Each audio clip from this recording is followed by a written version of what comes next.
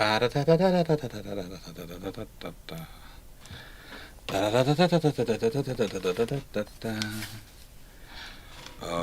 that's Restream's happy and working. Hello, Powder Monkey is connected. Hello, everyone. Blep. Hello. Get blept. Get blept. Blept. Yep, blept. Have you had one of those... I'm going to ask this nicely, Runon, but I think I should. Have you had a very, very special brownie or anything like that? Considering you're now speaking in tongues. Remember, I can get randomly drug tested by not one, but not two, but three separate large entities. Actually, four. Technically. I don't know if the state can randomly drug test me. Probably can. Probably can. Am I streaming? Yes, you are. That's good, because Restream currently says I'm offline. Well, Restream is a poopy head. Okay. Yeah, according to that, I'm Restream. Yeah, according to that, I'm Restream. And according to that, I'm Restream. And according to that, I only ever promise to show up sober. Sane? No. Sober? Yes. I have no idea why Restream is saying I'm not live. So, I'm confused, Restream. And Restream's own website says I'm live. So it's just it in OBS, which is having fun.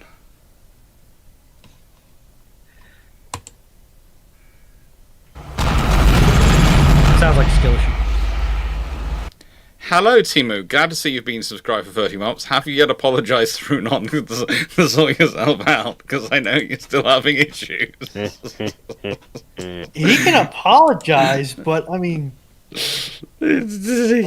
apology does not beget okay. restoration of privileges. I see. Once again, I put in the questions open to start the questions up, and people start putting questions in before I've even changed the sign on the screen. And I do find it fun. I accept people will do this. But if it doesn't get your question, it's not on me, because I only do that once I know that the question system is working, okay? So, if it misses, it's not on me. It's not the bot's fault, it's not my fault. I wait to change the orange sign till I see that it works in Discord and is happy in Discord. Okay? Oh, how are we all doing today? Executive non-function is the order of the day. So that's not unusual. This way, it's been 30 degrees over my optimal temperature the last 4 days. And it's been about 10 degrees beneath my optimal. Fahrenheit or Celsius? Or 30 degrees? Because that... Celsius! Celsius, okay. So you like to prefer to operate about 5 to 6 degrees? Yeah. Yeah, good. Just checking. Most comfortable temperature range I've ever been in was Norway. Finally, something Foxo and I can agree upon. Were you being rude about Foxo and did God immediately pay their debts on this front? Because we've been over this before. We've decided definitely God is on the side of the Foxo. I'm not being rude. We're not sure Foxo. why, but God is definitely on the side of Foxo. I'm not being rude about Foxo. I'm just noting that Foxo and I oftentimes do disagree with each other. Yeah. Hello, Yeah, it's not my thank you for becoming a member. It's not my fault that old people tend to be old and senile. Hey, I'll have you know, this prune juice is excellent. Yeah, Ronon's a lot like the grandmother at the dinner table at Thanksgiving, who you just have to grin and bear some of the opinions they still have. Hey, I'm not that racist. You're the racist. Ah. Oh my God.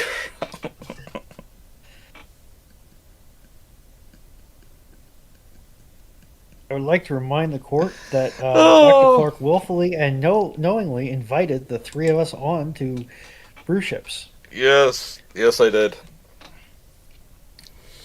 I should warn you, next week, if the defense investment plan does come out, I do intend next Sunday. Well, you're of course all welcome as regulars, but I'll also be seeing if Drac and Garius are free to come on and chat about it, because if it has come out, it should have some proper scrutiny put into it. And I think between the three of us, we can probably torment the world a bit on it. Because it's finally supposed to come out. Thank you for the 20 memberships. Thank you, Harold. It's supposed to finally come out on Tuesday. Finally. And I can sit on the Not sidelines. get into UK politics too much. Doesn't this already have problems then, considering everything else that's currently going on? That even if it does come out, it might get immediately changed / cancelled. Considering the bright ideas of the current government is to cancel the Type 83 destroyer and the Type 32, so cancel building at Rosyth, to build a joint project with the Dutch, which they're planning to build in Dutch Yard, so that means Rosyth Yard will probably be closed down, to put everything onto drones, but not to launch any extra satellites or anything to invest in infrastructure, and to still, for some reason, continue with the F-35A procurement when they're supposed to be saving money elsewhere, when the F-35As are not going to cost any less money to operate than the F-35Bs, because we've got to build all the infrastructure to support F-35As, because we've already built all the infrastructure to support F-35Bs. So actually, it wasn't going to save us money, probably going to cost us money. It seems to me that it's one of the most silly episodes we've had going, but I will leave this all for the Defence Investment Plan when I can read it. I will do a proper examination of it, and I will properly examine it. All I can say is that I am very glad that Washington, D.C. is not the only national government which is just having a repeated pants on head, socks on hands moment. Yes, let's get back to naval history. It's a far more fun place to be. Duke Manager, was Trafalgar inevitable, and could the French do successful commerce raiding if they avoided decisive battles at sea? Yes, they could. If they often did do commerce raiding with small individual ships. You also recommend playing Battleship Command. I will have a look at it. I've already been recommended artillery for my next Sunday afternoon game, and I'll have a look for it. I thought that was Iron Nest. Iron Nest artillery, yes. And Trafalgar inevitable. The moment the French decided to come out to try and contest the Channel, there is going to be a battle like that. And the only question was where it was going to be. Because their idea was to bring the Mediterranean fleet and the Spanish fleet together, and then bring them up and use them to try and force out the French Atlantic fleet, and with the combined force to sweep the Channel. That's basically their only option if they want to do an invasion of Britain. If they don't want to do an invasion of Britain, then there's no need to sweep the Channel, in which case there's no need to do Trafalgar.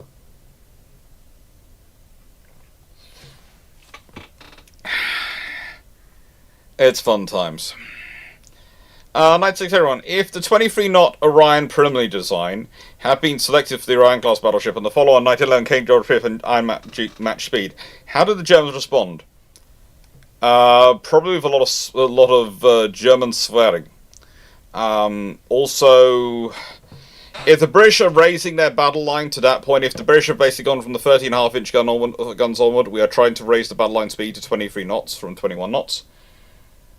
That creates an issue for the Germans, because then they have to try and match it, and that's going to make those vessels more expensive. As I said before, the trick the British found to win the naval race, the quantitative naval race with the Germans, was to raise the cost of the individual ships to the point to which they were now expensive enough they had to sort of compete for funding with the army.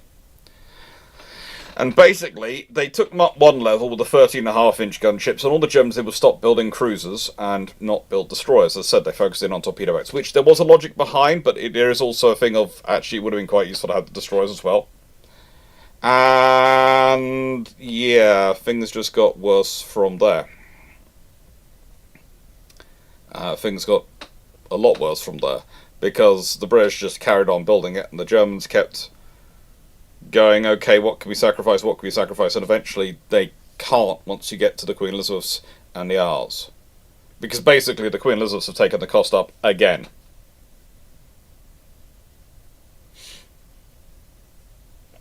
That's the fun of it. That is the reality of it.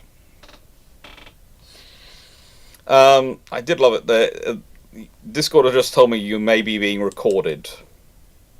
I'm literally doing a live broadcast, a live stream. I hope I'm being recorded. If I'm not, we have a problem. I'm currently worried because Restream is telling me that both channels are offline, and then they're working and they're streaming. But we'll leave that to one side. Montana 67. How can a ship transmit fire control data to another ship if said ship has its own system shut out? Well, you use the fire control clock, a clock system to display data between the different ships, which didn't require any other intervention. But if you don't have, it depends on what period. If you've got a mechanical fire control and that's all been annihilated, including multiple sets, because you don't carry just one set. If that's all been annihilated, you've got a problem, but you can send the data. The data could be flashed across by signal, and they're going to try and aim the guns using manual control completely. There's also manual fire control and correct sighting they have in the ships. Most of the gun turrets have their own sighting system in them, so can try their own manual fire control without any fire control systems. In terms of modern warships, if the computers have all been shot out, theoretically you would have to establish a data link between your systems, in terms of your missiles and guns, and your allied ship's fire control system. And that's theoretically potentially possible, as we do have systems whereby it's basically being fired and coordinated by one ship to fire multiple ship systems. But it's also something which you basically need to build in advance. Thank you. To be able to do it. Okay, right then. What do you all think would happen if the British increased the battle line up to 23 knots? Well, you probably get 40,000 ton Washington. Well, yeah, you probably get far bigger ships quite more quickly. Yes. Karen. A class with the name of Admiral gets built. Whether it is Admirals as we know it, a Hood, or some variant thereupon, because they had like 5 designs? Yeah. By the time Hood was actually launched and commissioned. And there is the fact that you probably have the biggest impact on the Queen Elizabeth class, because if you've upped everyone else's speed to 23 knots, then the Queen Elizabeth class jumping up to 25 knots is not going to be as helpful. So you might actually try and pushing them for 28 knots becomes more important, and that means they potentially are your first 40,000 ton ships. Japanese economists start crying. Oh, the Japanese economists often cry. The standards will be faster, probably. Yeah, that requires Congress to pay attention. They're either going to be faster or they're going to be heavier. But one way or another, I don't think they're going to be as historically built. Probably heavier, because they did seem to like the armor idea of them. They could become legitimate floating lumps of metal. Just smartly hollowed out. Legit. I can live with that. At which point, there's probably everyone else going to be looking and going, we're faster than you. We just don't want to engage you.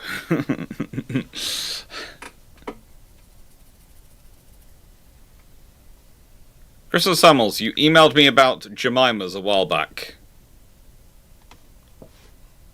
Which email address did you use? Is the question. If it's the one for the channel, I will go and check it. But I doubt,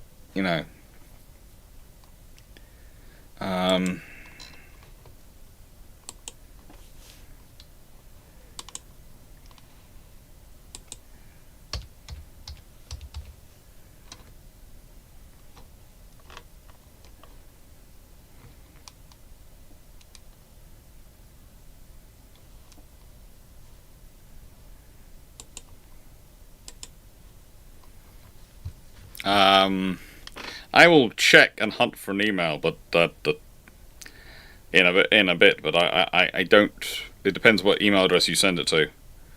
Because there is the one for the channel, which is set up for the competitions, which I check when there's a competition. Which I should probably check more often. But I don't. Mild non sequitur here, but does Aliens class the Alien franchise? I don't feel like that class is military sci-fi.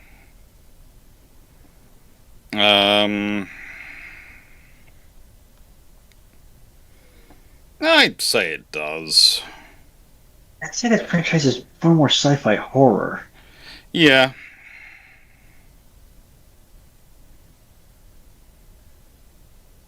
This ain't mutually exclusive. True.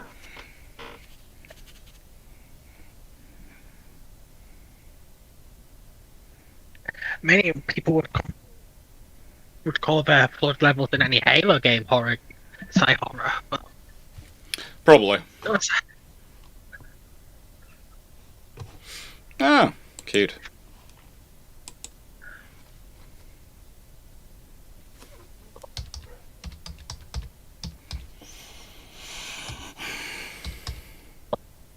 I'll have a look for the email, and yeah, Discord is probably the easiest one to contact me on.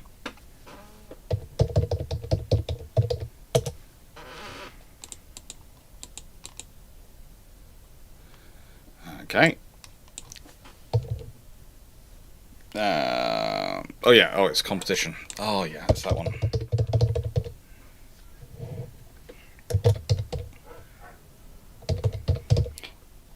Why can I hear someone complaining, but I know he's not allowed in here because he is currently on a very strict diet before he has to have...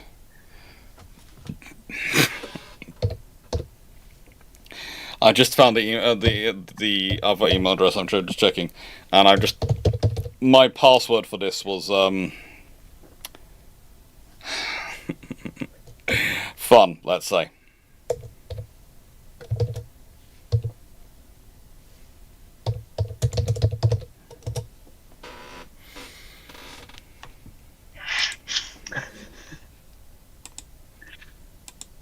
Nope, not come to that email address. No, it's not in that one.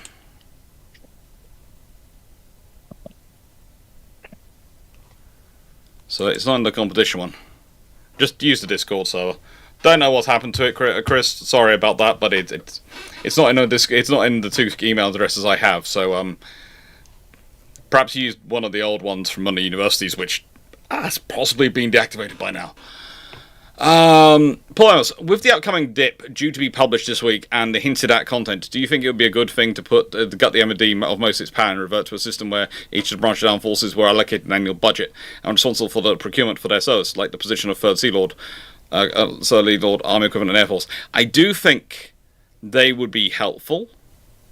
I do think they would be part of having that. I've talked about that before. I think having such a person would be useful. I think you could do that within the Ministry of Defence structure, but I think the biggest problem I'm starting to see in modern government is the fact that we now have two governments. We have a government within a government, and they have different priorities, because we have the Treasury, who has expanded since Gordon Brown's time even, and Gordon Brown expanded quite a lot, which have put, I wouldn't so much argue fiscal responsibility, but their version of fiscal responsibility as their guiding mantra. And then you have the government which is elected. And I don't necessarily think those two things can work together. And I think, first of all, the first thing to understand is, and I see this a lot, people go, oh, this is a conspiracy against Britain. It's not. It's that you have people who earnestly believe what they are doing is right. The fact is, they are so focused on one thing that instead of being a check on bad spending, they become the cause of bad spending.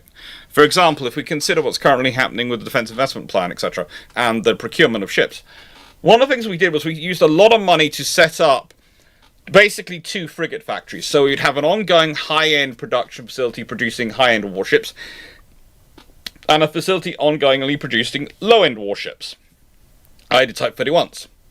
And let's be honest, the Type 32s were really Type 31 Batch 2, but Boris Johnson's team felt that was a bit of a mouthful and changed it to Type 32. Okay, that's fine. That's life. The reality is, you had those 2 frigate factories, you had them blocked out, and we worked it all out. Now you've cut out what's coming afterwards. And so you are going from a process where we've actually been making defense procurement cheaper, because it's been an ongoing procurement, to making it another series of boom and bust. And I've already talked enough about boom and bust. And the trouble is, it's almost getting to the point where you need to take things which are long-term beyond the next election cycles in terms of procurement, in terms of thinking, out of the hands of the government and put them in the hands of something which is going to be thinking long-term. Because the trouble is, the government, understandably, they're a democracy, they depend on people's opinions on them to get elected. They're focusing on the next 4 or 5 years. You need someone, defense procurement, infrastructure procurement is the next 20 to 30 years. Hello, Yuki. But then you also have the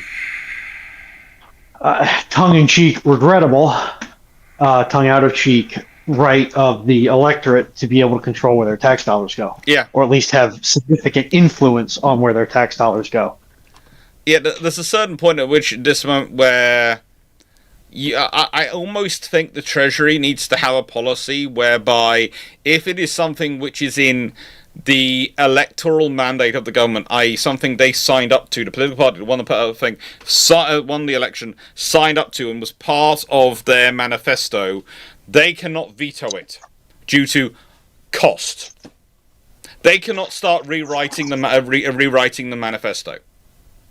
That is something which, if the public have invested in this, then your job is to work out how it to be done, not to go yes or no.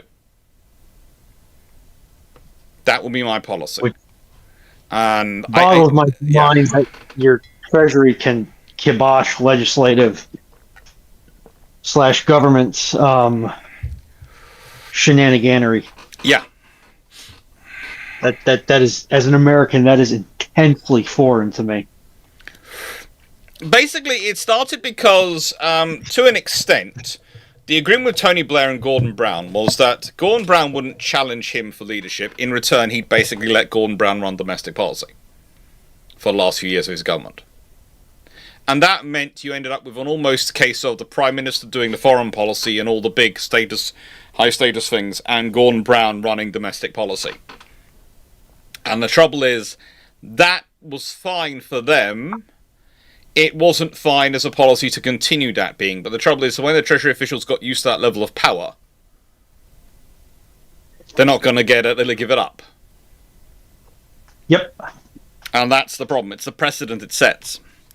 Timu, cracking bit of kit, the Turumuna class, with the Baltic having both open water and tight archipelago. Was the Kodag setup primarily meant for sprint and high tactics, using diesels for endurance and turbines strictly for high-speed intercepts, rather than using turbine for open sea cruising? Pretty much. That's pretty much how it was set up and how it was worked around. But they did use did do a few other things as well occasionally. They usually sometimes use a turbine for something else, as for that open sea work. The thing is, though, if the Treasury, at a certain point, the Treasury is telling the politicians what to do, and in my experience, you can get away with that for so long before the politicians fight back. And the politicians remember, hang on, we're elected, we have the power.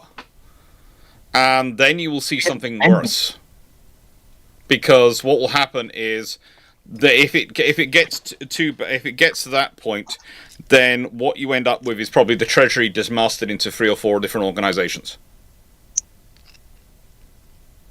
And they won't like it, but it will happen, because the most jealous people about power in the world are politicians.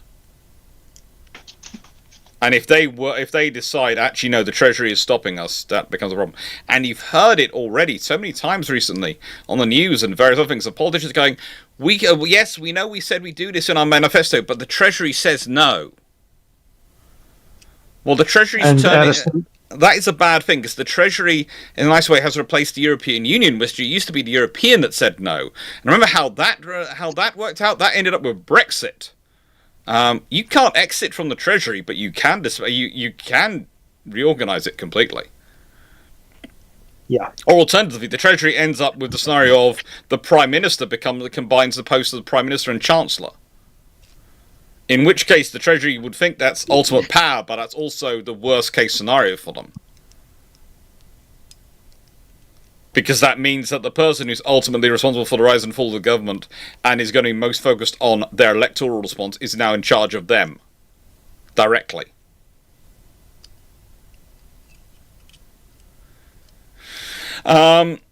Brandon Larson, what if the Civil War, US Navy, went back in time to the War of 1812, or Revolutionary War, fully crewed and armed? They'd be very successful. Would they though? They would be very successful, but it'd be kind of interesting, because they've got explosive shells, so that should give them an edge against first rates, etc. But the thing is, you said fully crewed and manned, you haven't said they take the infrastructure back with them. And explosive shells will run out and need fuses and other things maintained. And the other problem is, what will they end up facing? Because if they are a big enough threat like that, they're going to get into trouble.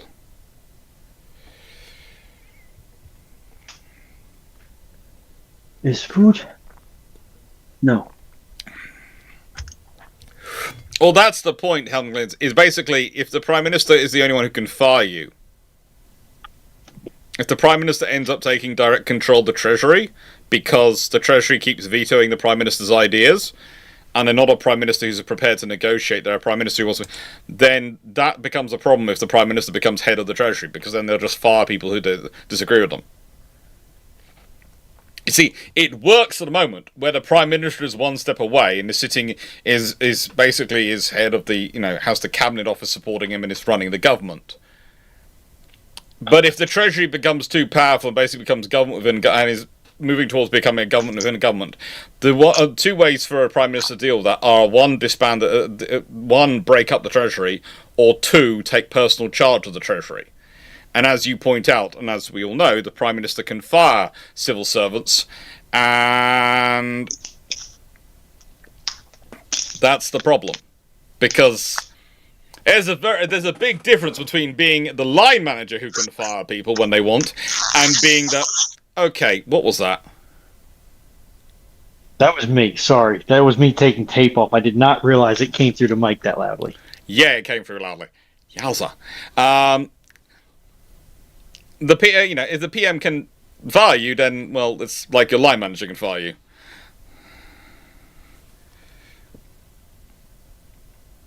We elect a party, which theoretically means we elect a Prime Minister and a Chancellor.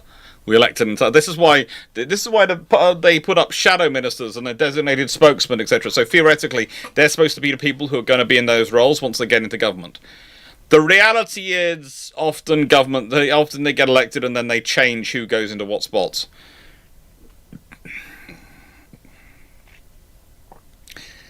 The PM is titled as First Lord of the Treasury, but he isn't they aren't the Chancellor, so they don't actually run the Treasury. It's kind of like being the First Lord of the Navy.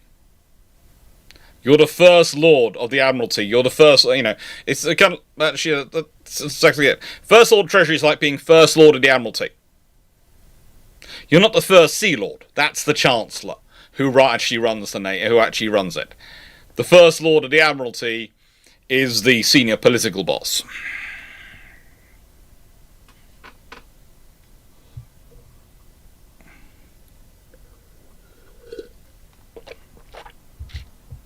Oh, by the way, someone the other day put a message that they don't like me drinking on screen. On one level, they put it on when I did about a 6.5 hour live, and I was sort of going, "What do you expect me to talk for 6.5 hours? And what do you want to do when drinking? Get to turn the screen off and go done." That's fine. Just found it funny. Harold Gunjan, what are you guys thoughts on the cancellation of the F126 program in the future? I think the Germans are pushing for a numbers game, but I also think Damon pushed their luck a bit too hard on that. Thank you for the posture check, Yuki. I think they pushed a little bit too hard, and I think they have run into trouble with it. And I think what you're going to see is the Germans are going to build the smaller Mikos, and then they will end up building the bigger Miko. But also, the Germans have a problem in that, realistically, a naval expeditionary capability is something they would like to have, but realistically, they don't need to provide it. There are other powers who are already better fitted and better suited to provide it for Europe. So Germany's not keen there, and for their own national defense and security, honestly, they're the ones who are next behind Poland from Russia. And I know people keep going, well, Russia's running into all the troubles that they are in Ukraine, and they are. But the thing is, there's going to be a post-war scenario, and then there's going to be what are we dealing with afterwards, longer term. And I know everyone has a nice Trump's maths approach to war and goes, well, this power can't honestly do anything. Has anyone told them that? Is usually my point. War, as much as I wish it was decided by the simple mathematics so everyone could work it out before it began so they didn't do it, is not that way. War always has an X factor. It always has plans. It always has people having bright ideas. And Germany's basic thing is they are there at the moment to reinforce Poland. You don't want to be... You want the fighting to be as far west... Well, as far east as possible. And so, for Germany, sort of having a Baltic/Atlantic support navy is more sense than building the largest of ships. But I wouldn't be surprised if longer term they do go back to a larger ship design. I wouldn't be surprised if it's the large Miko, which I talked about in my video. I have ceased strangling ducks. That's good. Is Miko 200 like the Anzac ones? It is the smallest variant of them. It is the smaller branch of Mikos. I need to watch that video. Yeah. Now back to Volunteer, no signal. Volunteer for all of a sudden, if you turn the screen off when you drink, it'll make you look like you're doing something unconscionable. Yeah, and also, I'm here for 6 hours. I'm sorry. I'm chatting for 6 hours. I'm going to drink. I'm a human. I'm not a robot. Doc, don't you know that all streamers are robots and are expected to act accordingly? Come on now. I don't care. It's one of the fun things. It's sometimes when there are some things when I read the comments on the videos, and I do think, oh, I'll think about doing that in the future, and I'll try and improve and change that if I'm doing that. I didn't realise it. And there are other times I'll read comments like people go, I don't like your accent, change it. And I just go, well, I won't say what, but basically the phrases would be variations of frigate and swivel on it. You have come to a Brit stream, and you are annoyed about the British accent. Mm-hmm. Okay. Yes. Okay. Oh, hey, look! I now have a dead thing of Apothecary White, I think. It's the case of there are thousands of other channels to watch. If you don't like my accent and you don't like what I do, then why watch me? Go off and have fun elsewhere. Leave me with the... And this is the thing that's disturbing me most at the moment is, I still don't know how we've got this, but we've got to now 21,088 subscribers. So thank you everyone for making this possible. Something, I'm still sure that you probably won't get to the goal for this year, something, because luck always conspires that you don't, something.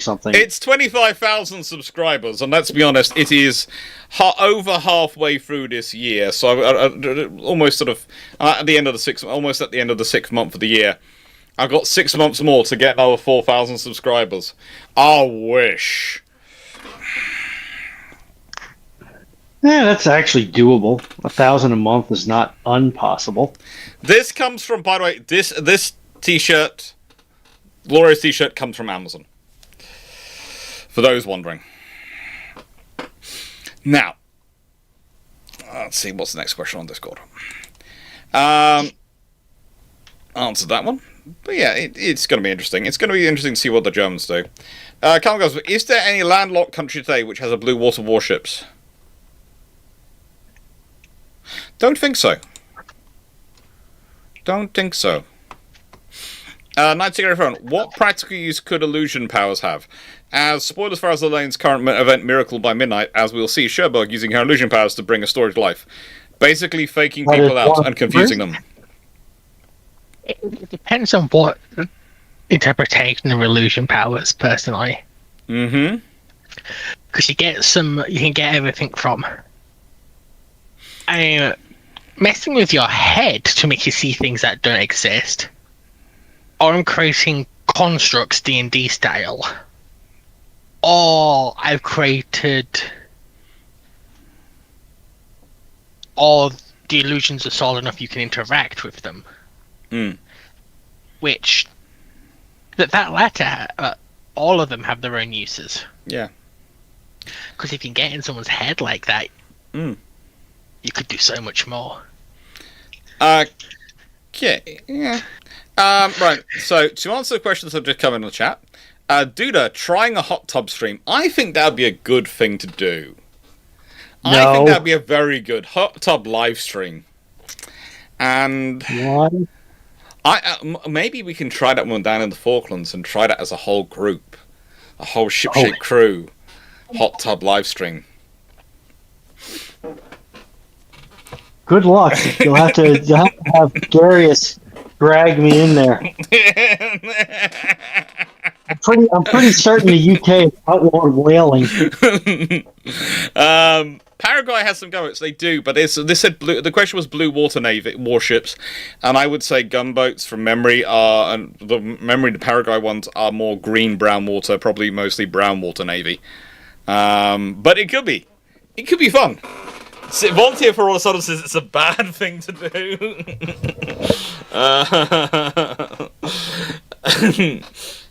Hot tub streams are a Twitch exclusive, I'm afraid.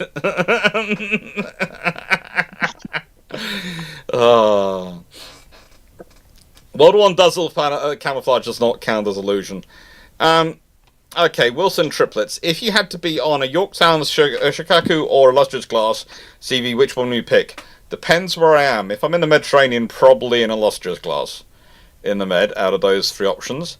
If I'm in the Atlantic, definitely Yorktown. As much as I like the Shikakus, probably I would pick Yorktown in the Pacific as well.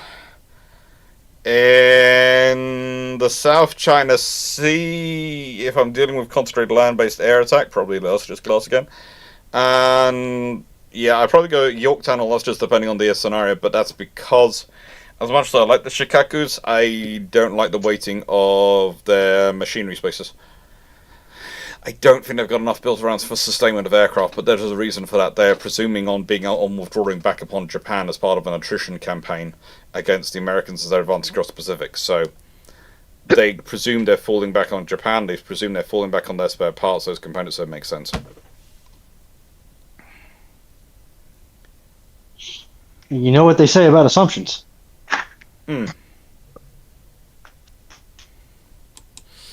Yep. But yeah, it'll be, they're all fun things to be on.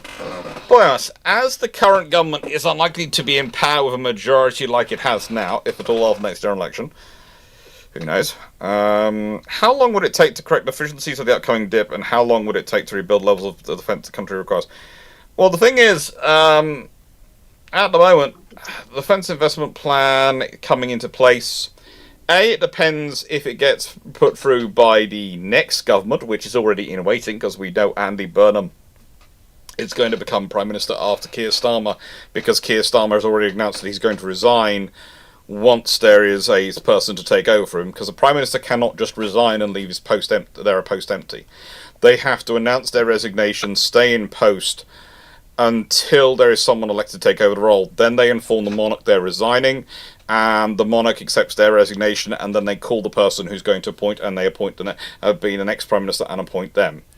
So basically, Britain is never without a prime minister. So it's basically one of those jobs where you announce you're going to resign. Before you're going to resign, you stay in post. That's the interesting thing, because the Defence Investment Plan, is it going to be worth the paper it's written on? Are we getting also... The reason I'm actually going to give it the coverage, and it needs to be done, is because the thing is, the thought process, the people who are involved in a lot of the thinking, are still going to be there under the next team. And it's going to be worthwhile seeing what changes, what doesn't change by them, whether they accept it all or not. The fact that Keir Starmer seems to believe that this is going to be a way of securing his legacy and giving himself a platform for becoming NATO Secretary General worries me on several levels. I could not imagine anyone worse for the job, but we'll leave that to one side. I'm sure we can find somebody. John Claves, hey, I mentioned the Carry Build Build Battle tournament a few days ago, and was wondering if you had taken time to check it out. It's penciled in for tomorrow. I had builders all weekend, and I had Dan called the Boom Boom Dan here for the last couple of days. So basically, it's been free time has been at a premium, but that's my plan for tomorrow. And eventually, you're going to see upstairs in the new office space, and you're probably going to get some videos done from me sitting in a rocking chair. Did you have him with a nice Chianti? Well, I don't drink, and he doesn't really drink that much. So no, we didn't have wine. Yeah. How much do you need to achieve your answer to fix it? Look, in that way, we're supposed to be signed up to 3% of GDP. Realistically, if you want to achieve the original Strategic Defence Review's Army and Navy and Air Force, you're looking at 4% of GDP. You're probably not going to get that, so you've got to start working out what you're going to go with. And my priority for funding for the UK would probably lean towards tech and personnel maximization, but I don't think I would go down the special forces route, which they keep being attracted to. And I kept talking about this because the special forces route sounds lovely, but you don't have a lot of there's not a lot of special forces, and they can't achieve everything they keep banging up to achieve.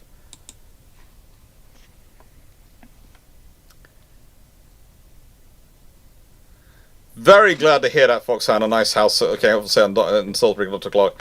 Actually, I should share with you all something. I'm going to share with you something which was a bit fun, which has been going around the Shipshape crew, because we're all looking at it and wondering if we could... Well, I'm not, because I already lived down in Gorm, but the rest of them keep looking at it and going, could we do this? Could we do this? And it is really nice. Gonna put it in the chat. There you go. There's a link to it. That's for sale in Cornwall. How do you submit a question? There's gonna be when it's open again, it shouldn't be too long. The bot's gonna be open up, and basically you put an exclamation mark, a Q, and a Q, an ampersand, and an A, and then you write in your question. There is actual system which will come and tell you how to put it in. Don't worry. And thank you again for those 20 memberships earlier.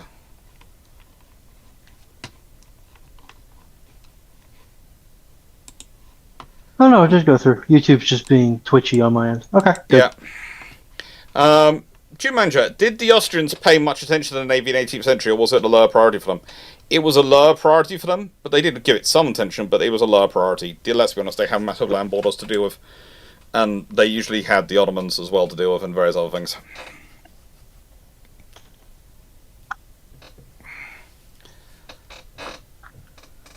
Montana 67. How much account HMS Sandwich was unable to move, yet her sister could at the end of the war?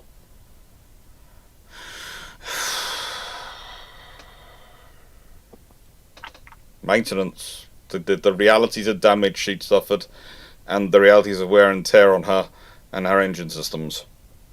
And also, you have to remember that ship engines, despite the fact they might be theoretically mass-produced, are mass-produced to the extent kind of like Rolls-Royce are mass-produced. Kind of like Jaguars used to be mass-produced, where basically someone would go into the warehouse and would find a part that was supposed to be the right spec and fitted, and maybe slightly modify it to make it fit, because the ship engines are sufficiently large that even the most voluminous produced one is going to be produced in maybe double digits. And when we start looking at modern turbines, etc., and some of the modern diesel engines, maybe they've made it to triple digits, but that's over a sufficiently long period of time that probably the people who are putting together the latest versions are not the people who put together the original versions. Yeah, and even then those Volvo Penta engines, you're looking at yes, it is the same model of inline 6-cylinder turbocharged diesel, mechanically driven injection pump diesel, but it's the 85th revision, third mod. Okay. Ad spacing check. Has YouTube been doing YouTube stuff? Okay, let me check this. Check the ad spacing. Oh yeah.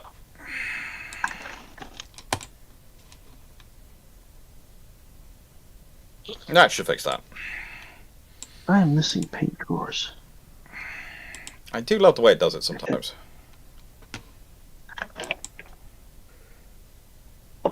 Should I be concerned the thing I get back to is a ping about apparently a hot tub live with me and Foxo? And I don't think that was meant to include you and Foxo. But I said it would be. I said it'd be down in the Falklands, so I don't think you two are coming to that. Yeah. Not that I was aware I would never be cruel enough to sign Fox up to a hot tub live. Yes. Well, to be fair, that involves her getting in a hot tub. I'd sign you up to one, but not her. That's fair. Yes, because I know she wouldn't like one. Whereas you probably would.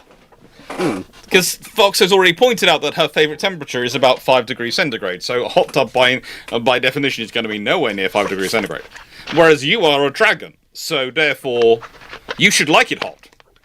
Indeed. 35 degrees C, best temperature. Yep. We used to have a hot tub. And my mum would get annoyed because that was the only one that I would only use it when it was turned off. That does defeat the purpose. Foxhound 421, would the Corgi and Poodle be involved in the hot tub? There is actually footage somewhere of the Corgi doing laps in the hot tub. Because I was in there and the Corgi was running around the area and no one believed he would actually get into willingly what was basically a bath. And so there's me sitting with my own brew, happily drinking away in the hot tub, relaxing in an afternoon, sort of late afternoon, early evening, not doing any filming or anything like that, just sitting there enjoying the hot tub. We were on holiday, and I suddenly heard a hop and a hop, and then a poof, and then there's the Corgi who decides to start swimming laps around the pool, basically, around the hot tub, and he looks most perturbed because I'm in his way, but he's just doing his exercise. And, yeah, he was very happy. He enjoyed the hot tub like anything. Yeah, it's a thing about not a lot of people know this, I found. But cows are actually very good fit swimmers. A lot of mammals are. Yeah. Because England Ireland's got a lot of uninhabited islands. And in coastal waters, farmers have their cows hop off the ship and they swim to shore, graze, and then they pick them back up. And the poodle, he didn't jump in the hot, never got in the hot tub. He used to just put his paws up on the side and try and basically nudge me while I was in the hot tub and go, "Why are you in Bath? Why in Bath?"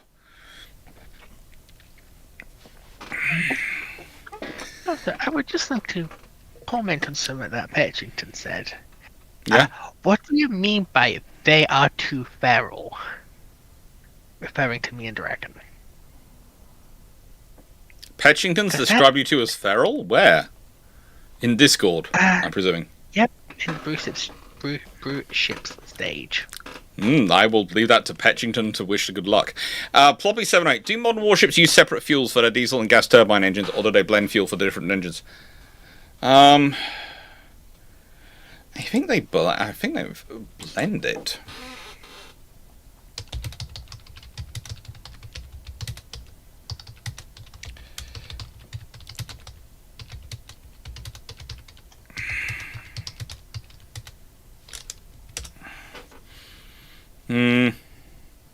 No, they basically most of them run off NATO F-76 for the most of the NATO ones.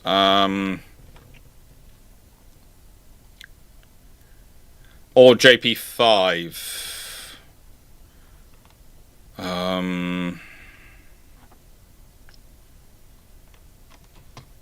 That's mostly they just run off a single fuel blend.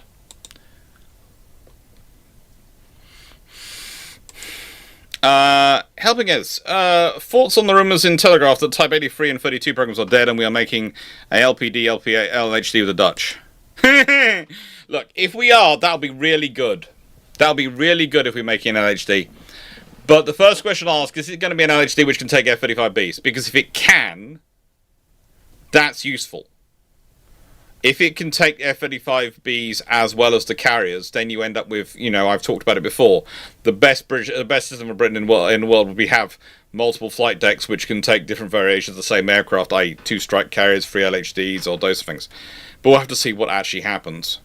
We'll have to see what goes through, because so far what I've seen is basically it was too small. The previous variant was too small for the British. And that's why the British pulled out. And you have to remember, this Anglo-Dutch program, both sides have pulled out once before. So it's broken. It's a program that's broken down twice. And now we're back in it for a third time. So we'll see what happens. We'll see what happens.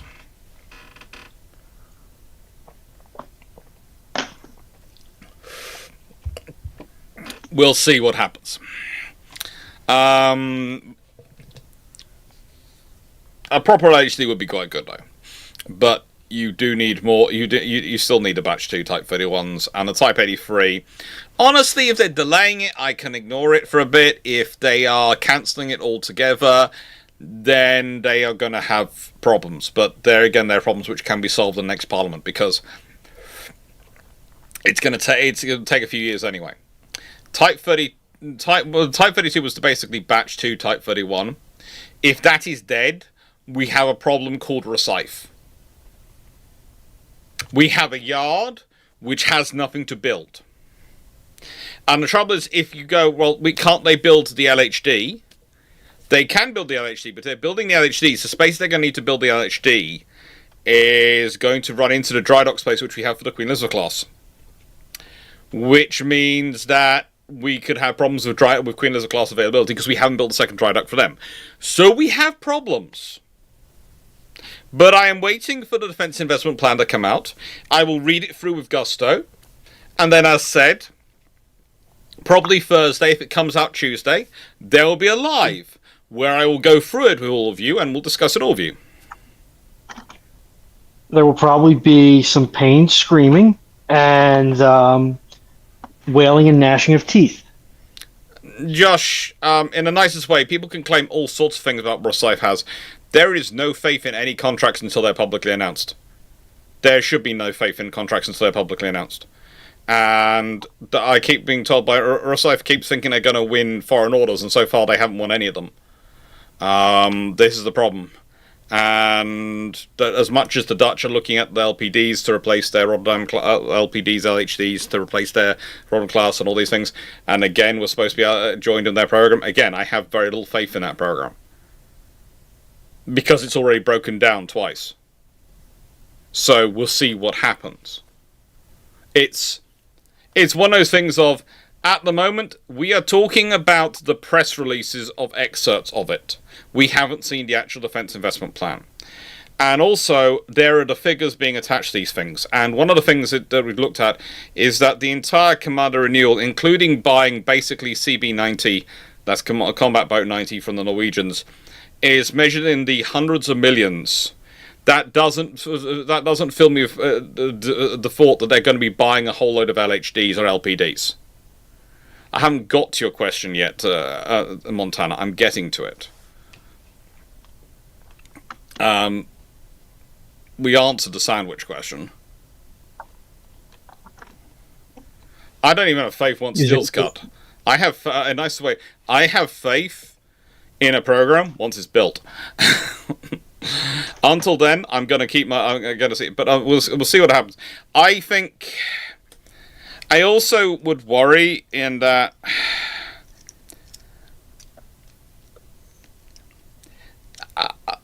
I would say Britain was just about getting going with selling things abroad, and the foreign military sales are great, and selling them abroad is sensible.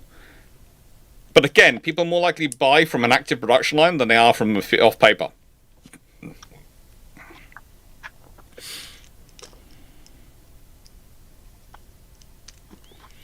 The Type 26 program does finish is supposed to finish quite a long time down the road, but again, we've got literally a statement in Parliament in answer to a question which says that they're going to build the full 8 Type 26s. But they've given away the production slots to Norwegians and haven't announced the new production slots. The Type 45's replacement would be the replacement program will be built at the same yard at Govan. So pretty much that's going to be we're going to have to keep Type 45s going probably until that's going to be available. But the Type 45s are not 40-year hulls. They're built as 30-year hulls.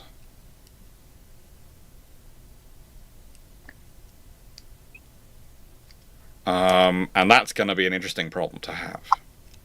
That's going to be an interesting problem to have. But anyway, got questions, we'll go through. Yeah, there'll need to be a major life extension on the Type 45s. A major one. And that's... Again, we still... the reason we had the Type 45 build up we did, the problems that we had with them, is the same one as we have in the SSNs. We didn't have the frigging dry dock space because we don't have the... We haven't modernised and actually properly maintained our dry docks. So, yeah. Yeah, but to an extent, well, it is a midlife upgrade, but yeah.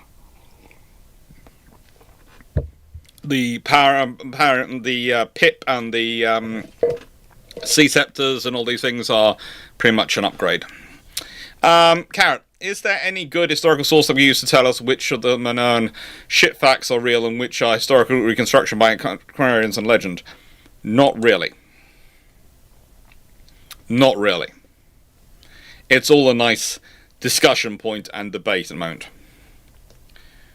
Room sim is going to depend on what's actually written in the defense investment plan. And even then, as said, look, the Type 83 I can sort of get round and work on. It's going to come in further down the line. But realistically, we are going to need to do we are going to need something in that role.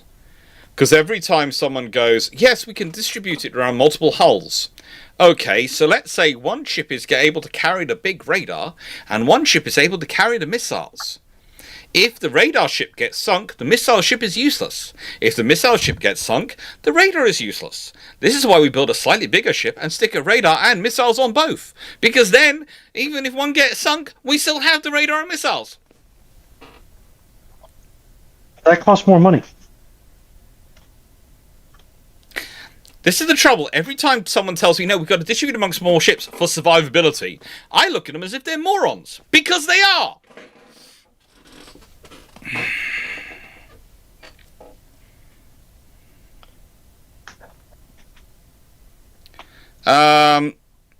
No, the power improvement package is being put in place. It's actually being done. Camel Leads have been doing it for a while. They're not getting Mark 41 VLS. The Sea Scepter's going in that slot, so that's not happening, helping these. And, yeah, Camiar and MR probably aren't coming in. They're going to stick with the Aster and the basic Sea Scepter. The basic Cam. No, not going to happen.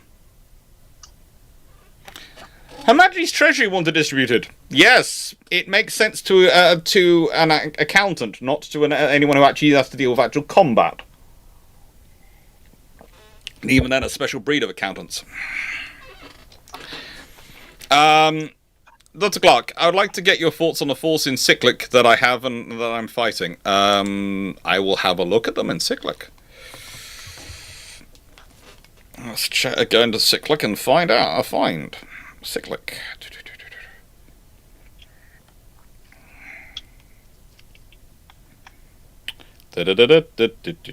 Sorry, and yes, I am being rude. I am literally going to my phone to do it because I don't have a laptop set up today for me to monitor the other stuff on Discord.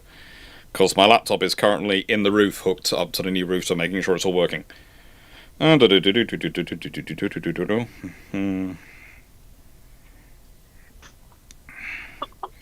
Okay, Cyclic. Goodness gracious. Wow. Okay.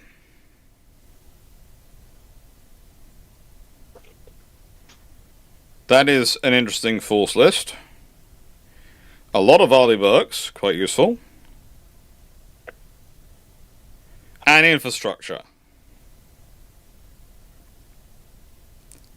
Okay. Well, you definitely produced a lot of missiles, Brandon, with that force structure. Definitely produced a lot of missiles with that. Derek Reynolds, you have an interesting concept of rude. I try not to be. I think going on the phone, obviously, when I'm live, looks a bit rude. But it's basically the laptop's upstairs in the attic, hooked up to the router. So I would have it here, and I could just go click click, and just flick up the screen behind the camera and sort of look at it behind there and look at it. But no, it's upstairs.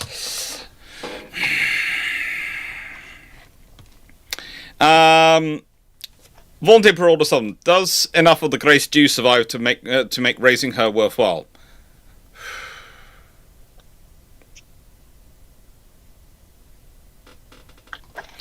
My judgment would be yes, but I'm a naval historian, not a marine archaeologist.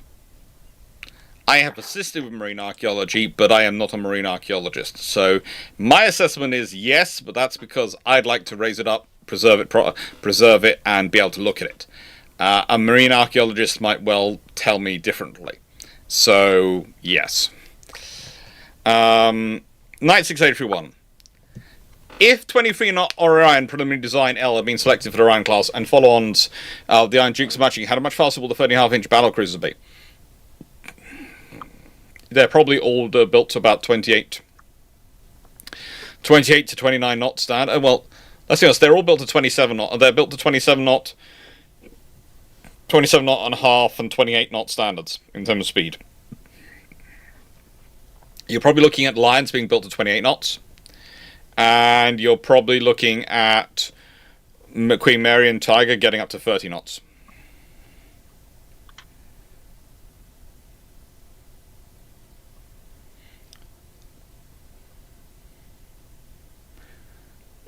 Cute. Hey, Paul. Read to self first. Oh, well, I've already put it up in front of everyone. Refuse to answer. In order to fund the level of defence, which changes would be necessary in other areas of government spending? Would you change? Whether that is reorganisation to be more efficient or taxation? Look, you can do a bit of reorganisation to be more efficient. Also, I would like to, when I talked about my own diversion defence investment plan, I'd be putting it in investing so as to grow the economy, so as to provide the economic boost, to provide the uplift in money anyway. There is a part of which actually thinks lowering tax. We've reached the point where lowering taxation might be a sensible thing. Remember, there's a thing called the Laffer curve, which often gets laughed at, and it is overblown in some scenarios, but it is actually, broadly speaking, correct. Where sometimes, if you want to raise money, you actually raise more money, you actually lower taxes, because you want to have the money going around the economy. Because the more money that's flowing around the economy, the better you can sort of tax it and actually get it at other points. Realistically, what that means, if you want to lower taxes, you want to raise the tax threshold. Okay? So, you've got, currently for the UK, we've got quite high taxes in terms of the top rate, which is problematic in its own case, but if you want to increase the money going around the economy, what you do is you actually raise the tax threshold. So you basically say, right then, people who are earning below this amount of money don't pay tax. Maybe they still pay national insurance, these things, and they pay they pay towards their pension scheme, but they don't pay tax. And you raise it that way, and that provides more money circulating around the economy, which is actually better for the economy and grows the economy. So I'm one of those people. When people talk about cutting taxes, I go, right then, you're talking about cutting the top rate of tax. I would prefer to raise the tax threshold, because also that's going to impact more people and affect more people. So basically you go, Ryan, yes, I pay 40, let's say you pay 40% of your tax, but if you pay only 40% of your tax on earnings you have over quite a high amount already, you're not going to worry about it so much, because you already paid for your basics of life. I would also probably be interested in including putting out the war bonds idea. It does sound interesting to me, but I would first look through the economy and go through what are we doing. And there's also programs like, I think there are a lot of programs where they have currently not really thought about how they could really grow the economy if they invested in them properly. Andy Burnham's already talked about bringing in high-speed rail, I think it's HS3 he wants to bring back, and I think there's which is not necessarily a bad idea. I'd like to see it put in. I'd like to see something like that put in. But also there are options like, if we're talking about the green investment, if we're really doing chase net zero, what I'd be doing is doing things like going, right then, everyone can, I will take money, I will make sure it's cheaper for people to get things like solar panels and batteries for their houses. Why? Because that reduces a strain on national grid, but also it lowers down energy prices for everyone, which boosts the economy. Because if people are spending less money on their energy bills, they've got more money to spend on other things. And that's the thing. If you want to boost the economy, you've got to get people spending. The way to get people spending is to make sure their fixed costs that they have to pay for, which are going to be food, housing, and energy, go down. But yeah, that's me. I mean, the best way to do that is not even changing tax. It's just breaking up private equity's control of the housing market. Oh yeah, that's always a fun one, but that's slightly more, how do I put it slightly? We're asking about a question of what you could do while in one term of government to break up how private equities control the housing market. That would take at least 2 or 3 terms. Because in the UK, roughly 7% of housing is controlled by 4 private equity companies. Yeah. And that's why part of the reason it's so high. Yeah. In the renting sectors, so... And that's why rent is like 60% of household income at this point. Yeah. I don't think rent controls would interfere with that, but I am tempted to put a sort of rule that if you are holding something for housing that you plan to build housing on it, you can only designate it for housing construction for like 5 years. And if you haven't built it on time, you have to turn it over to farmland for 25 years. Or something like that. Just so that they can't land bank as easily, because then they can't pick when they're going to choose their housing. They either have what they have and available, and if they don't build with it, then it's something else.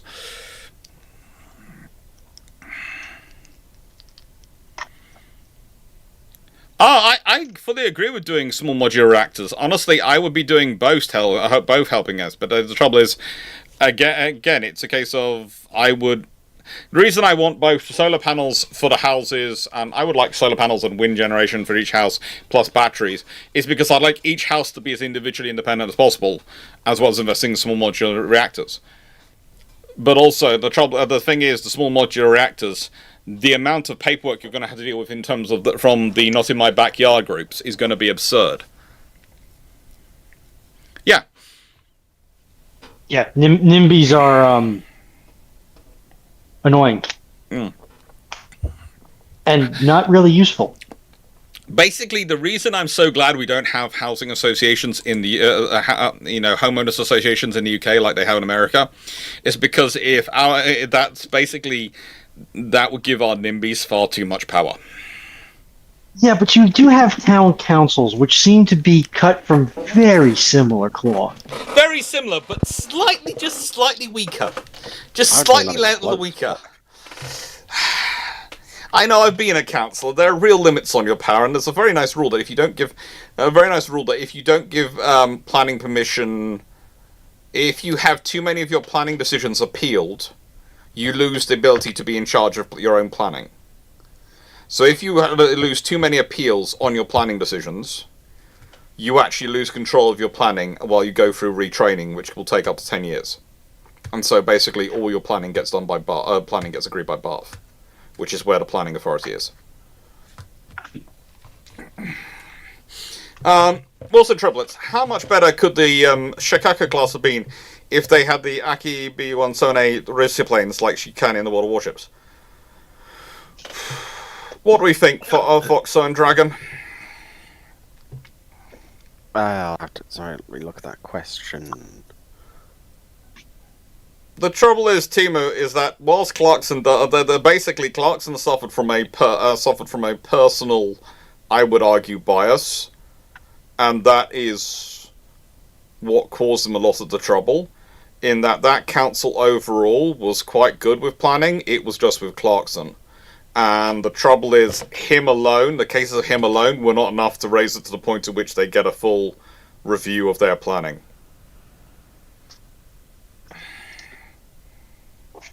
Okay, that's why I'm confused. It's not the B-17A2, it's B-7A2. Yeah, that's what I was sitting there going, B-17. I thought it was the B-7A2, but I was going to check, because maybe there was an aircraft which I didn't know about. Okay. Looking at it, I don't think it would have really done much, if any, difference, really. Yeah? Development began in 1941. Designed to accommodate two 250-kilogram bombs or 6 60-kilogram bombs, or a single 800-kilogram torpedo. Heavy defensive armament consisting of two 20mm cannons mounted in the wings and a flexible 13mm in the aft cockpit, with a speed of 570 kilometers per hour, maximum range 3,220 kilometers, or 2,000 miles, and maneuverability designed to match that of a Zero. I think it would have had some impact in terms of some torpedo hits, but I don't think it would ultimately change things, if that makes sense. Yeah, Personally, I don't think this would really do much at all. I think you'd have some spectacular stories about the attacks they made, but ultimately it'd be a case of, what happened to you? I came into the big blue blanket and I didn't get out of it.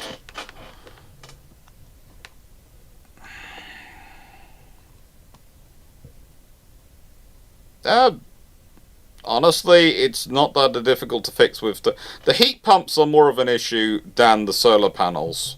Solar panels are really not that much of an issue with modern weights and most UK houses are designed for significant snowfall, which means they can take the weight which means they can take the weight of the panels being added on, including the houses in Cornwall designed for significant snowfall.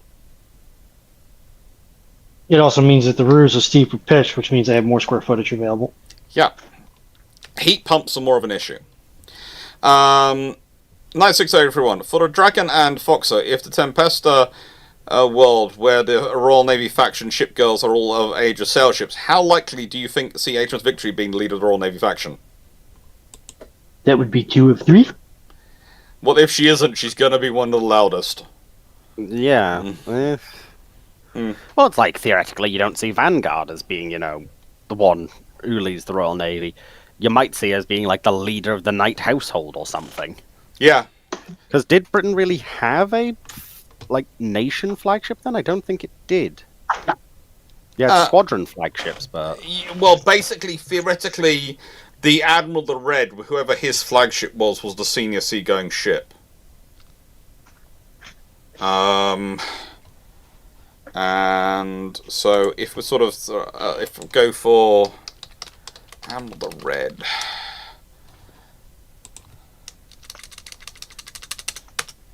let's see. Yeah, Admiral the Red / Admiral the Fleet. for the Royal Navy in that period. Ooh.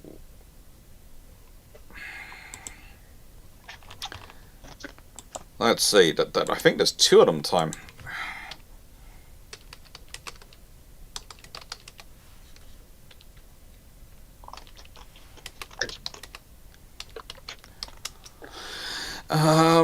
Let's see. I've got my list of admirals.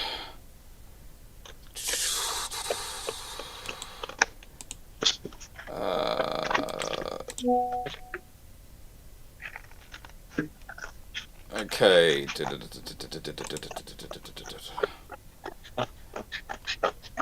Are you doing some soaring?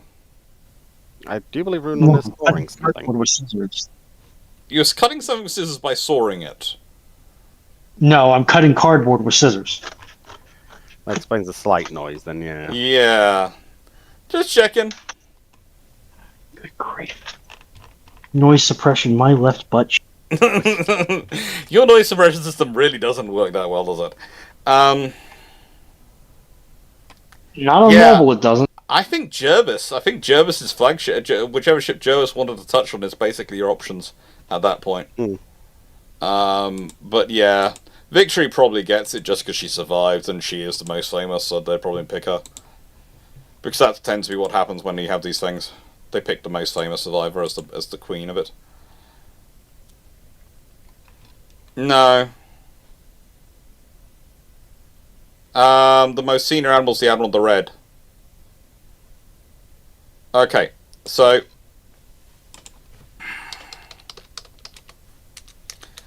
basically, to answer that sort of question and that sort of for rankings, people know them.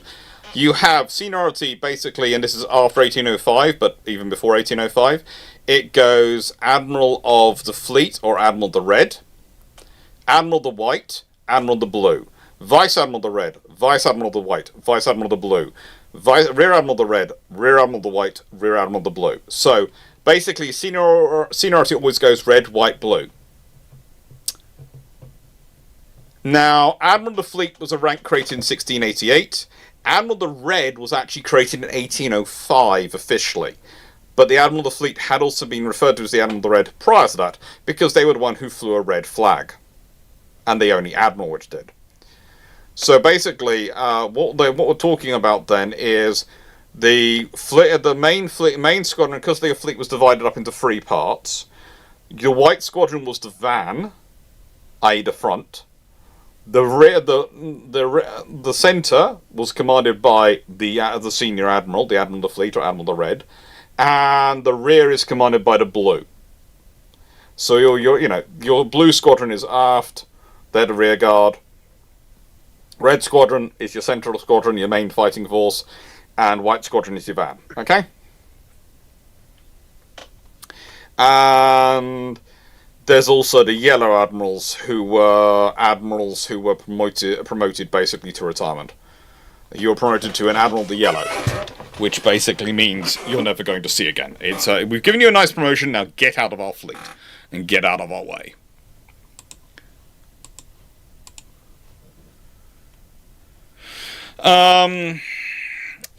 Montana 67. I'm planning on starting a naval history Minecraft realm next month. Your thoughts? Good luck. Runon should have been thinking about this. She's the one preparing to set up a server for us on it. Paul Amos, what has been the most channel-friendly comment received this week? That was dirty doing that while I was muted. And for the record, no one has paid me, the $5,000 in British pounds that I requested. Not yet. No. What was the most channel-friendly comment received this week? Some gave me a nice long discussion. I ended up with a nice long discussion, and it was basically someone was upset, I think, first about the Tiger video. And I explained my thoughts, and it was a very interesting, very nice discussion, and it was very well-mannered. I've had some discussions which were less well-mannered this week with people. And as a rule, I have a policy of if you can't not be rude, then you're not gonna be invited to discuss again. Because basically we deal with a lot of defense topics, a lot of stuff which verges into politics, and if you The policy is we can talk about all these things, that's fine, but we have to be polite and respectful about it. And personal insults will never fly, because the moment you're insulting someone, you've given up. You've basically lost. If your only response to argue to someone is to call them stupid or be very rude like that, you've lost the argument. Now, it might be they're a brick wall, in which case there's no point in carrying on the discussion. In which case you walk away. You go, well, agree to differ. But yeah. It wasn't a tongue-in-cheek calling them cowards with yellow. That's something that comes out more from America later, yellow. In the UK, it was basically they weren't cowards because it wasn't their decision not to go to sea anymore. It was the Royal Navy's. Basically, the Royal Navy, because the Royal Navy technically worked on seniority. So technically, some captains would reach a point at which they were the most senior, and they should realistically be promoted to an admiral.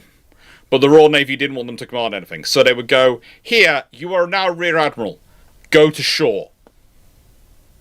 And so they would occasionally get a shore dockyard posting or something like that, so they get to run a dockyard. Occasionally, they would literally get nothing, but they were the Rear Admirals of the Yellow. It was basically a way to skip over officers to get to better officers for seagoing commands. It's kind of like also appointing someone who a Commodore.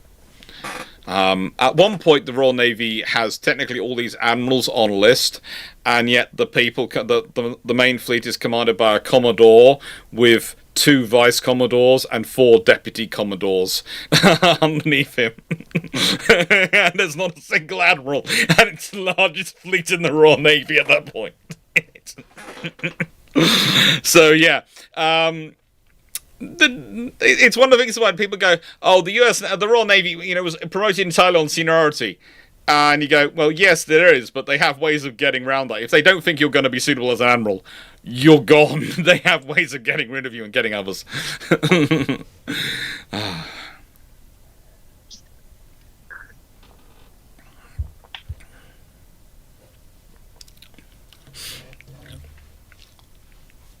Well, Derek is offering you a great deal, Runon.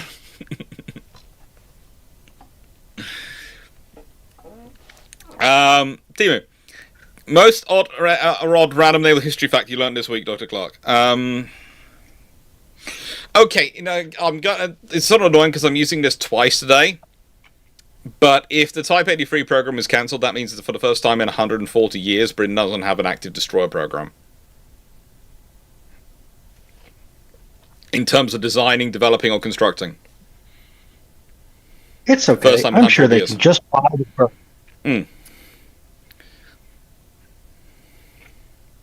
Surely they cannot go wrong by buying the Burke. Yeah, they can do. Yes, you also remember that if an admiral's not at sea, they're also on half pay. So a captain, basically, if you're not deployed at sea, you're on half pay. You put on half pay as far as the Navy's concerned. So yes, you're getting money, but not that as much money. But you still get to call yourself an admiral.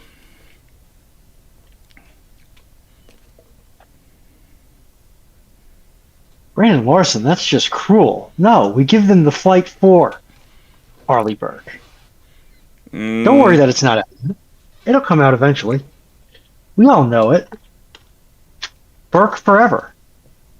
Stop saying that. You're scaring me. Nice to go, everyone. If the Royal Navy had 5 26-knot Queen Elizabeth class battleships in service, does that mean the N3 and later Nelson class will be 25 knots as a starting point? Look, you've changed history quite a lot. You've already got 23 knot Orions on onwards, right? You've pushed up the battlecruiser speeds because of that. You'll push up the Queen Elizabeth class speed to possibly, in the nicest way, it's going to sound strange, but to get them above the speed they got, you're going to have to add in extra boilers, right? So if you're adding an extra boiler room, the odds are you're not going to add in 1 or 2 extra boilers, you're going to add in an extra boiler room. And that's going to increase their speed, because it's also going to require... let's be honest about it.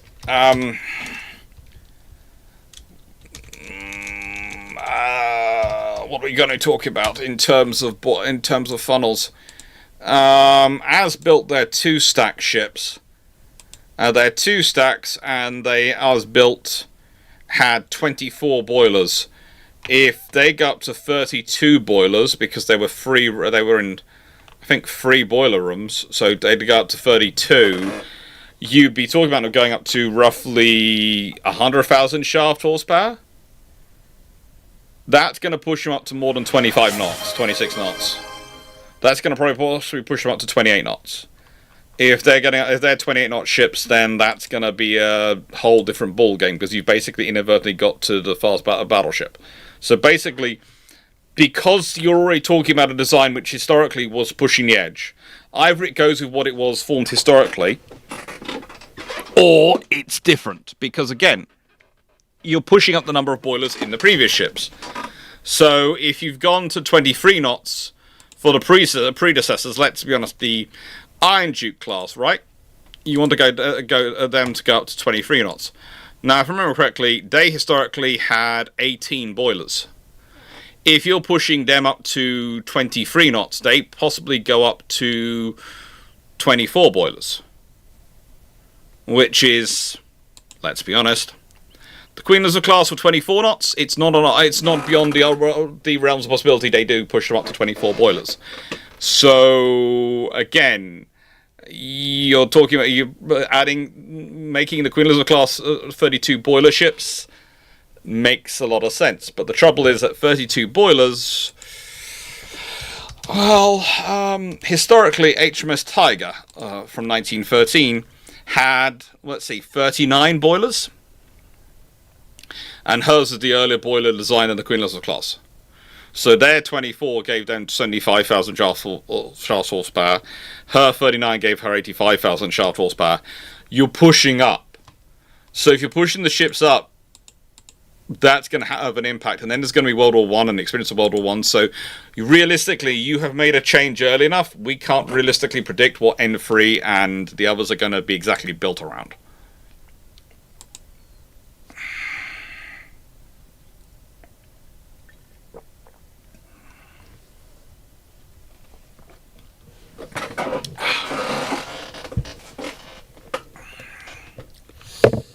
Yeah, there are lots of people who would like to have a Philip V and DDG. Brandon Larson, what if the Grand Fleet had every ship replaced by their 1940s counterpart, but they had numbers to stay the same?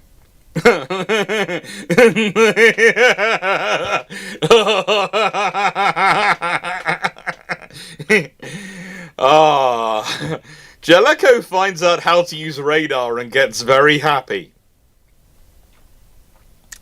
Very, very happy. They also have shells which work. And then also probably calls up Beatty and is like, so why have you not reported to me where the, giant German fleet is that's right in front of you? That I know you can see? Honestly, doesn't need to bother about Beatty. He knows about the German fleet long enough in advance. He's probably starting to pummel them from a long range. Yeah. Oh. Hey, question. Yeah? How many of the World War I era dreadnoughts would be a significant threat to a KGV in the German fleet? A World War II KGV. Well, if they got close enough in range, it's still going to be a significant emotional event being hit by those shells. But that's if they get close enough in range.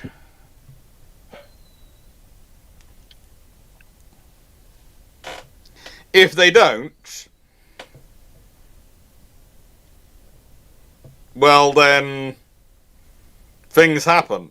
And also, let's face it, if you're replacing them with their 1940s counterparts, then you're replacing probably all the battle cruisers with Vanguards.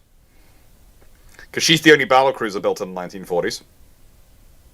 Do you get Darings? You potentially do get Daring class destroyers, because they're technically 1949. So it's 1940s.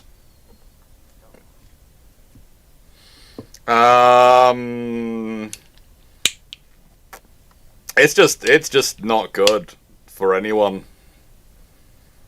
It's not good. Even the upgraded Warspite is going to be a problem. Especially her is going to be a problem.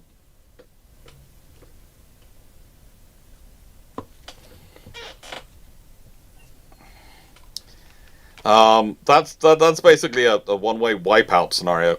Helping us, what do you think the counter would have been from the Axis if the UK actually enacted the mosquito-mounted bouncing bomb meant to sink the German battleships?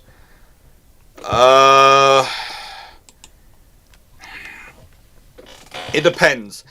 If the British achieve it and achieve success with it, ouch. The ones who are going to think about it most are going to be the Italians, because they have a lot more battleships to lose. But for the Germans, it's probably going to be another reason they're going to hide in fjords and use their ships as a fleet and being rather than an active fleet. Realistically, by the point they'd have come into service and they'd have been used, the Navy surface fleet wasn't a German funding priority in terms of their large capital assets.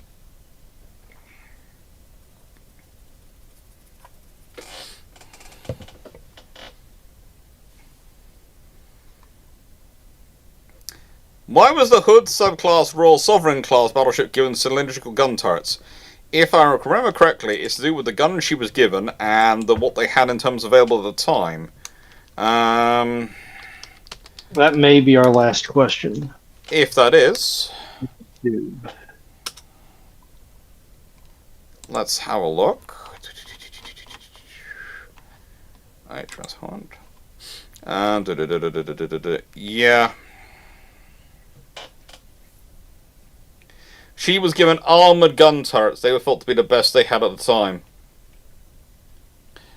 And, yeah.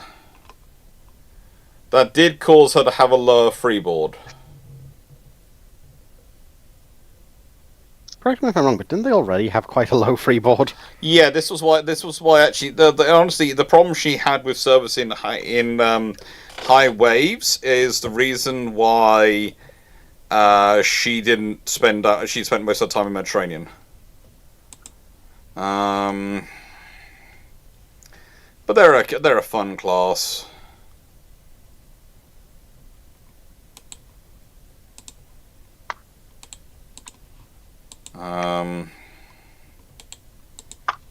It's always fun looking at these ships and going, okay, which is the F around and find out ship of their period.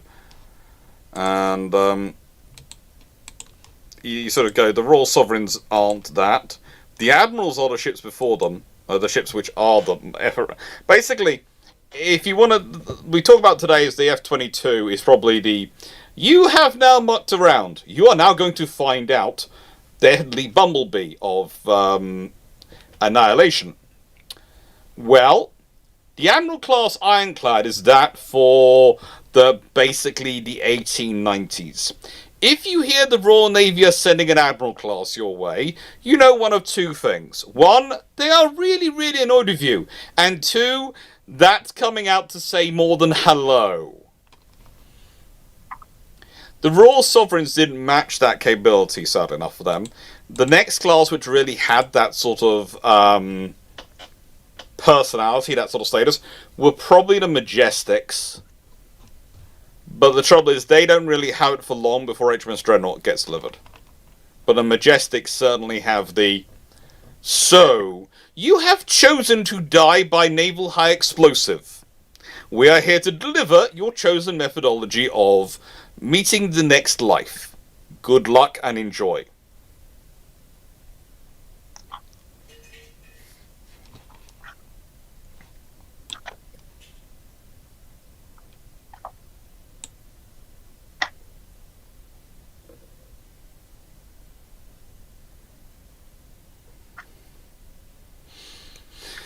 The Germans didn't really have a rocket-assisted bouncing one. They were working on one. They didn't really have it in service or actually... It's one of those things of... It's like many weapon systems which the Germans are working on. They are kings of the... Oh, we have this plan. Let us go away and work on it. And please don't send us to the Eastern Front. That's happening quite a lot. So, yes, we are going to...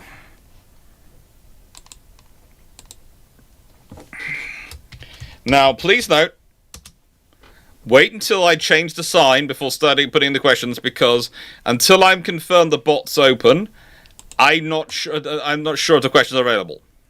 Okay? I love how he says that, and immediately 2 people enter questions. Yeah. 3 people enter questions. To be fair, they probably didn't actually hear him yet. Yeah. 4 people enter questions. Yeah. Probably be starting to hear about now. Yeah, but he says this every time. This is not the first time this statement has been made. 5 people enter questions. 6 people enter questions. One of which, who I know knows people. Who I know knows better.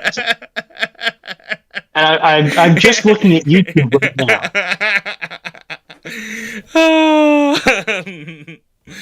Okay, well, we're going to hope the bot's got you, that's all.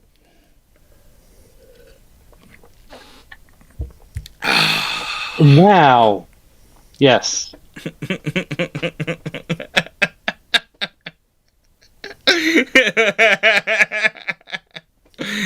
Oh, don't worry. Oh, ay caramba. Oh. John Cleese, this is my first live stream, guys. Oh, thank you. Welcome to your first live stream. Don't worry about it.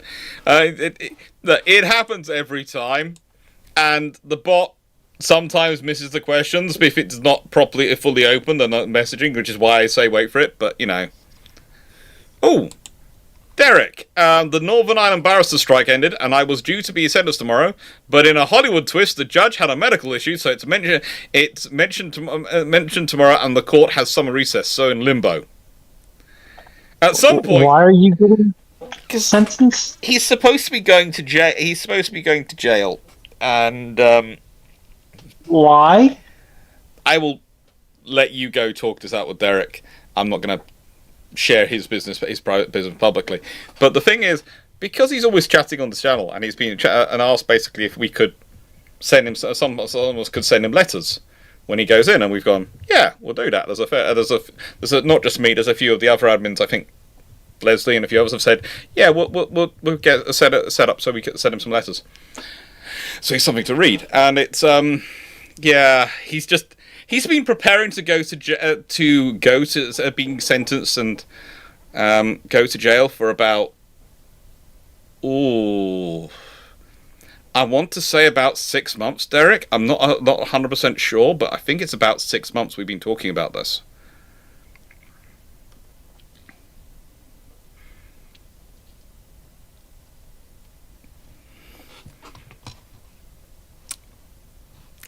It's, yeah.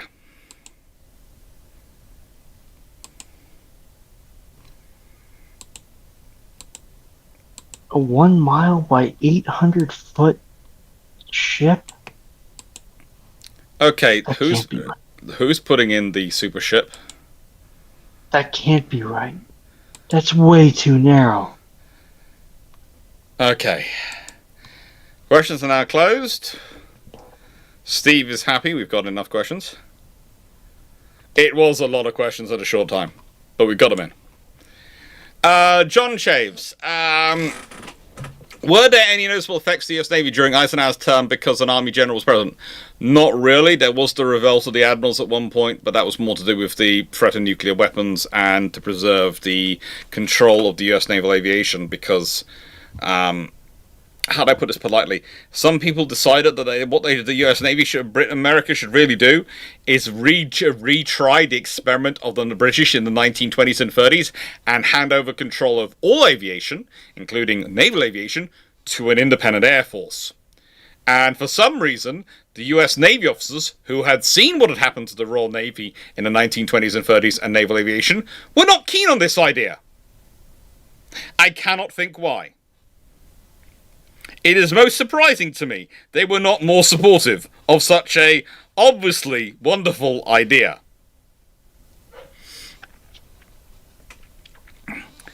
They were basically, with the nuclear weapons and all these things as well, they was also fighting for, how important they were. But also there's a Navy in transition. There are starting to rise sort of nuclear Navy, and these things start to come through. It's an interesting period, but broadly speaking,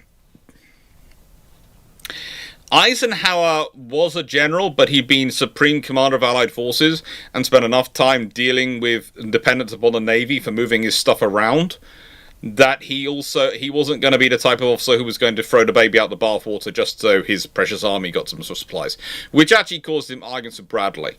One of the really interesting things about history is Bradley gets to advise on a lot of movies, and a lot of the history that's written about Bradley being friends with people and everyone loving Bradley is complete and utter twaddle. A lot of people didn't like Bradley. A lot of people really didn't like Bradley. But he was Eisenhower's peacemaker.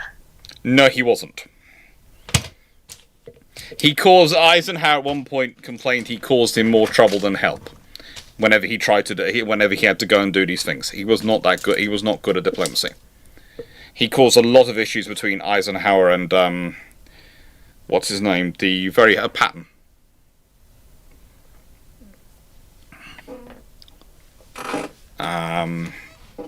Because Bradley thought he was very good at winning people over, and actually he wasn't. He made a lot of promises which other people then would have to deliver, and sometimes he didn't tell them what they had to deliver.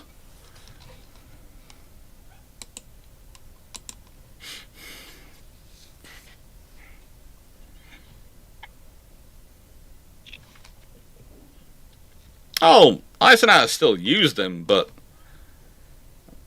there are issues. But yeah, basically, yeah. That was because, how do I put this? Patton wasn't alive, so his choice when he's dealing with someone like a certain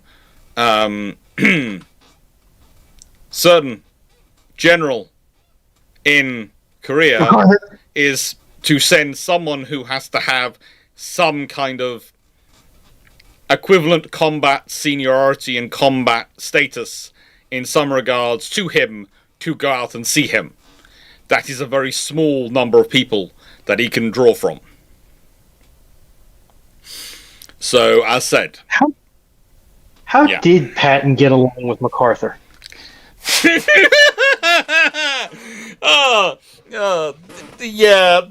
only movie that Patton and MacArthur didn't really come across that much, but yeah, Bradley and MacArthur didn't get on that well either.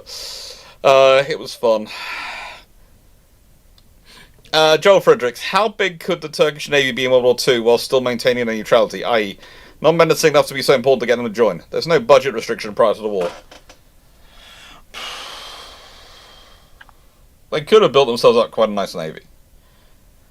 But the moment you're into Washington standards, the moment you're into the level at which you are 4, 5, 6 capital ships, you're suddenly coming in ranking with those powers, and you're going to be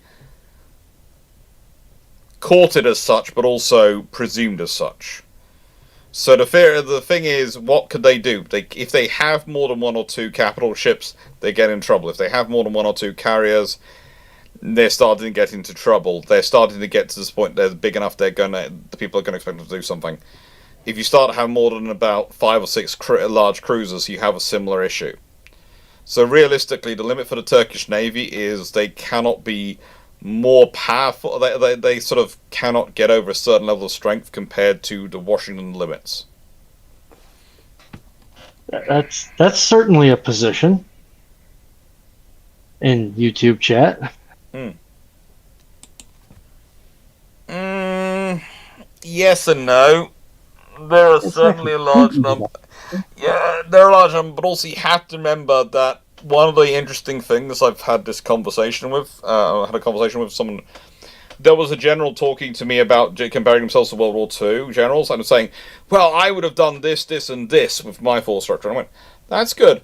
How do you know where the enemy are? Well, of course, I have satellites, I have that. They didn't have any of that. A lot of their, how do I put this, decisions are based on best guess. Based on the information they have available, whatever limited it is, and etc., it's best guess. And sometimes they guess wrong, because they're human. And sometimes they guess right. And the ones who guess right more often, they're the ones who become the great generals who we hear about. But the trouble is, if you're doing a lot which is based off your guessing, based on the information, that very quickly can turn into quite a hefty ego. Because your ego is basically also confidence in you. And confidence in yourself.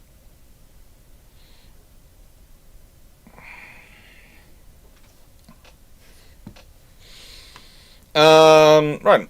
Ploppy708. Historically, armor-piercing shells are base-fused. How do they seal the base fuses from the pressure of the propellant? Ooh. Right.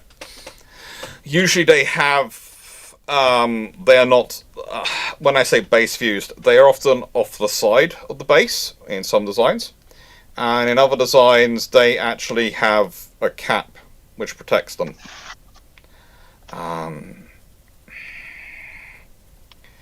But also, how do I put this?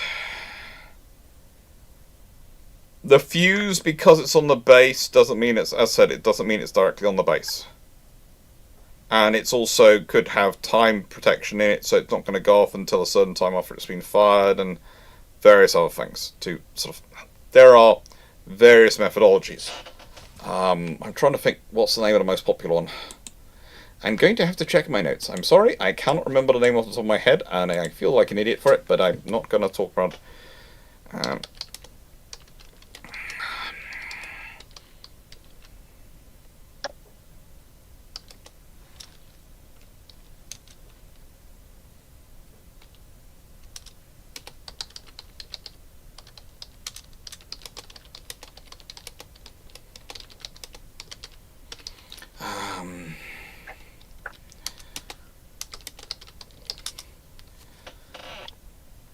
Okay, so, yeah.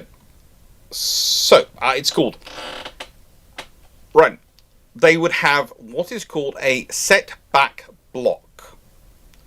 Okay.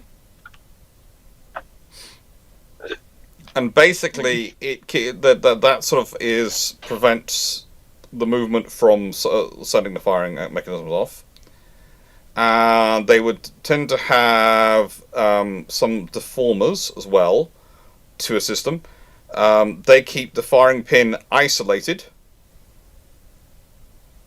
so it cannot fire until it's not in position to be able to actually fire to actually set something off until after it's been fired. So the inertia from flight would push it forward and would arm it so that it would, when it was struck the target, it then would go boom. So you've got some setback blocks and you've got what's called a soft metal deformers. They're the two major ones. There are other options. I've already talked about delay systems, and some of them have, I think, what's called a centrifugal lock system, but for some reason I have question marks next to that in my notes, which is probably it's to do with a spin system, but in my notes I literally have centrifugal locks, not used that often, and question marks over it. So that's my notes. I do apologise. NavWeps does have a very good article on it, which is written. It is also in my notes. So in my notes, so according to my notes, you could go to NavWeps, and there's a very good article about the fuses, which explains the details. I love my Excel spreadsheets of notes. I have far too many of them. I really do.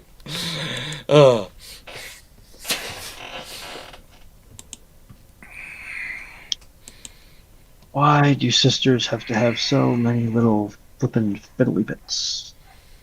Why do I want to start a sisters army? These are questions I ask myself. Because you like their uniforms.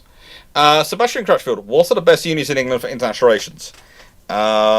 King's, Birmingham, and St Andrews is pretty good for IR.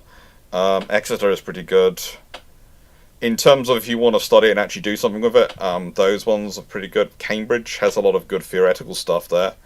But yeah, King's followed by Birmingham are probably the two of the best for international relations.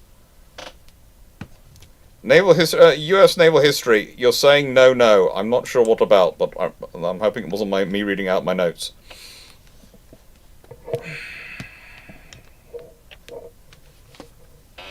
And if you're looking for a good option for international relations, which is not often talked about, but it's very good.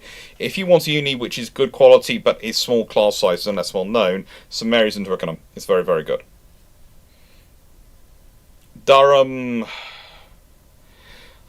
I like Durham, but it's a hike going anywhere. It is literally the place which your grandparents talked to you about, how they everywhere they went was uphill.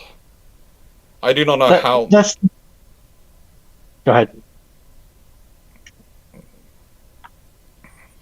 You know, don't ask me how it is, but every time I spend in Durham, I seem to spend my entire time going uphill.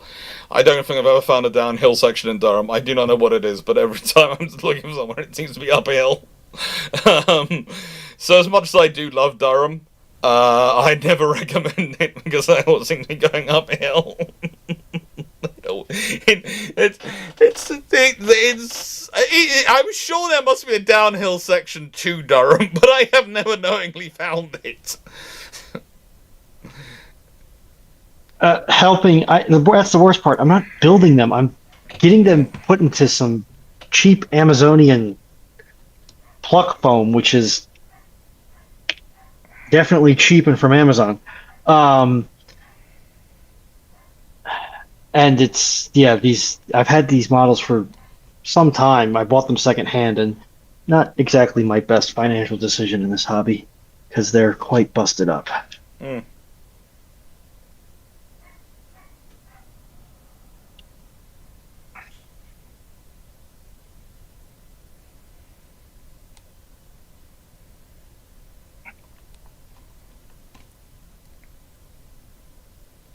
Okay.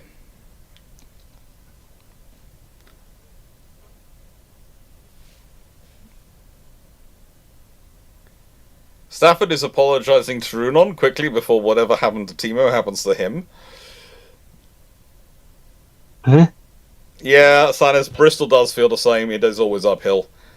But Bristol is also slightly bigger than Durham. Durham is very much condensed in the areas. It's nice. It's a nice feel. It's very much yeah, it's fun. It's always uphill. Blistine, if the UK and Dutch can cooperate on an LPD replacement, when would it be delivered? Okay, so theoretically, considering design work already done, if they can get a design which they are both happy with, and seeing as the British want to be able to the Dutch want something of about 7,000 tons, the British want something of about 15 to 20,000 tons. We'll see how they cooperate. What they could do is go with the same basic design for it and just go with two different variants, one a big one, one a small one. Based on the same design philosophy and just pull the designing. That would make sense, but we'll see whether that actually happens. Probably the earliest you'd see it is 5 to 10 years. And I say this because, first of all, you've got to have the tooling, you've got to have the design agreed. Then you've got to have the tooling agreed and set up, and then you've got to start building the ships, and that's going to take 2 to 3 years at least to build them. So the earliest you can get all that done is 5 years, the most likely is going to be about a decade, which is again another reason why I'll believe it when I see it.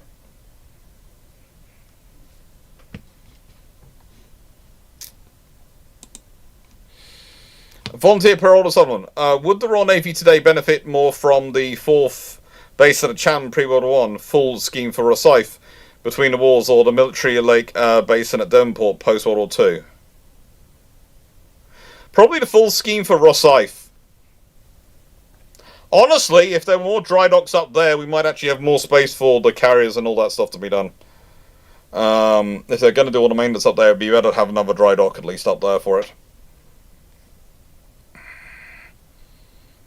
And honestly, that would probably help Rosyth out.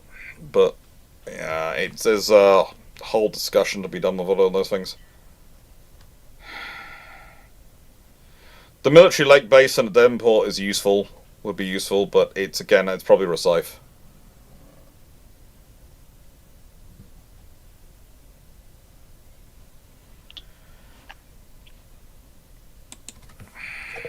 What do you all think? Anyone disagree on that one, or? I thought I said the thief. Not something I know too much about, but what you said sounds reasonable. Yeah. Oh, this is a fun one. What's the most rank-inflated situation you know of? Most what? Rank-inflated situations. Okay, if you ever want fun, go to NATO staff meetings where everyone's competing with the officer to make sure they have officers equivalent rank in those staff meetings, because otherwise they won't get hurt. So this is why you end up with even quite small navies having so many admirals if they're part of NATO, because they need officers of a certain rank to be in those meetings representing them, otherwise they won't get hurt. Because that's the way it runs. But if I wanted to give you an example, I was like, there is a content creator who did an example recently where you basically had basically it was a memory of an army sailing training day, and you have everyone turn up, and the instructor starts going around to everyone, and it's going, okay, so as we're going to be sailing, no ranks, so we'll all go by first names, and everyone's happy until you get to someone who's a colonel who goes, well, I think actually I would be colonel, please, I'll be colonel. And then it carries on around a few more people, and then it gets to another person who's going, hello, just call me Dave. Just call me Dave, it's fine. And then the instructor goes, right, and so we're going to be out on the sea, so we're going to have a couple of hours, out of phone signal. So Dave then suddenly calls their secretary and goes, hi, Jane, this is the general here. Please, just to know, I'm going to be out of contact for the next 2 hours. I'm going to be on the water. Puts it away. And everyone's sort of going, oh, General. And he's going, no, oh, call me Dave. Apart from you, Colonel. And that's the scenario you get in. You always get one or two officers who are very rank-obsessed, who will not listen to people who are below them or below their rank. And so that means you end up with everyone having to be of the similar ranks, otherwise they won't get listened to. The very model of a modern major general? Yeah.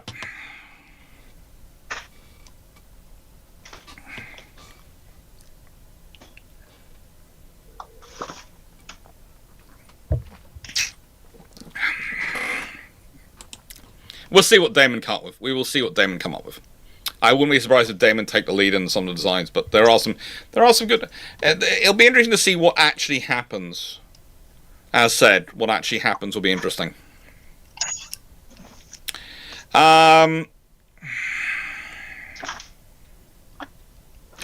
no, you meant more in terms of full captain in charge of small ships. Yeah, but there's often a reason for that. When you're actually deploying a full-rank captain in charge of a small ship, there is the Mongolian Navy, but we'll leave that to one side. When you're deploying a full captain in charge of a group of small ships, usually that's because there's a full operation needed, and they're not just commanding their own ship, they're commanding multiple ships, and they're coordinating them. So that's usually the thing of you have a captain because you need someone with experience because that kind of operation. Again, for example, minesweeping operations often had people who were captains and commodores in charge post-World War II because of the complexity and the amount of vessels involved and what you're doing. So realistically, a position which were normally commanded by a commander would have a far more senior officer in because of what you're doing.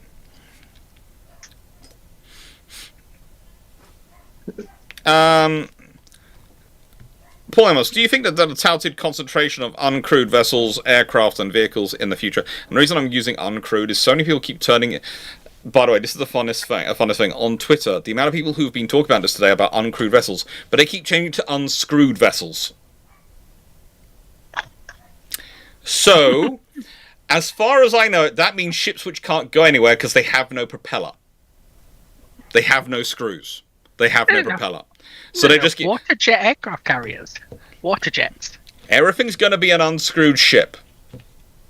That sounds like either a very boring vessel or a piece written by aliens.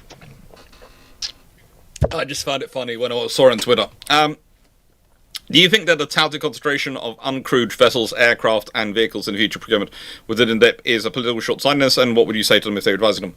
I'd say you've gone for headlines, but where's the substance? If you do want an uncrewed vessels, if you do want this sort of force, that's fine. That's okay, but okay, what about the infrastructure behind it? You need the ships which are going to be supporting those things, which are going to be crewed ships to maintain them. You're going to need the satellite communication systems. At the moment, what people don't seem to realise is they go, well, Ukraine's doing it, and they go, yes, but Ukraine is using all sorts of communication satellites to get the comms in. It's doing all sorts of systems which they're doing, which is also, as said, Ukraine at the moment has developed into a very high-tech version of 1914-18, in terms of it is almost entrenched. And that's not the war you're going to be fighting, probably, if you're Britain, ashore, and it's definitely not what you're going to be fighting at sea. So you're going to need satellite communication. So, yeah, if you want to go that route, fine, I don't agree with it, but I at least expect to see you investing in the infrastructure to support it. And they haven't announced that.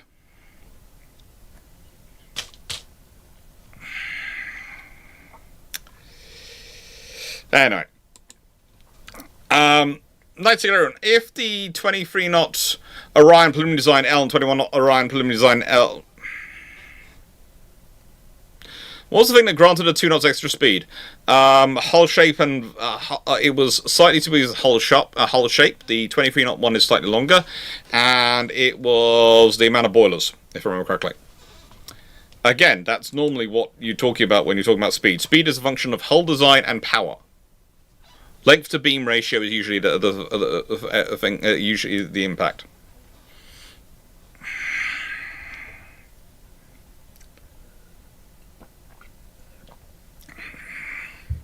Lions.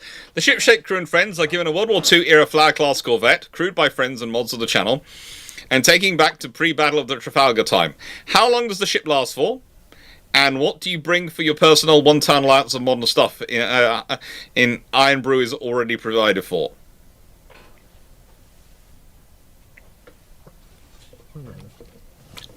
One ton of personal stuff? That's an interesting one. How long does it last for? In the pre-battle of Trafalgar period, Flower-class corvette with its 4-inch gun, etc., and its 40mm pom-pom could probably last for actually quite a while, because they have a commercial barrel boiler of that.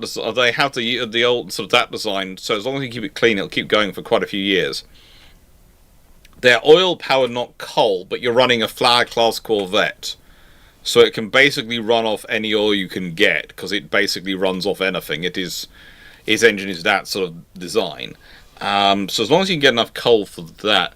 What would I bring for my 1-ton allowance?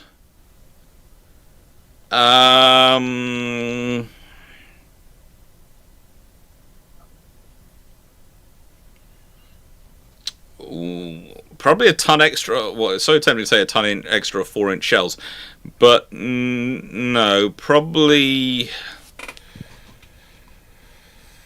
Ooh. Probably some lathes and things. Honestly, I'd try and bring some. I'd try to bring some of the industrial tools I need to produce parts to keep the ship going. Carry on. What else would everyone else bring?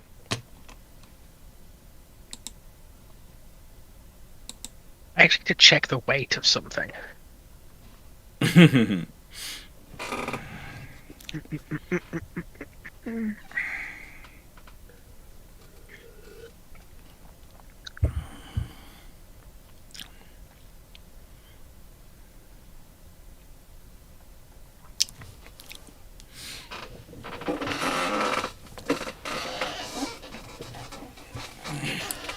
Books on metallurgy and engineering. Ooh. That could be tempting as well, but I think... Oh, yeah. no. It's 1.2 tons. Shame. Shame. What is it, Foxo?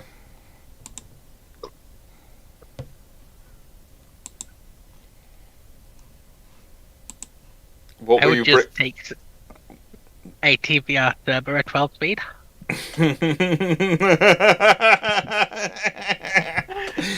Okay. What? Imagine the patronage you get from the royal family if they've got this machine at their beck and call.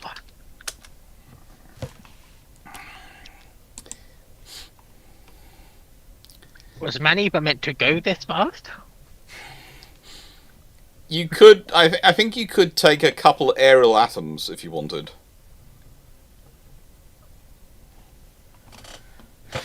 For your 1 ton allowance. Which goes fast enough that your face will deform.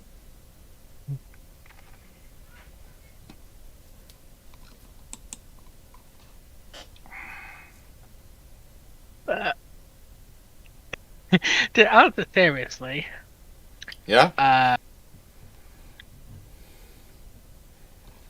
a diesel generator, my laptop and its power supply, Mm-hmm. my plushie collection, and the rest in FN files, and their ammunition. Sounds good. Dragon?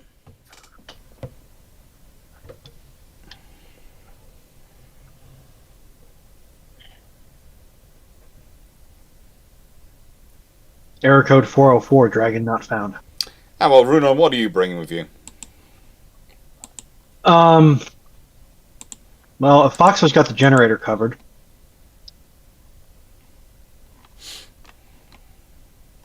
What am I going to bring that's going to fill up a ton? And you don't need to bring Iron Brew, they're already supplying that. Yeah, I know. Air conditioning. A lot of air conditioning.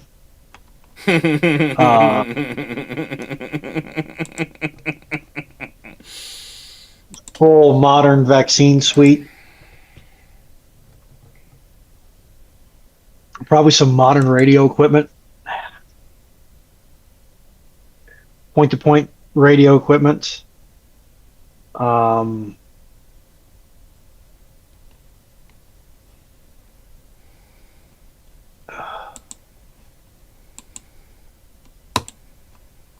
And then probably something chambered in 338 or 50 BMG, and a lot of ammunition and spare parts and cleaning kits. Okay. Just, yes, you are all the way over there, and I know that you are a person for history. Pop.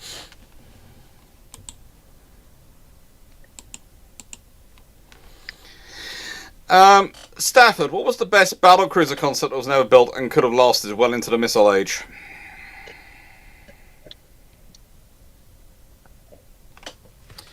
None of the battlecruiser concepts really last well into the missile age, but I honestly do believe that things like the Lion class, if you built them in the 1930s, could have lasted well into the missile age because they would have been both fast enough and big enough and powerful enough that they would have justified their existence. And if they'd had 16-inch guns, then there would have been enough shell commonality between them and the Americans to keep them, for it to be a point of alliance to keep it going. Alaska's have a potential as well to last into the missile age if they have been adapted, but the Alaskas aren't battlecruisers. I would seriously someday like to, if I ever got the chance to go back in time, I'd go back in time and have a long conversation with some politicians at the end of World War II about exactly what's happening to the fleet and what they are preserving, and that will result in more stuff being preserved. Brandon Larson, what if the World War II US Navy replaced the World War I US Navy and had the World War II infrastructure in 1910? Frigate. Also, the Germans are praying the US Navy do not enter World War I, because if they do, there will not be a single German U-boat left in sea. The Japanese Navy will have a panic attack, and the Royal Navy will probably start going, well, let me put it this way. The Queen Elizabeth will not be 15-inch gunships, and they will not be 25 knots. They'll be 16.5-inch gunships, because that is the gun they could get ready soon enough to fit that one, and they will be 28+ knot ships. Because whilst they might not have the tech to match in as equals, they will, by golly, make them look like it. It could be like, what's that? The thing set, the space program, sci-fi program set on a space station, Babylon 5. Be like the British, the human fleet in Babylon 5, where they're not real. They spend a lot of money trying to make them look more advanced than they are, so they match in with everyone else's. We have about 5 questions remaining.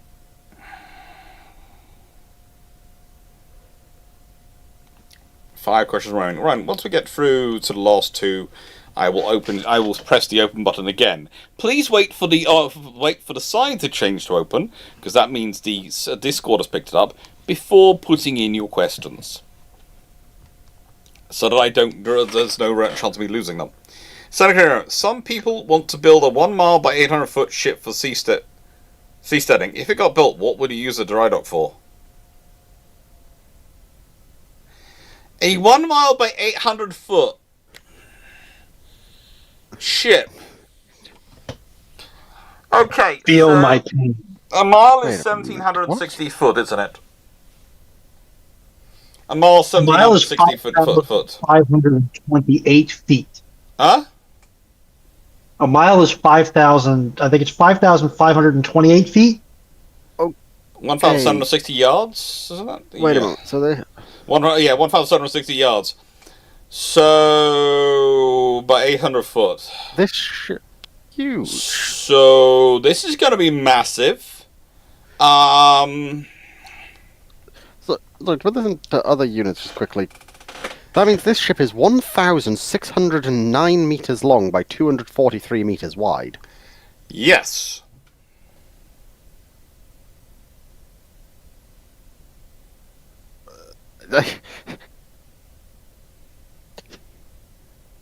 What are you seasteading? Does it need a ship that big? Well, if you want to set up, I'm believing seasteading is I'm remembering there was something based on homesteading of setting up basically living accommodation at sea, where you'd be living at sea. You basically could start building communities at sea. That would certainly be interesting. I actually wonder if the ship actually isn't big enough for what they want to do with it. If they want to set up permanent maritime communities, they might need something actually bigger than that. I just think the proportions are wrong.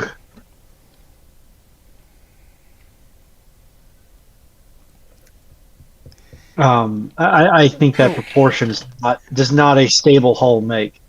Oh, it would make a stable hull in the right seas, but basically it's going to be sitting in places like the Mediterranean, the Caribbean, and places where are usually quite stable. Well, this gives it a length to beam ratio of 6.6, which is actually quite a reasonable length to beam ratio. It is a reasonable. It's just, I'm just going to be interested to see how the structure holds up. Foxo, we've discussed this before when referring to smaller ships. Doesn't that mean this is going to have like multiple separate wave actions upon it, potentially in different directions? How long is it? 1,609 meters. Yes. Yeah. It's not going to so much have a bow wave as a wave motion. Because it comes up with the rate of the super tankers, because Esso Northumbria is famous for not taking it into account. But when you get beyond a certain length, you start bridging 2 waves, then 3 waves, then 4 waves. Mm-hmm. That starts putting exponentially more force on the shear force on the center of the hull. Which, if you don't build properly, it tries to tear the ship in half. Yeah. I don't know what it would do to a ship that's this big. I think it's going to depend on how deep a draft it has. It's going to need a very deep draft to be able to work this one out. Yeah. I think it's going to And be. Seneca's pointing out their question was not about the ship, it's about the dry docks to build for the ship. Yeah. The dry dock you'd have to build for this ship would be colossal. It would be lovely, but also it would not be for really anything other than the ship, unless you have a way to divide it down the middle. Basically, take a river, build a jetty out into the river, and then build dry dock locks on each end of the jetty. I was gonna say, to be fair, would you even build a dry dock for this? You probably would have to. Well, it's just so big, it almost seems like something that wouldn't have one. Well, you still need to dry dock. It doesn't matter the size. You still need to dry dock it. Admittedly, your dry dock could be the Russian equivalent of a dry dock, where you basically take a small a small cove and build a block over it, and then drain it out, and there you go. The ship's there. But you know, you're going to need a dry dock of some sort to look after it, and it's supposed to be nuclear powered as well. So yeah,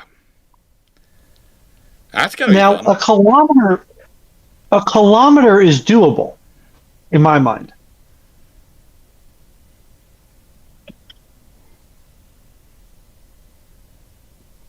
Like if you did a kilometer by 800 meters, that to me seems to be a far more stable arrangement. I think if they built this, I think it'd be interesting to see what would happen. I don't want to be on it. No, I want to watch it. I don't want to be anywhere near it. Jacobo, what did Germany do with the foreign yards they occupied in World War II? Did they help with production of vessels or just repairs? They tried to get some to work on production. They mostly just focused on repairs if they could get them to do anything. Believe it or not, they spent a good few years arguing with French workers to get French workers to build stuff for them. It was mostly a hiding to nothing. Because the French workers have very interesting approach to commercial relations. And when you're occupying their country, they get even more interesting. Even more interesting.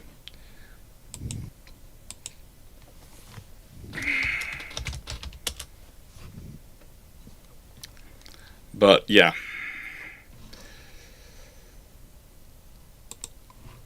Questions are now live. Right.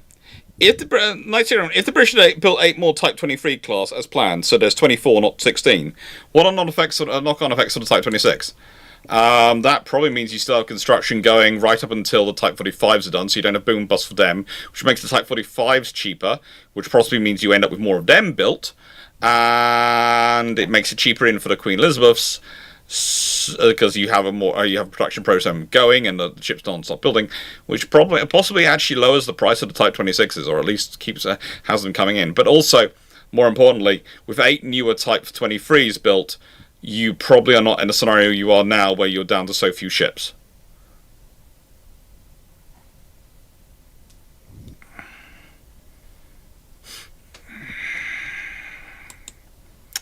So that would have been beneficial.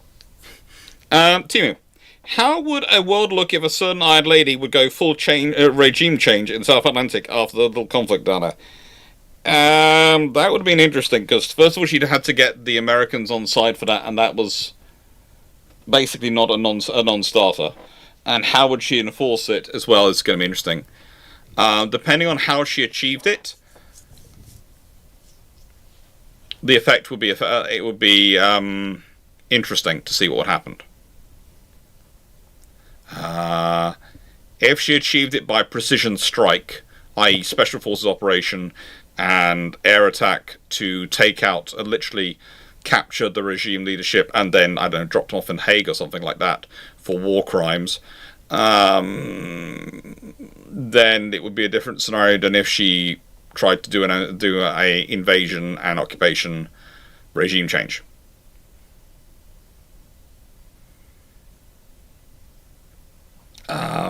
But it'd be interesting to see what happened.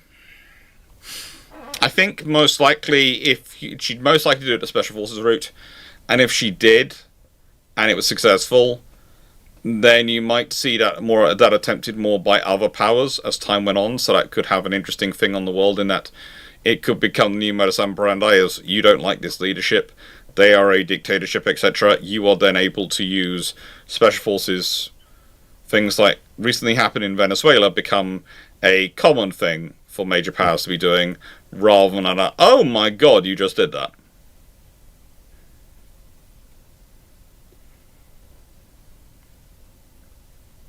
Okay. There are some questions coming which are going to require us to look at cyclic again. Pulamus. Does the Royal Navy still have its own Naval Architects Department? Yes, they're based out of Bath. And basically, the trouble is they are also underfunded and can't do what they used to do. They don't have the mass of numbers to be able to do the full designs they used to do. So basically, what's happened is designs have been pushed more and more out to the private sector to do. It used to be a fairly large chunk was done by the naval constructors, and then the last bit was done by the design teams of the yards and the companies. And now, basically, the design teams of the yards do the vast majority, and the naval constructors are checking those designs and checking the ships in service and providing naval architecture support to them.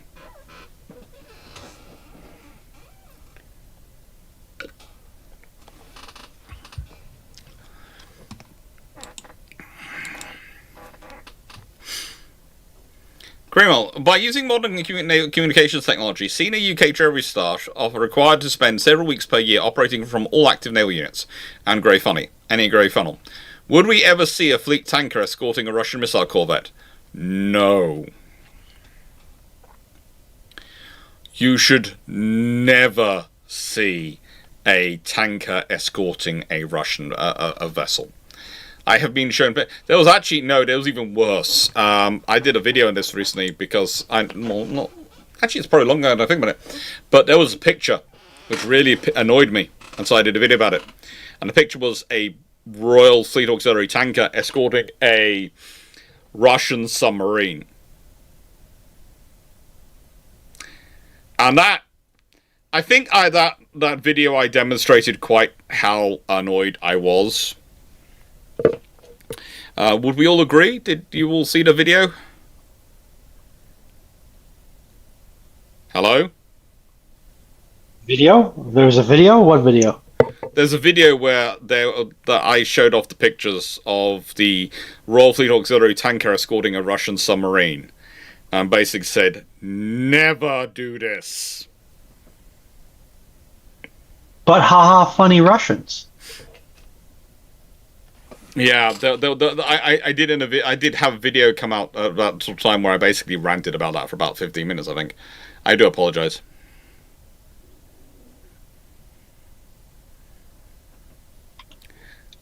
Chingy from Oz. Hello, Chingy. Paul was annoyed was an understatement, just as well as a PG stream. It was a glorious one, according to Stafford. Okay, I'm worried about all of you, but yeah, it's not. You do not do this. You do not escort submarine with tanker. You do not escort submarine with tanker. You don't do this. Stafford, what contemporary destroyer could be Q-snapped back to the Korean War and be useful past the first salvo stuff to help drive the Koreans and Chinese back to the Chinese border, creating unified Korea?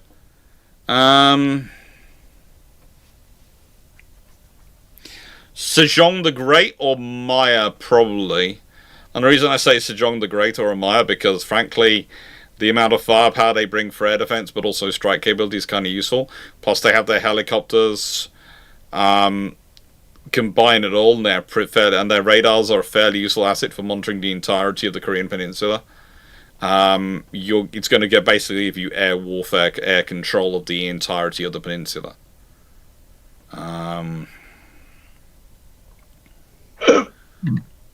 Yeah. Any of those. I did have an interesting thing where someone doesn't. So I described the other day the Congos as, to an extent, aping the Arleigh Burkes in some of their design. I think I used that phrase because this person was critiquing that phrase. And they're going, they come from the same design school. Yes, but the Japanese made changes, and the Japanese built this themselves to a slightly different standards and slightly different shaping based on their own needs. And a traditional phrase in the UK for when you're not copying something, but you are imitating something, is aping it. because apes were felt to be slightly different imitations of man at some point, or man to be imitating apes. It depends on which way you want to put it. So yeah, sorry, it is a Britishisms. Fun fact: several parts of the UK during the Napoleonic Wars still tried monkeys as Frenchmen and French spies. Yes, because it sounded like they were speaking French. They're monkeys. Yeah. Including one gibbon. I don't know how townsfolk in Cornwall figured out that a gibbon was a Frenchman, but now that I think about it, they do. There was a significant shortage of pasties at the time, but there was not a shortage of scrumpy.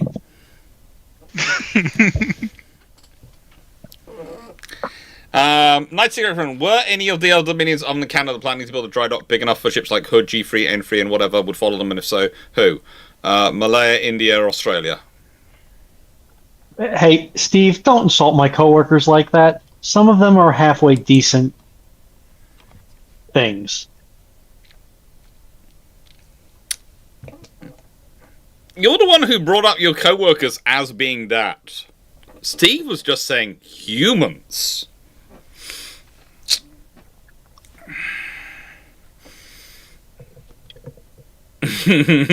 Steve has now reached the point of going, please read the big orange sign.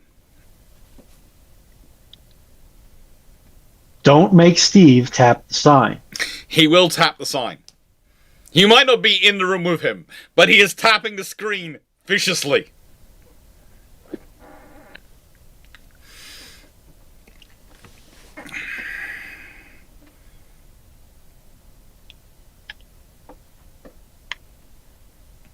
Science always thought aping was because apes are really good at copying one's physical actions. That's how it's more lately been interpreted, but it's older than that interpretation, because honestly, the people who originally were using it were not necessarily the people who most understood apes. Hence putting them on trial as French spies.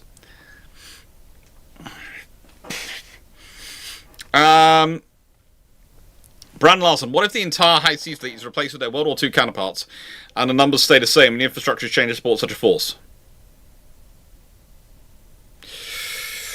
Well, basically we're going bye-bye Royal Navy. It was nice knowing you. Because if all the 11-inch ships become Scharnhorst, and all the non-11-inch ships become Bismarcks, that is a sufficient out-of-context problem as to annihilate the Royal Navy.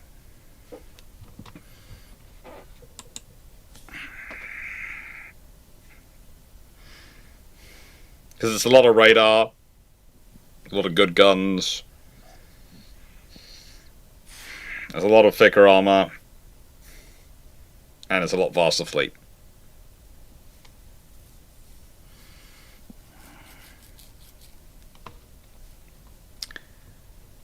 On grounds that that in the past, when I have told you the aircraft, which is most disturbing to look at, you turned it into religion. When I told you various things which are not good to look at, you have this chat has turned them into things which I see on a regular basis. I am not bringing up what is the worst CGI ship design I've ever seen. All I will say is, Damon, you know what you did. You very quickly put it away. You only produced it for a month. Please, never ever let it out again. But you know what you did, Damon. You know. You know what you did.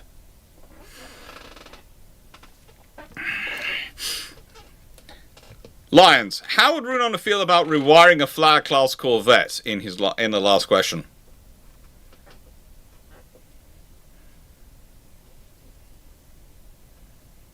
Do I have to wire it to British standards or American standards? To work. I like me a challenge. As long as I don't have to do anything major like replace the turbo generators. Karen. I like me a challenge. Yeah. Keep the turbo generators, keep the backup diesels, and just do all the point-to-point and panels and distribution. Yeah, I like me a challenge. Zacko, I held the Blackburn up as an aircraft you shouldn't look at too closely for fear it might hurt your eyes. I actively advise people to avoid looking at it. They went and sorted out. Oh, hail the late day biplane! Bask in its glorious visage! You are observed! How did I do? Where did things has happened in my life? What happened to me?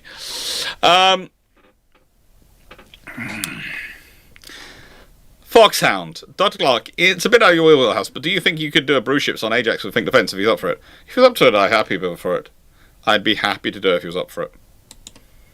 I've followed him and chatted with him for many years. We have sparred a time or two. I'd be happy to do so. Castaner, a marine chronometer is presented to the court of Henry VIII. How does this change history?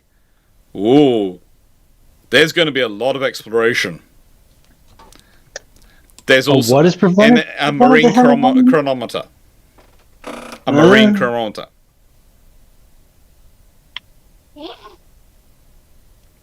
It's going to combined with some accurate charting. It's going to provide you with going to mean that Francis Drake probably actually intends to sail around the world rather than does it accidentally. Zacko, you don't want us answering what happened to your life? No, I do not. I don't. You just have it. I know it's not a science fiction, Bruships, but the thing that's always bugged me about Babylon 5 is that the Earth Alliance destroyers dwarf the cruisers. Just poor CGI or what? No, it's one of those things that happens. For some reason in science fiction, they've started thinking destroyers are bigger than cruisers. Thank you for the stretch, Foxhound. Oh. Also, remember the Babylon 5, the Earth Alliance main warship, the Omega-class destroyer, which is meant to be the bigger, more powerful variant of the ship that came before it, replaces, I can't remember exactly its name, but a dreadnought. Yeah. And is in fact smaller. Yeah. And in some regards less armed. Yeah. Babylon 5 is special. Okay? Babylon 5 is just special. We'll just go with it's special. And there's part of it which makes them think they named them destroyers, so that everyone think, hang on, usually destroyers are their smaller ships. So where are their dreadnoughts? How big and how massive are those? Without actually having to build them. I've heard actually it technically comes from a far more basic source than that at the end of the day. It comes from the fact that a lot of science fiction, as we know, it comes from the period where the Americans start basically having everything is a destroyer. So, for most of the audience, will recognize, a destroyer, so that's your standard ship then. Yeah. We have hundreds of destroyers, so it's like in Star Wars, the Star Destroyer is a destroyer that sails the stars. Ah! But Sidea is live. The very cool psychology person I met on my travels at TwitchCon is live. Yeah, and I do sort of tend to agree with that thing, that a lot of things just name things destroyers because people are used to destroyers. Yeah, Babylon 5 has an excuse at least, though. I didn't think she was going to be live this week. Oh well.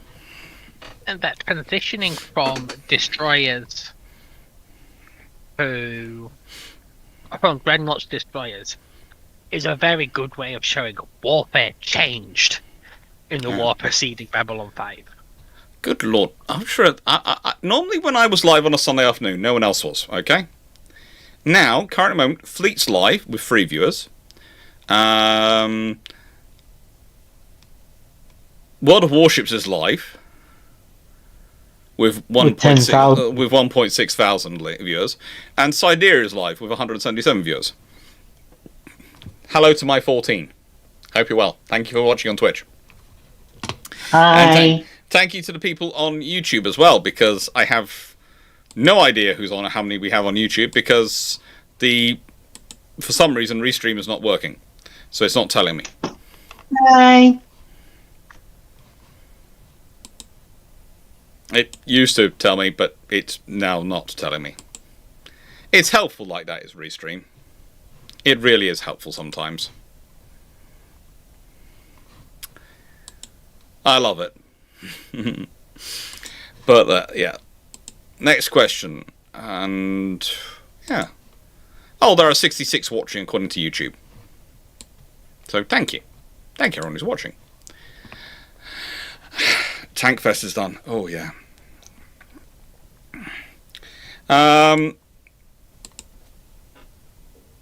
Knight. What was the design S-85 Corvette and design S-90 frigate that the British considered in 1981? Basically, once again, the Royal Navy trying to get numbers of ships. That's it. There's a whole generation of stuff which designers, if you look at them, they basically eventually lead into what's called the Black Swan, because at various points the Royal Navy keeps flirting with the idea of making their Treasury masters very happy, and actually having this kind of distributed system on multiple ships. And at various points they look at it, and it ends up coming back to the same problem that I always comes back in. So let's say, if you're going, right then, so let's build smaller ships. Alright, that's fine. But we need to get more of them. Oh yeah, we'll agree to that. So if we can have, instead of having 12 big ships, we want 24 small ships. So we can guarantee their availability. That's fine. Usually what happens is the Navy ends up finding it's still only getting 12 ships. Doesn't matter what size. And it's like the aircraft carriers. The amount of times people go, oh, the Royal Navy should have got 3 slightly smaller aircraft carriers. No, they were told they could have 2 hulls. It didn't matter what size they got. They were only allowed 2. So if you're only going to be allowed 2 of something, you might as well get the biggest and best you can get. Because usually that's going to be maximum of 1 available. So it's the same problem we have with these numbers of these ships. If you know, when we talk about it, keep going, oh, we're going to make it smaller. We're going to have smaller ships. That's great. And they're going to have more numerous hulls. Wonderful. I'll wait till they're built before I believe that. And every time they start talking about distributed systems, of having these systems, you know, and we're going to regenerate the capability of an air defense destroyer across multiple units. Great. So you're going to need to have all those units available for a task group to work. Yeah. Doc, are you telling me you don't trust the policymakers? No, I don't. I don't trust the Treasury, I don't trust the policymakers, I don't trust anyone. But also, I don't trust actual lessons of history. Lessons of history are, you go to war with the ships you have available, not the ships you want. Things get damaged, in peacetime they get damaged, might get grounded, they might get sunk, they might get bashed up by maintenance, they might be in refit, they might be in all these things. That's going to affect their availability. So designing your fleet so that you're going to require 4 or 5 different units available to actually have a capability is designing it to fail. It might look cheaper on a balanced spreadsheet. It doesn't look cheaper to lose a war, trust me.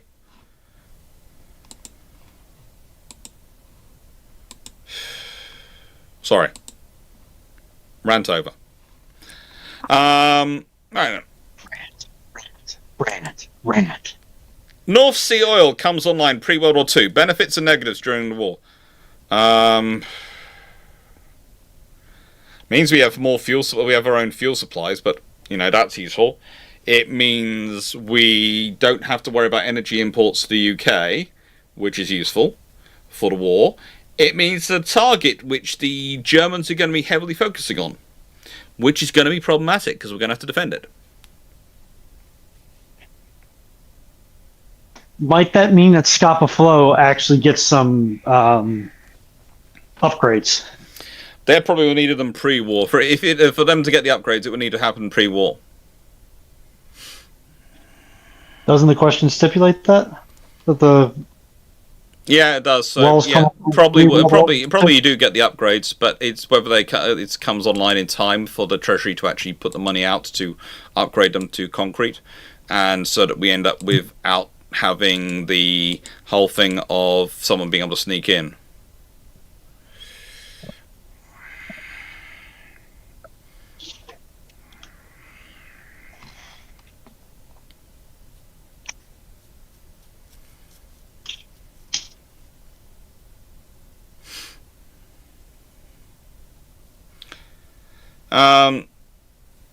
The amount of people who can't seem to understand what the difference is between a frigate and a destroyer, but we'll leave that to one side. Comments come in are fun. Sometimes the comments that come in are fun. Timu, should the Royal Navy have a hybrid ship that is a mix of Type 45 and Type 23, and build a lot of them more than the US Navy have Burke class? Probably not build a lot of them, but basically you're just defining what was actually a Type 83. Type 83 was supposed to be able to do ASW jobs and air defense. That's what we're building, show. So it could back up the Type 26s in their air defense role as a secondary ASW role in Type 26, and would also do the air defense. And that was his whole thing. And be a drone mothership. It was going to have all those capabilities in it, and now it's been cancelled because someone's gone, big ship, old idea. New thing, small ship, uncrewed. Lovely. What's supporting the small uncrewed vessel? Other small uncrewed vessel. Okay, what is supporting them then? More small uncrewed vessels. How are they being coordinated? By commercial satellite, because we have not bought enough military communication satellites and cannot sustain or support them ourselves. Because we haven't upgraded a spaceport to actually launch them. Do you not see problem in this? No. Ay, caramba. I'm looking forward to reading through the dip.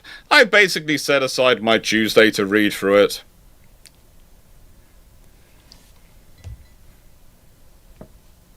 You'll know, by the way, if there is a Twitch stream on Tuesday, it'll be me probably playing a tank game and blowing things up until I feel semi-human.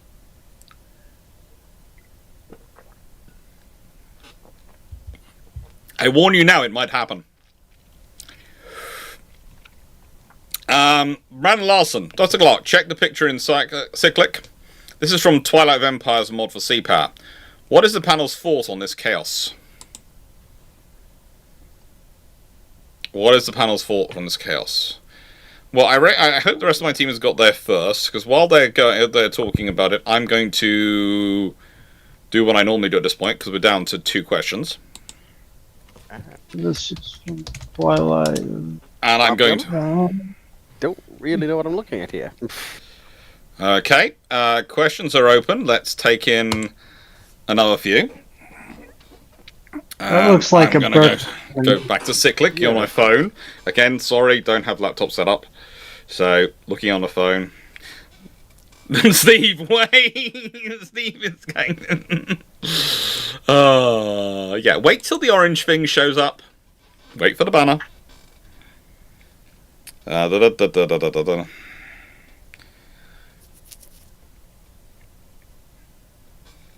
was pretty cool. That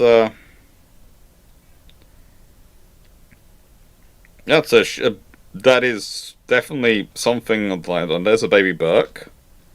And that is a cute baby Burke. That is a cool baby Burke. That's just a little baby. That is a cute baby Burke. I always have time for the cute baby Burke, but it does look like literally someone's just taken a Burke instead of shrinking it, has basically just gone with a Burke rather than shrinking it down anyway, it's just gone and squished it. They smunched it. They do look quite nice.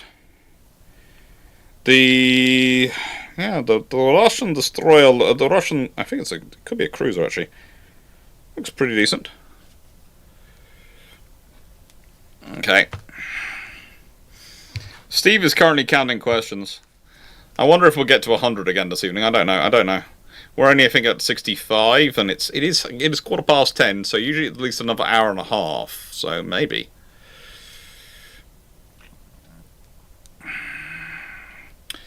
We'll see what happens. We will see what happens.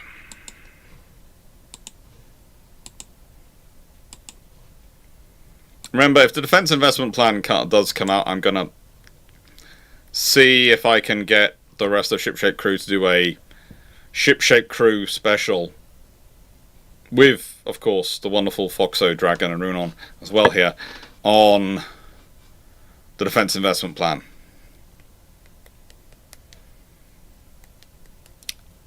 On Sunday. Basically us just taking just going through it and going, yeah. This will be fun. I'm told it'll be really fun.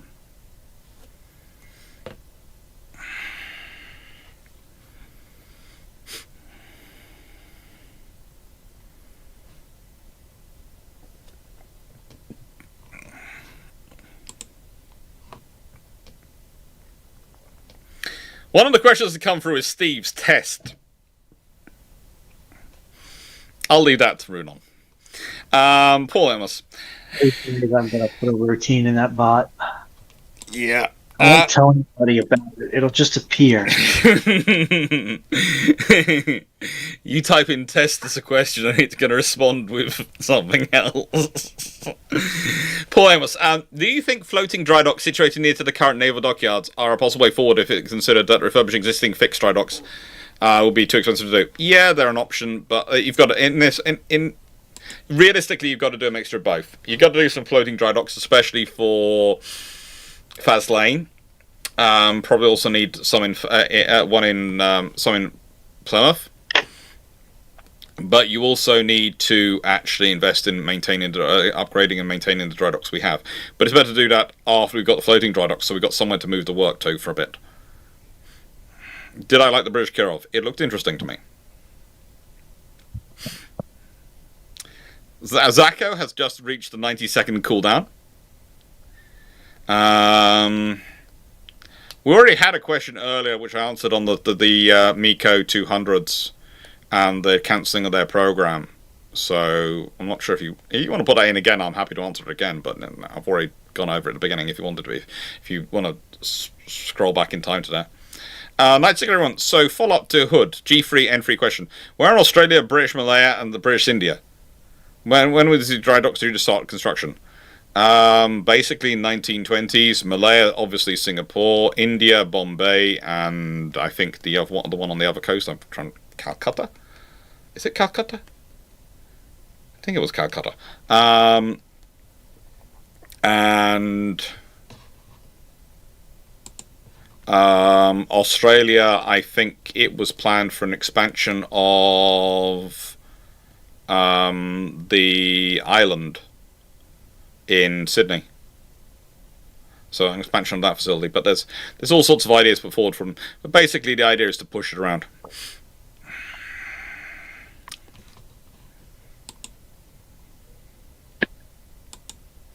We've got 15 more questions then.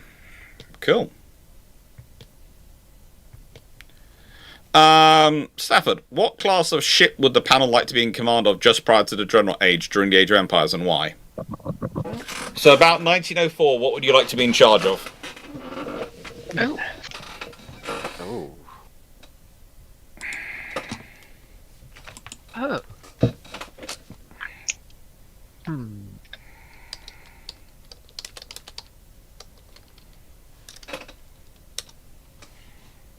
Probably an armored cruiser or pre-dreadnought would be nice, personally.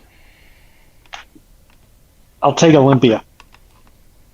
Okay, I know it might be cheating, but the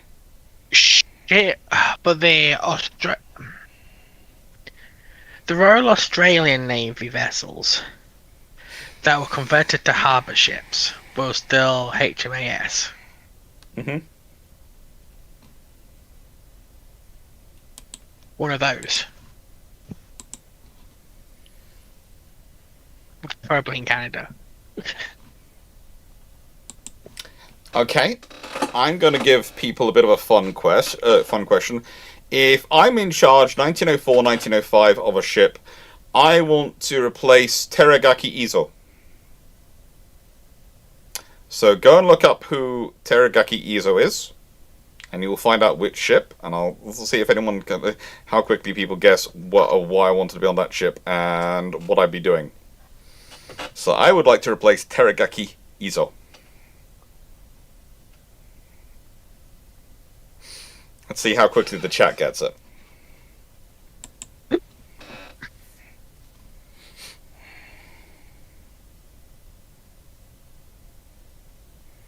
You're close, but I'm not taking just the Battle of Tsushima, Timo.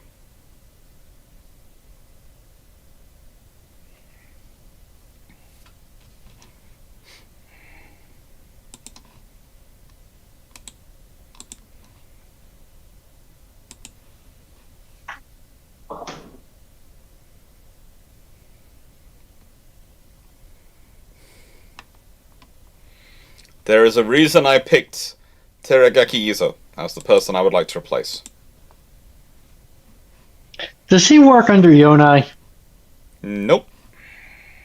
Okay. Also, has Leslie come out of his Yonai hole Nope. yet, or is he still trying to run things down? He is still trying to run things down. Oh, what did you do to that poor man?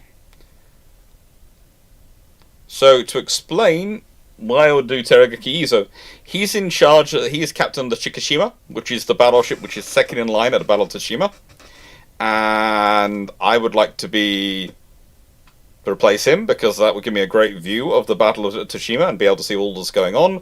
But I wouldn't have the pressure of being a flagship, so I wouldn't actually have a certain admiral on board telling me what to do. I'd still have a private ship, which would mean it'd be my own ship. So that's what it is. I don't have Togo Haichiro aboard.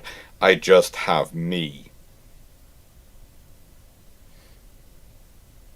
I don't have to deal with any vice admirals or admirals aboard. I just get to have peace and command my ship and blast my enemies.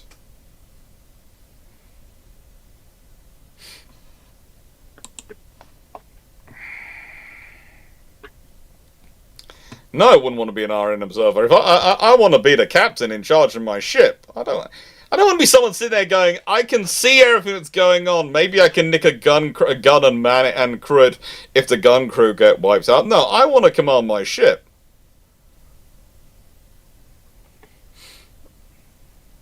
And I don't want to have an admiral there looking over my shoulder while I'm doing it.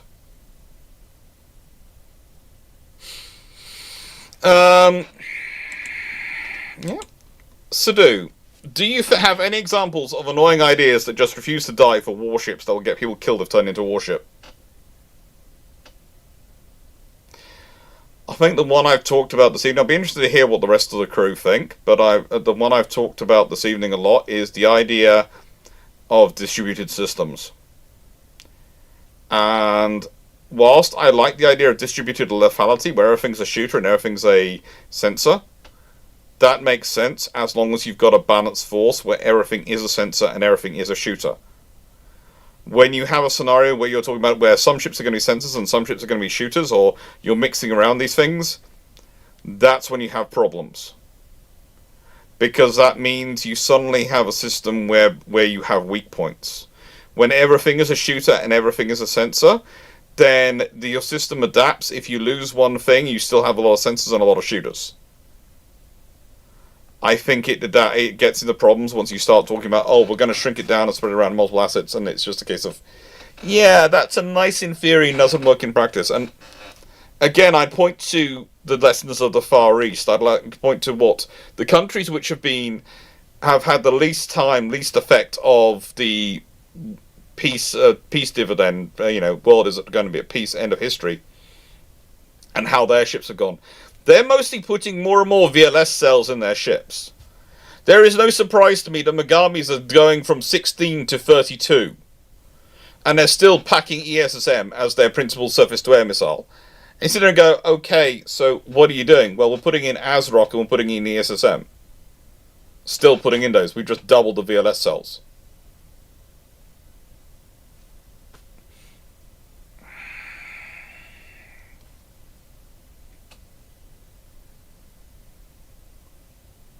Anyway, what do you all think?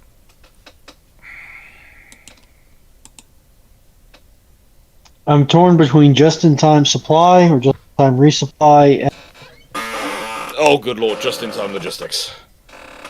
and Yeah. over a potential over-reliance on digital and electronic in lieu of any sort of mechanical or basic nuts and bolts, gears and levers backups. Yeah, lack of redundancy is a big thing. Well, I know, like in theory at least, anything that goes onto critical systems in a warship is going to be hardened 6 different ways to Sunday. That's all well and good, but you can still get cascading faults. You can still have really weird failure modes that they aren't hardened against. And if you blow out that circuit board in the wrong place, you could have a critical system that's completely dead. And if you don't have any way to, if we just take Seaman first class here and just have him push this throttle rod and hold it, it's going to be boring, but at least the turbine still runs. Yeah. You're snookered. Even if it runs more inefficiently, and when you finally get to a repair vessel or a repair yard, you're going to have to do a little bit more in-depth maintenance on that turbine. And hey, at least you got home.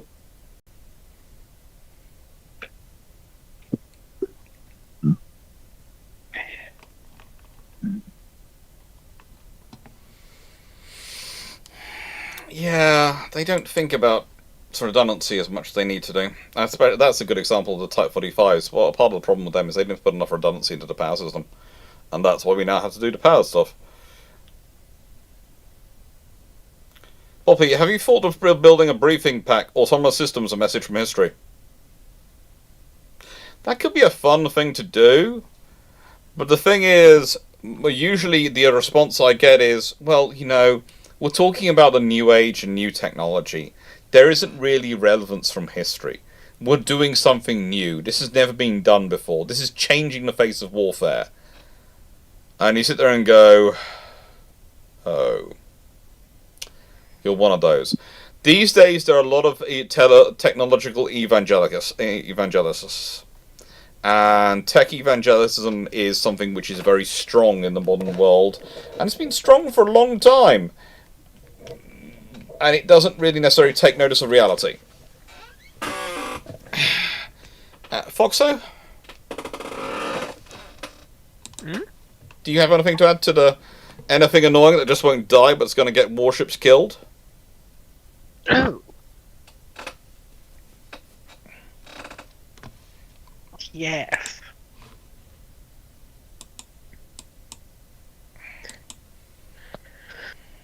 The idea that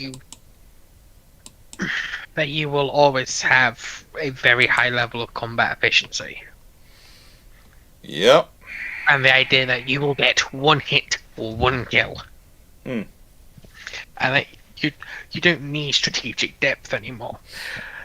Because you can choose where you want to fight. Because from now on we'll be fighting wars of choice. Yeah. You mentioned the cursed phrase. Wars of choice, because would anyone choose to fight a war if they didn't have to? Some people probably would, yes. Huh? Some people most certainly would choose to, yes, if they didn't have to. They'd still choose to do so.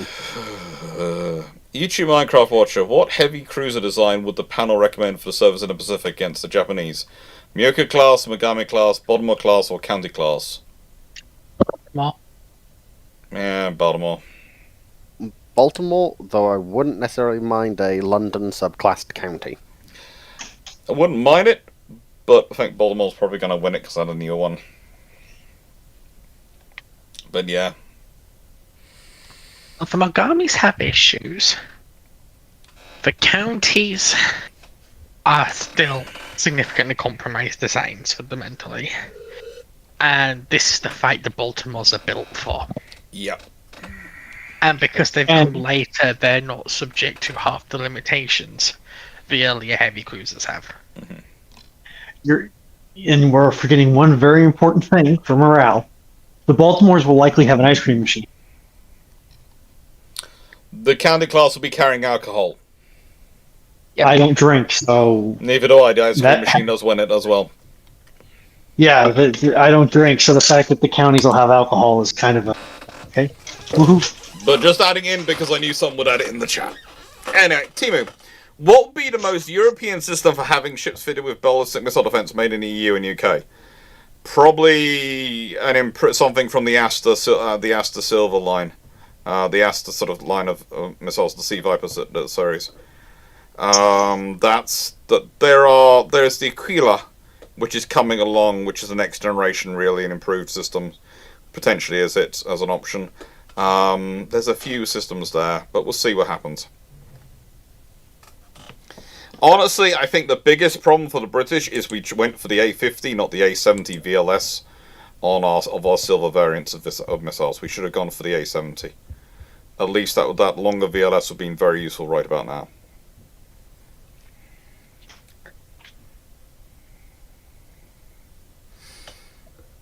Walter Brodus. Japanese submarine was used in Synkex operations yesterday. Last time a Japanese submarine got a torpedo kill? Ooh, in war, it's probably World War II. In terms of exercises, they've actually done a couple. But, yeah, they didn't have any submarines functional in the Korean War, so it's World War II.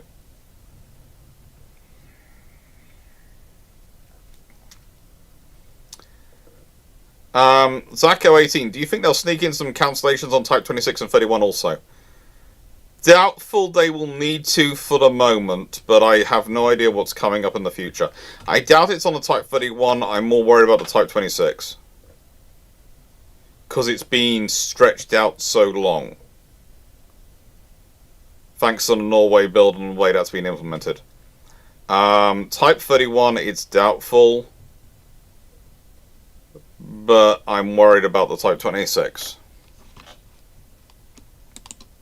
Chingy from Oz, your goal desire for UK amphibious replacement.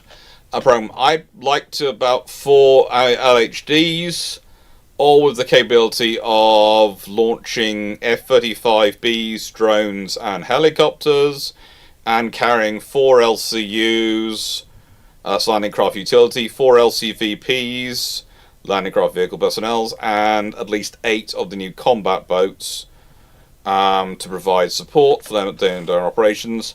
And I'd like enough escorts to be able to protect all that force, along with the 2 carriers.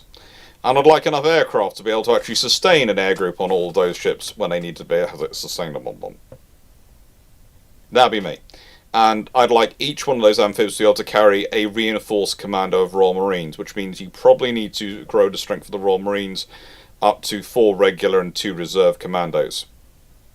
Plus all their supporting forces up so that you can provide a full echelon. So basically, in times of operations, you can turn up, put 2 of them together, and that's a half brigade deployment. And if you manage to get 3 together, you've got a full brigade deployment. Add in all 4, and you've got a reinforced brigade deployment. But the reason why you'd want some 4 regular commando squadrons and 2 reserves to be able to guarantee the availability is because you're probably going to occasionally deploy Royal Marines to things like you did in Afghanistan, where you deployed them ashore into contingencies in terms of NATO, etc., and all things like that. In which case, if you have a couple of reserve units, you can activate one, and you can put your 3rd or 4th vessel to sea with a commander aboard. So basically, each one would need to be able to carry roughly 1,200 personnel, probably. Yeah, roughly 1,200 embarked forces personnel.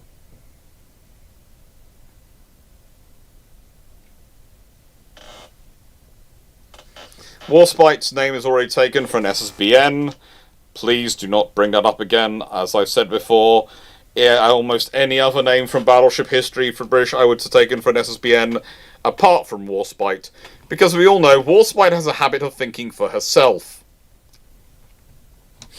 And I don't like something that thinks for itself in charge of nuclear weapons. Especially not ballistic missiles. 96831. Why were the British looking at a common hull anti-air warfare and ASW frigate hull variants? Because that was also part of... You're looking at what killed it all off, the anti-air warfare and ASW frigate variants. That's called NFR 90. NATO frigate replacement 90. That killed it off. Yeah, that's basically what kills off a lot of stuff. And why are the British looking at common hull? Because a common hull would make it cheaper. You build more hulls. They're all built to the same design, and they have common electronics and common engineering, which makes training easier, and maintenance easier, and logistics easier, theoretically. Brandon Larson, what if all US battleships and British battleships in World War I are replaced with Montana and Conqueror class battleships? Now, I'm just going to clarify with Dragon and Fox on this. If all of them become Montana and Conqueror class battleships in World War I, Jutland is an annihilation, am I correct? Yeah. That's being cruel to annihilation. You know the whole thing of, we'll make it sporting, I'll only send 4 ships, was it? Yeah. The Royal Navy could probably do something similar again, going, don't worry, I'll only send 2 squadrons instead of the Grand Fleet. Yeah, but Jellicoe's not a sporting soul. No, but yeah, 12 16.5-inch radar-guided guns? I can see one problem, though. Beatty may get his attitude, opinion, justified by the fact that he has such overwhelming technological superiority. Oh no, Beatty won't. It says only battleships. It doesn't say anything about battle cruisers. So all of a sudden, Jellicoe's outrunning him. Yeah, Jellicoe's now faster than him, and it's not giving him 5th Battle Squadron. Because why should he slow? Why would that squadron want to slow down to go with Beatty's battle cruisers?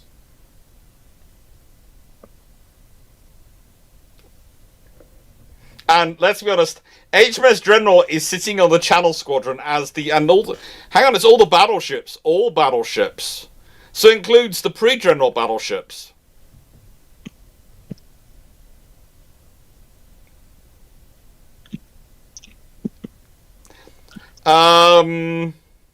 It's possibly not just the German Navy, the Kaiserlich Marine, which is starting to get very worried.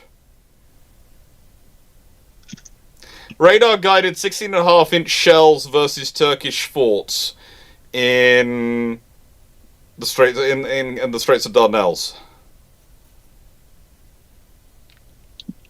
With spotting aircraft.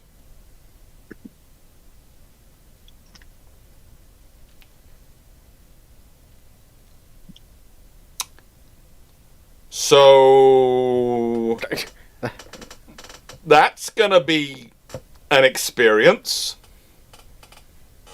Brandon, that makes it worse. Yeah.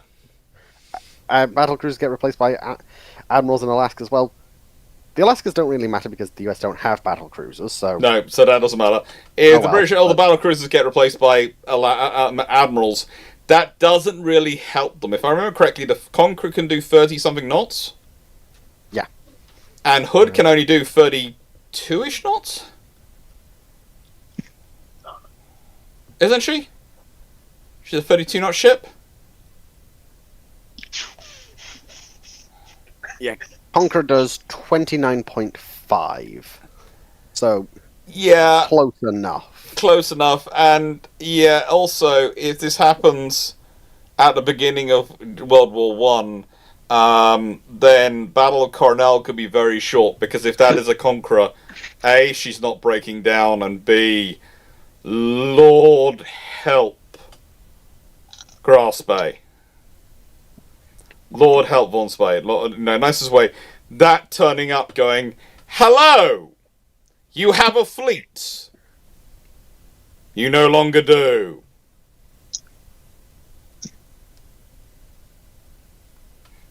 Honestly, radar-guided 16.5-inch shells are just gonna be cruelty.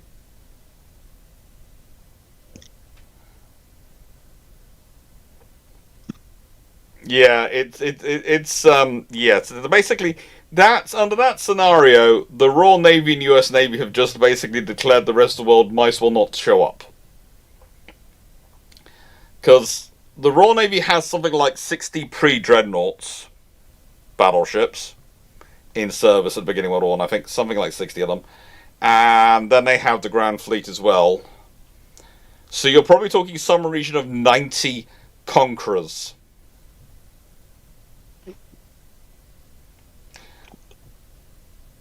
In the nicest way, the US Navy is probably looking at the lovely people at the US Congress and going, so we need some help.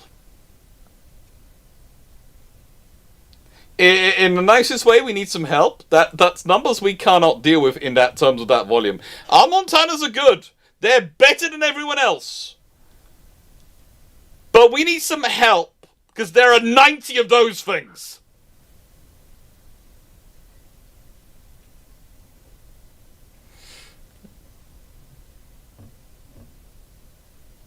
It just... yeah. Staff Thompson, what was the ratio in World War One of in pints of ice cream to pints of rum between USN and Iran and Pacific? It was a barter system, and I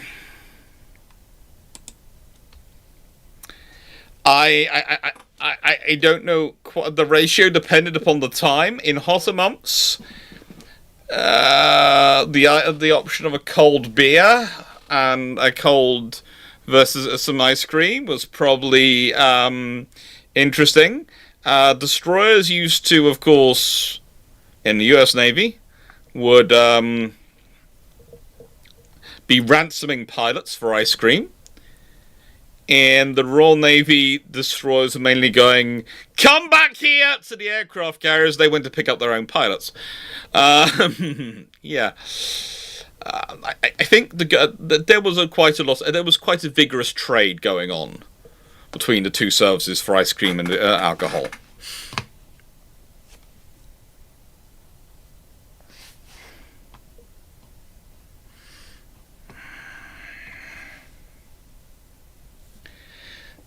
Stanislav Sogorov. Could a modern ship be created which can produce its own weaponry on board in factories? Okay, so you'd have to build a very big ship, and you'd have to find the raw materials it would need. There's a level of which you can do with 3D printing, that's that, but then of course you're going to have to carry the explosive material and all the other things. You can in theory do this, but it's going to be a very big vessel. And it's going to depend on what level you want it to be at, because if you go to... what is the American cruiser on the Great Lakes? It's next to the Sutherlands. Oh, which is it? Brain Engage, Alex. Brain Engage.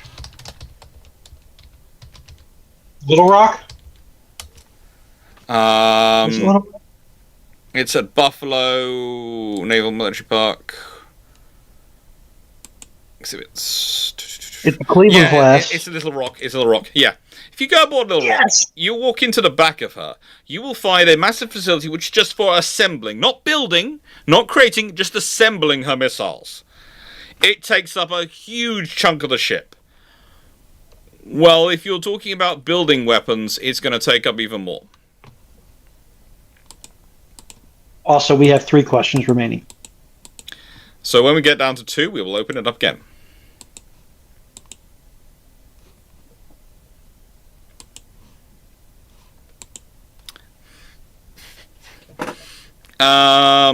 Right. Knight 681.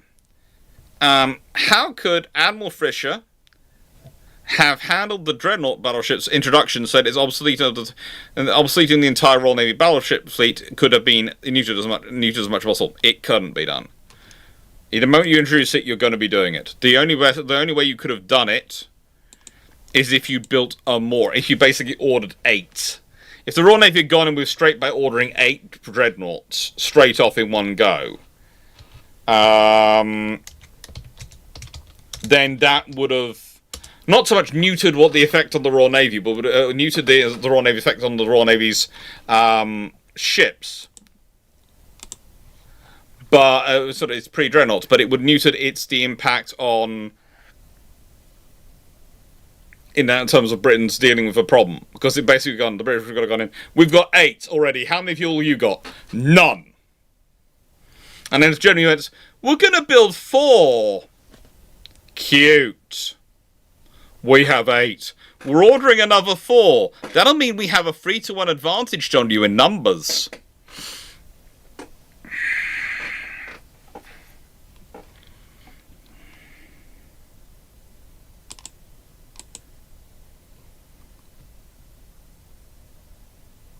Okay, Cyrus, I'm not sure why you're going into that kind of level of thing. Megamis are Japanese and aren't as unreliable as British designs. Just look at Japanese cars versus British cars. I don't see what you're getting from that. You're just being rude. I would also like to remind the court that a lot of the frontline Japanese ships were either built by the British or based on British designs.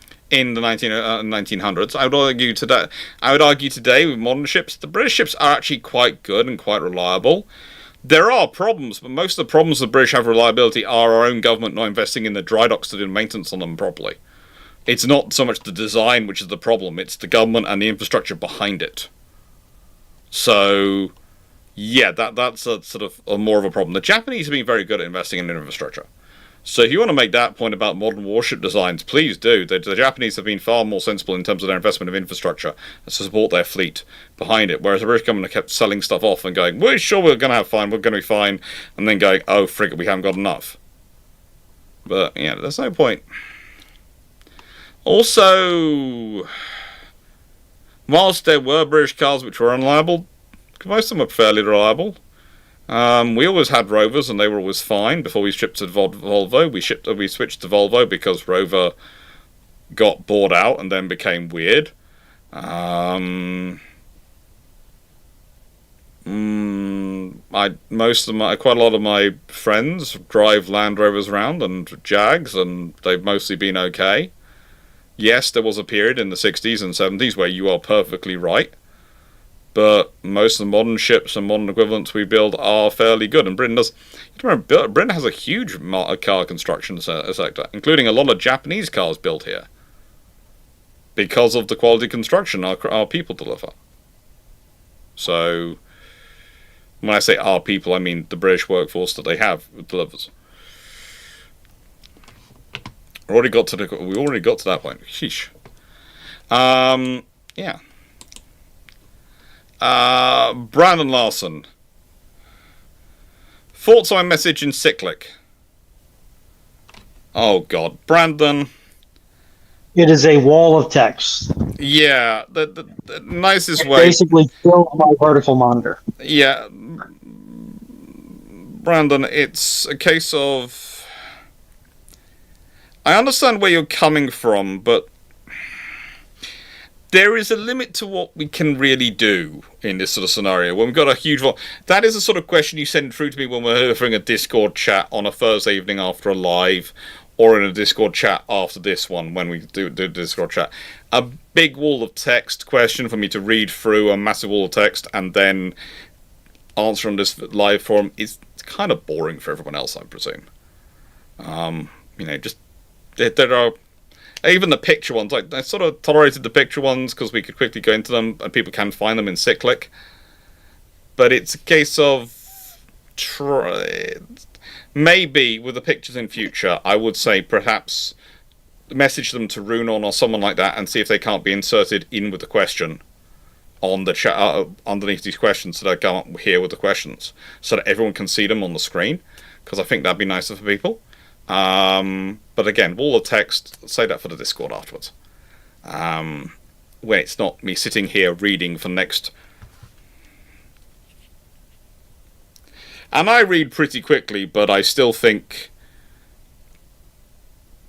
that would be quite a long session of me sitting here reading, because it is about 4 phone screens worth of text.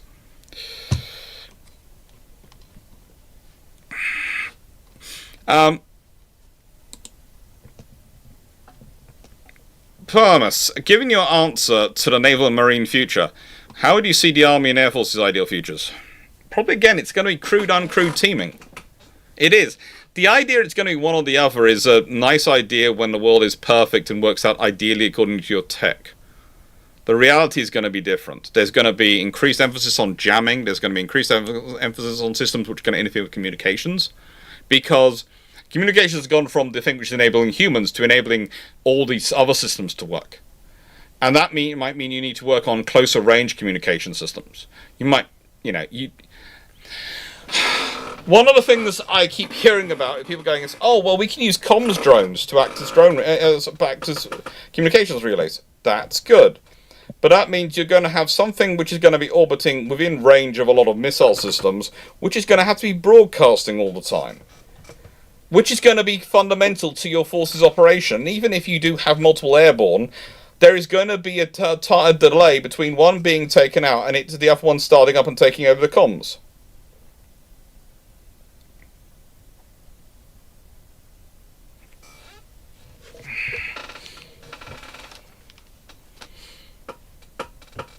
Questions will reopen in a bit. This is what I'll be saying in next week. They'll open again soon. They're not open at the moment the questions are in. And so, to my mind, it's going to be crewed-uncrewed teaming, where the uncrewed assets are going to take on some of the roles.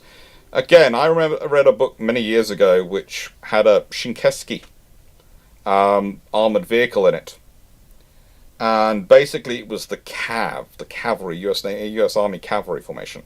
Basically the idea was they'd have 2 of these uncrewed APCs, and they'd have 4 uncrewed vehicles which were based on a similar chassis to them, but they were basically tanks, direct fire combatants, and they were all armed with variations of some missiles in them. But basically the crewed assets stand off, they carry the dismounts, the humans which get out and go and do some of the fighting. But also then the uncrewed assets are the things which go in and act as almost an armoured unit going in and blasting. And one of them gets blown up, and they set off the secondaries on board, secondaries on it to make sure it goes up completely, and so it cannot be captured by the enemy. But they use 3 of them to cause a lot of damage, and then they remaining 3, and then they withdraw with them, escorting the 2 crewed assets out. And it's how they get people and how they work the system together. And that makes a lot of sense to me, because that makes it realistically quite close-range communications.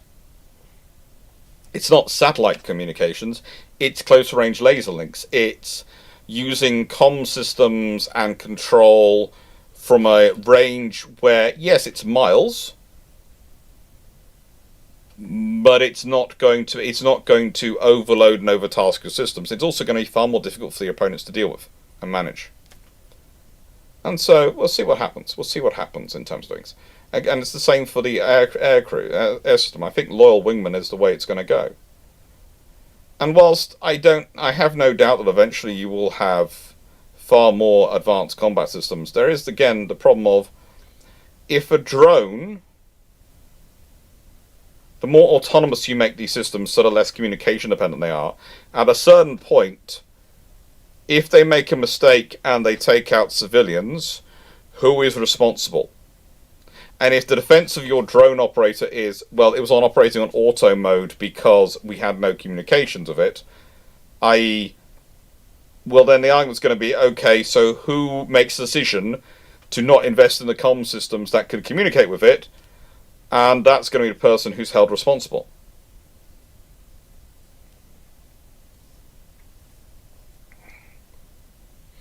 And yeah, Greenwald, as you point out, to maintain battlefield comms against jamming and enemy action, it's one of the reasons you developed the internet. It's the whole reason the multinodal system of the internet was developed. And it's a very good system. But, as we all know, the internet is massively cable-based. I know Starlink has added up to the amount of internet going by the air and by space by satellites, and there are some other satellites which are quite critical to the internet infrastructure. But the global internet system is massively cable-based.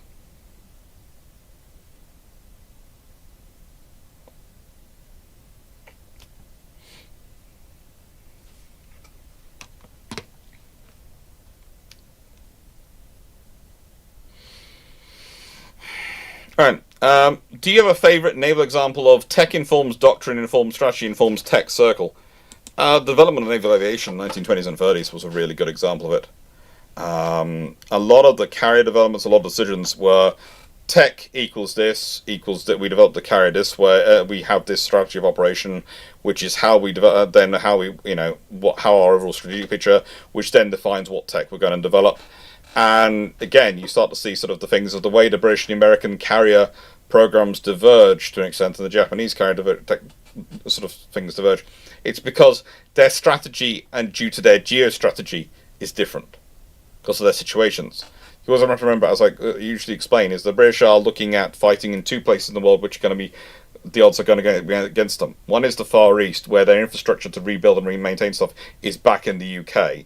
So they're going to need to keep those carriers operational. So that's going to, what's worry about them is having not the size of the carrier group, but the operational ability of the carrier. And the Mediterranean, where they're going to definitely be dealing with land-based there, and they're just going to have to fight their way through it.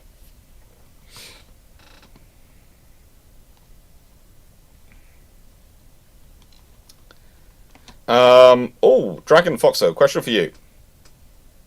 Would the 1st to 5th Sea Lords work with the Ship Girl Royal Navy? And which Sea Lord is responsible for replacing Hood's destroyed rigging, and what would they do?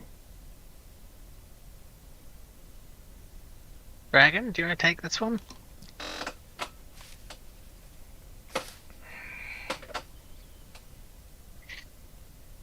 Dragon?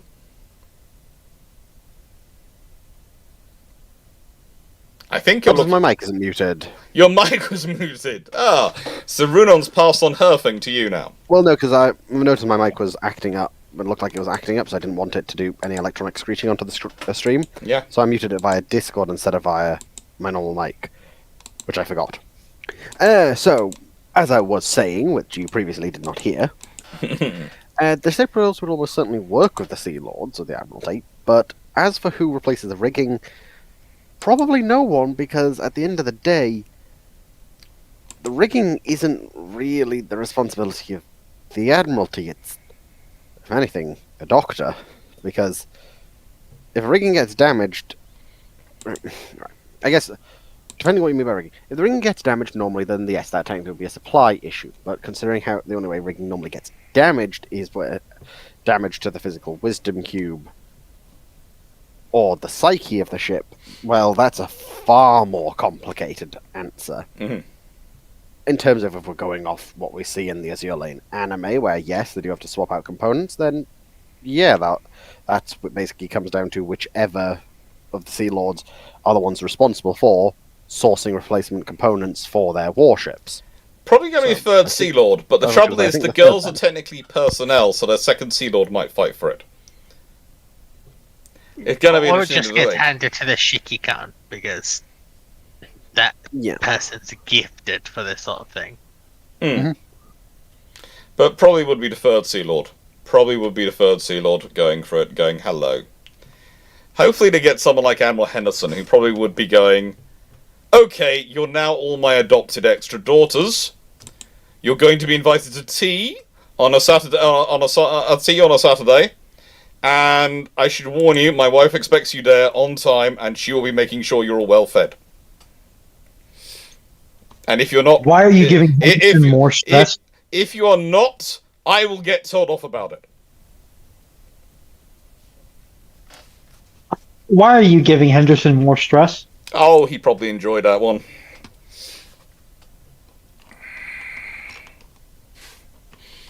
The main stress would be, I need to get a bigger place with a bigger dining table for all these girls to get round.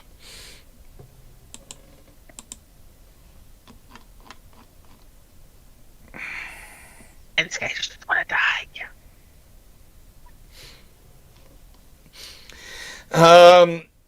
Yeah. Henderson would get along well with all of them. He's that kind of admiral, and as 3rd Sea Lord, let's be honest, the 3rd Sea Lords who you'd want to look after would be Jellicoe, who would basically look at them all and go, okay? None of you are allowed to go to dinner with BT, okay? You're all not going through that. Here's a question. Would the Royal Navy Azure Lane ship girl eat the ever-loving tar out of... In nicest way, if he got left alone with HMS Warspite, who knows what she would do. Ploppy708. Are the 3 dry docks in Yarrow, Glasgow all capable of taking a Type 26? Or will next launch have to wait for HMS Glasgow to leave dock? Now, that's... I think...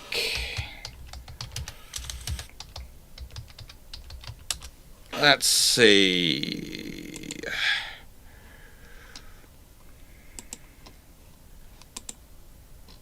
Okay, yeah.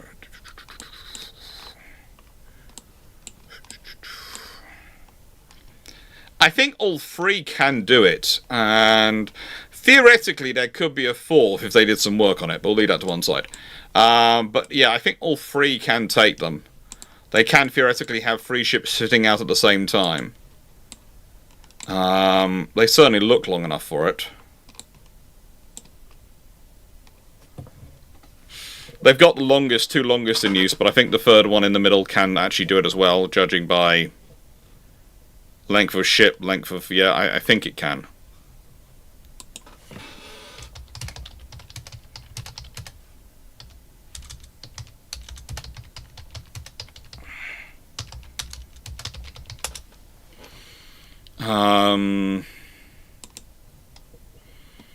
The shortest is 525 foot. That's number 1. And Type 26. Just to check before I confirm what I'm saying. Yeah, the Type 26 is 491 foot 10 inches. So yeah, they've all got at least 30. They've all got at least 30 foot of clearances. Thank you for the posture check and the hydration, Steve. I am so going to work on that thing. But yeah, 520. Yeah, there's more than enough space at all 3 of them to go now.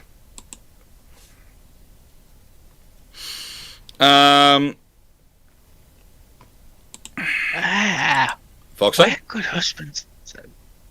No, I'm just playing a game. Oh, I thought you were complaining about Dragon. Okay. Well, that too. I'm just in CK3 trying to find a good husband. Okay, I really need to get you to have a chat with Garius about that, because Garius is the expert and he has a trick for it. I have no idea how he does it, but he is really good at it. I have watched him do it, and I still cannot explain his trick to you. It's just all those positive traits are dyslexic. That is which a is a positive guarantee trait. inheritable. That's a positive trait, being dyslexic. I'm dyslexic. Jeff, what would you think about using a World War WW@ style flak against drone swarms? Yeah, World War II style. Yes, that's basically what the Type 31s are built to do, and this is why a lot of the Italians are sitting. The Italian Navy is currently sitting going.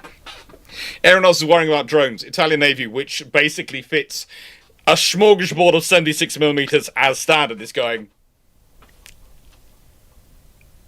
Everyone else going. We can develop lasers. We can develop this. We can come up with something.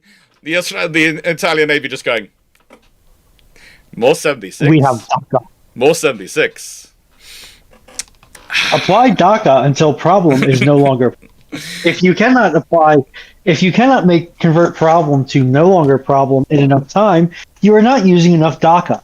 Please stop by your nearest automolaire for more for the DACA. fitting of more DACA.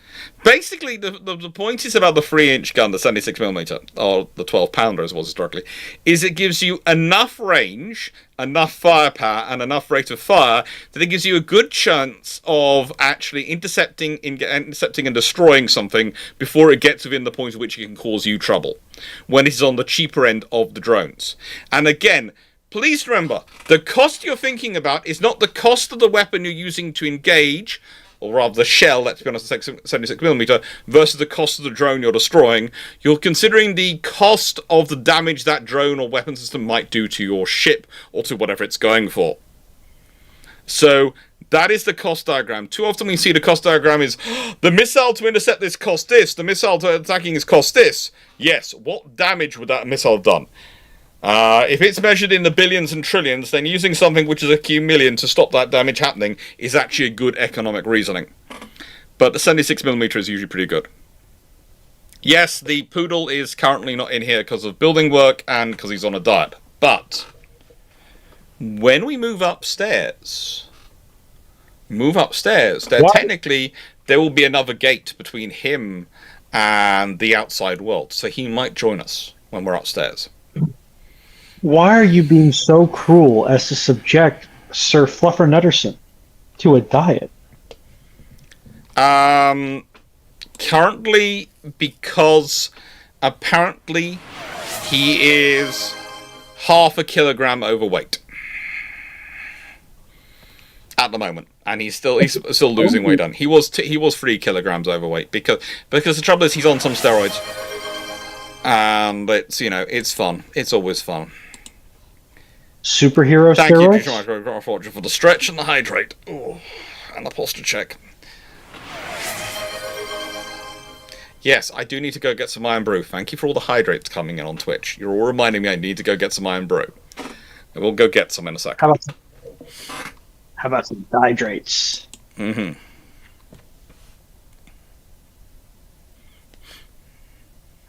Why did we get rid of the NATO 35mm? I have no idea. Sadu, what would you think of the idea of having a cruise missile that could quad pack us into a VLS? It would not be a long-range cruise missile. I'm sorry. Harpoon. You need it. What are you putting in there? What kind of range is it going to have? What kind of warheads is it going to have? And how much space? The thing is, you can look at the missiles you quad pack. They're a CAM, they're ESSM. Look at their size of warhead. Look at their size of the missile. Look at their range. It's a perfectly good missile for what it's going to do. Not necessarily what you want for a cruise missile to be fired from a ship.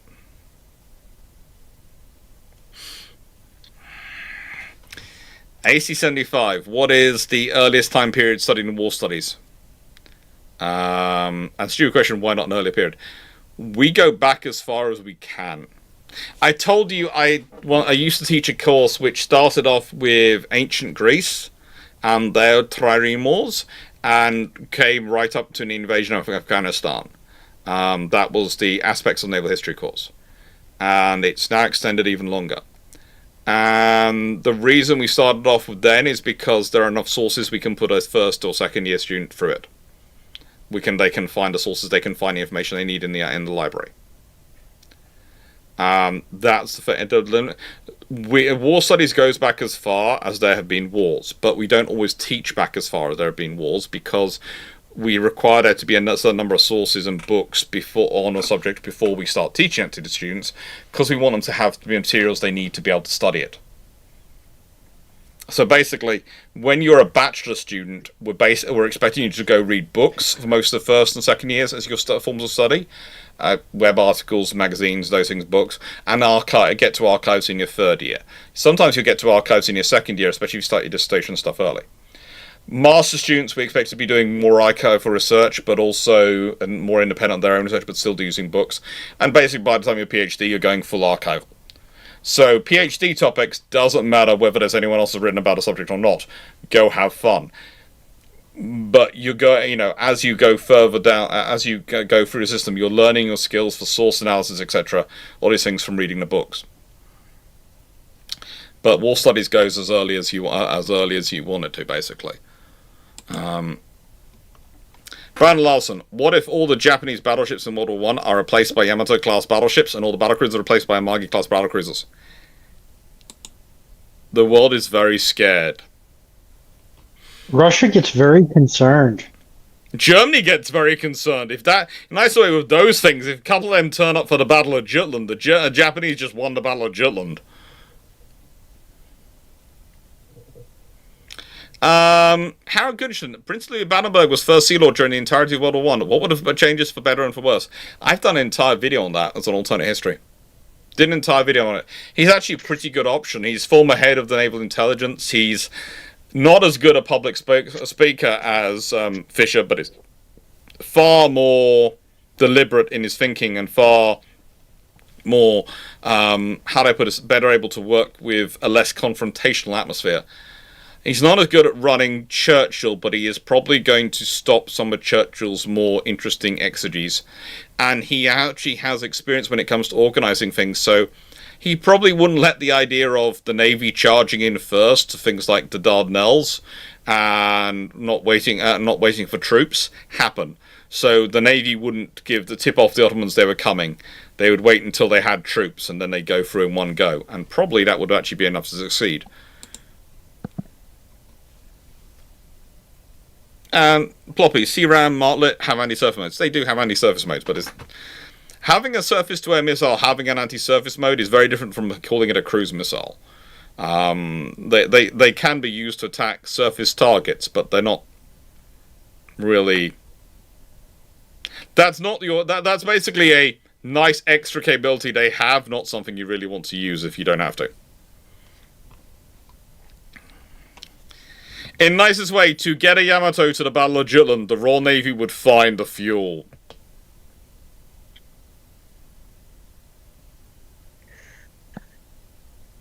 I'm just imagining the diplomatic conversations that would be had. Yes, Pennsylvania oil fields, Middle Eastern oil fields. Give me all the bunker crude you have. Canadian oil fields, Russian oil fields, any oil fields we can get hold of. Iron brew, iron brew, iron brew, iron brew, iron brew. My brain parsed that in the same manner as I am Groot. Iron brew. And given how much iron brew you do consume, it's not completely wrong. Look, the fact that my doctor approaches a blood test with me of I have found some blood in your brew is neither here nor there.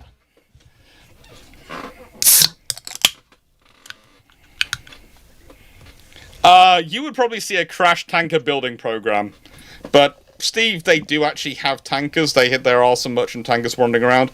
You have to remember the Queen Elizabeth class run off oil. So they've already invested quite heavily in getting oil facilities in the UK and growing them. Is it enough? Well, if it's only a couple of Yamatos coming out, they can probably do it. Because they also were supporting for other things. They would probably find a way to make sure it's enough. Future Minecraft Watcher, what if HMS Warspite in 1939 became a copy of HMS Vanguard post-World War I? So the Ranger Marina is not getting away from Warspite at Cape Matapan, and honestly, Renown probably finds she has a friend with her when she's fighting Scharnhorst and Gneisenau.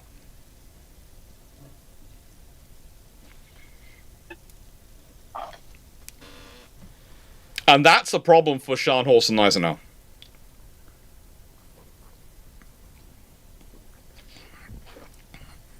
That's a big problem for them.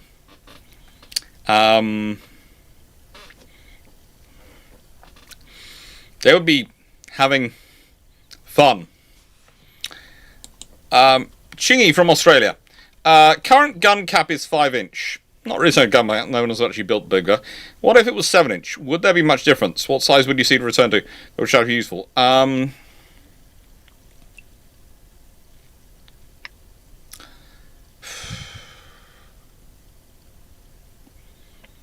7-inch would be better. Again, it's the square cube law.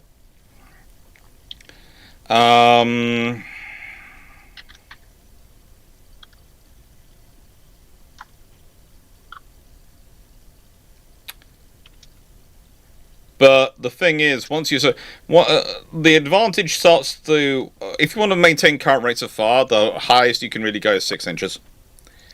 If you want to go to rates of fire which are comparable, and the highest you can go to are 9.2 inches. In terms of 6 inches maintains current rates of fire for heavy guns. 9.2 inch doesn't drop down that low, but that's the largest you can get to. If you want to go something much more powerful but still useful, you're probably looking at 12 inches or above. The thing is, it's going to stage. Okay. The thing you're probably going to depend upon is the what you're going to go for in terms of railguns and how that's going to work. If railguns start to come in and start to be more and more useful and give you a longer range capability, you're going to want to go for the bigger guns because that's going to be a cheaper way of reaching out and touching things than using missiles. And we're starting to return again to the idea of using a lot of cheap things to hit a target. It had been for a while. It looked like it was going to be hypersonics and exquisites all the way, but people have remembered that mass has a advantage and a quality of all of its own. And the reality of what you're probably going to face in modern conflict is going to be a mixture of the two. This is why things like high-end anti-air defense destroyers, etc., matter.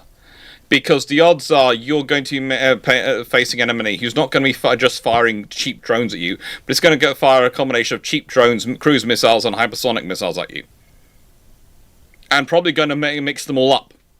They're not going to go, now it's time for the cheap drones, and then after they fire that, oh, that failed. Now fire the cruise missiles. No. And then now, later on, go, now fire the hypersonics. Now, they probably actually are going to fire them in that sequence, but that's so they can all arrive at you at once. You're going to go, we've got hypersonics coming in, cruise missiles, and drones. And you have to deal with all of them.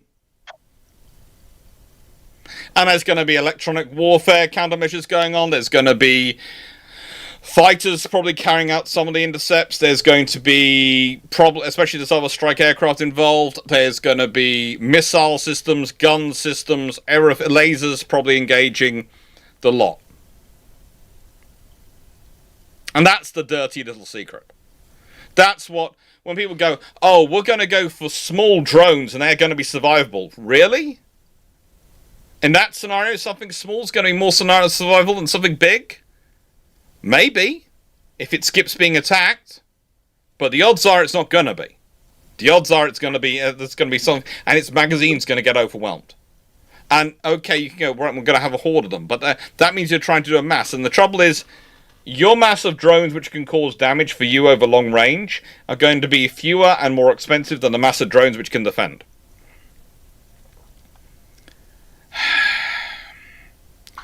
So that's the reality. And when we talk about what the stuff that Ukraine achieves at the moment, often their big wins in terms of attacks, or Russia's big wins in terms of attacks, are the missiles or missile system which is going in for the kill is one part of a broader plan.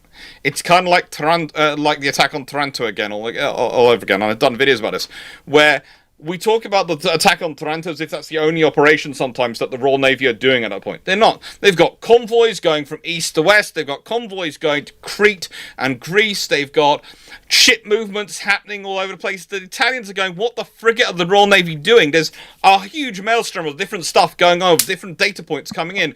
And that's how they get it through. That's how they launch the attack. The reason the Italians are surprised by Taranto is because they're not watching there, because they're watching everywhere else, wondering what the frigate the British are doing.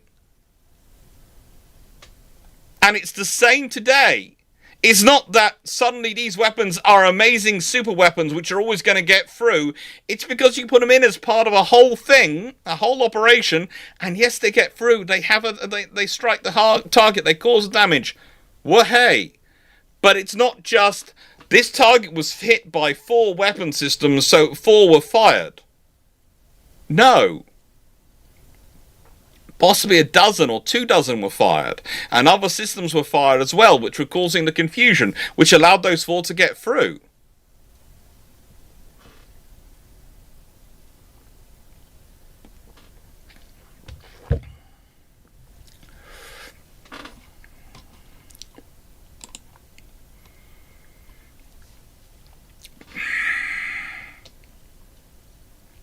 Knights to go ring. What was the 1959 Future Frigate Design Series? Oh, it's one of the early in the 1950s studies, wasn't it? If it's the one I'm thinking of, it's just one of the studies which leads eventually to the Type 22s. If I remember correctly.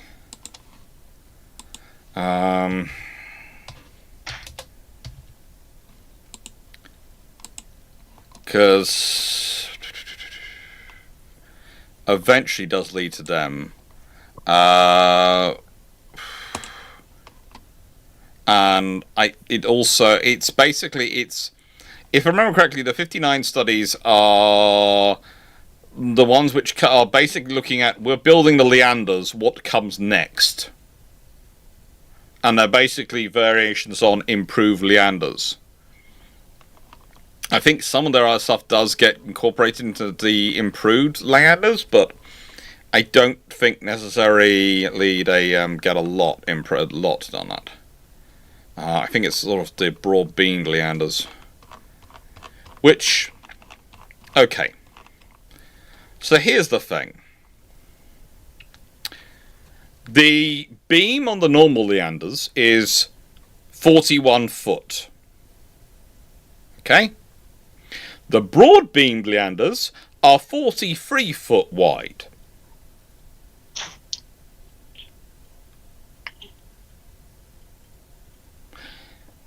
Me, being me, does not consider growing from 41 foot to 43 foot make you broad. It's an extra 12 inches on each side.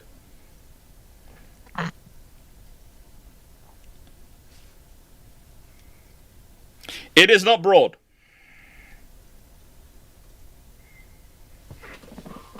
It's basically you've added the width of that calyx behind me to it. Almost. Does that look like it's going to make you broad when you're already the width of 20 something of those calyxes? No. Not really. But they are called the broad. This is you've all probably heard variations of this rant before.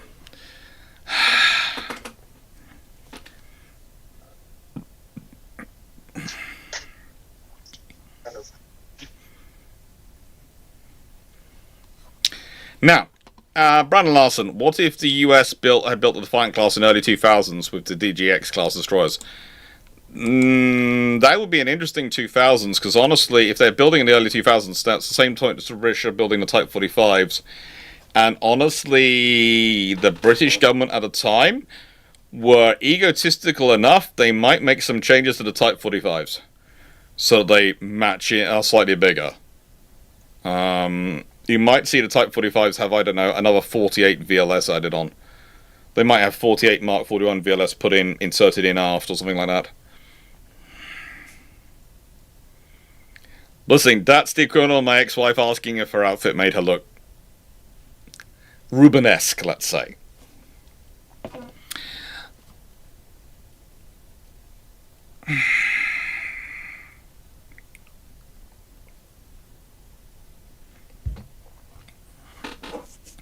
Hello, Rita. How are you doing? Type 45s we mentioned and I felt the summons. Hello, how are you doing?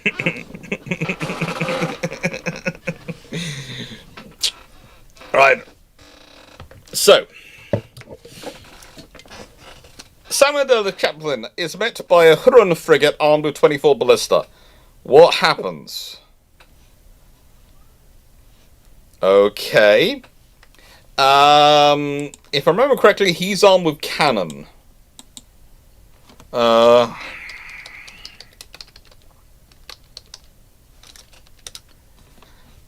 If I remember correctly, the ship he's on is armed with cannon. So, ballista, lovely. Cannon tend to win that fight. Let's see, exploring New France. What happens when he meets the that's when he's on the military expedition.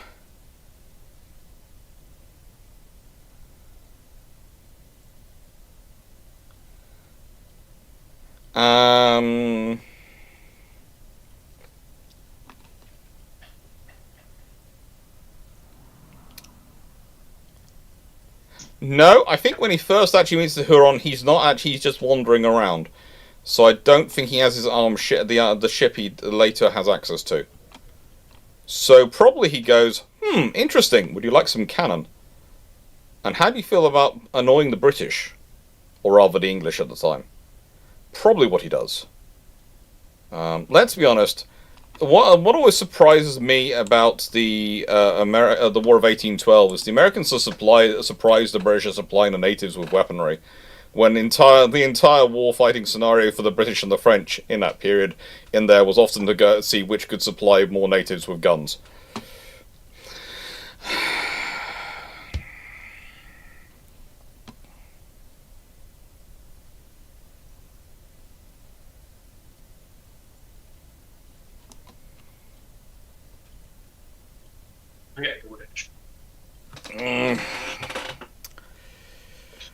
Oh, cool. So, just got an update by one of the people who broke the Type 83 story of the Times. It's been confirmed it's getting nuked, replaced with a common combat vessel. It will essentially be a US command vessel. We'll see what happens. 6 vessels, sometime early in the 2030s. That's literally what the Type 32 was originally built as. So, let's see what happens. And honestly, again, I'll believe it when I see it. Whatever happens. Because, again, the big problem with this defense investment plan, and I said I am going to go for it, I'm going to look at it, is there is this thing called Keir Starmer is in the process of resigning. And the person who comes after him, Andy Burnham, might change his mind completely. And also, there's election in a couple of years' time, and then that could be an entirely new government with an entirely new idea about how things are going to happen.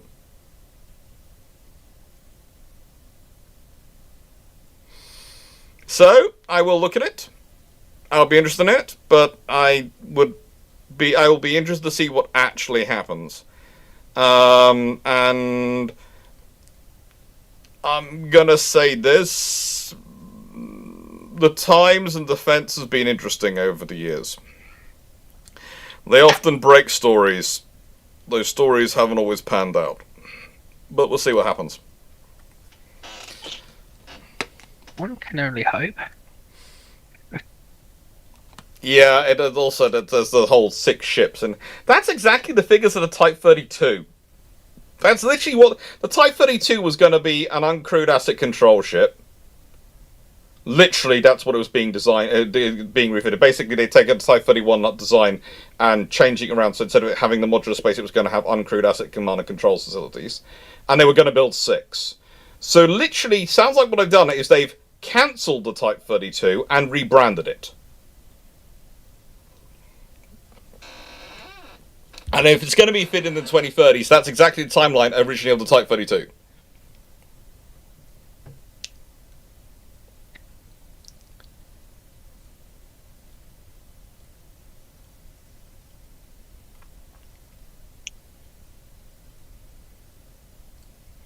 Yeah, unfortunately, a destroyer can be in a place of ships can only be in one place at a time, and this is my problem with a lot of these theoretical numbers. Is that pretends that means you believe you're only going to be needing X number of ships. But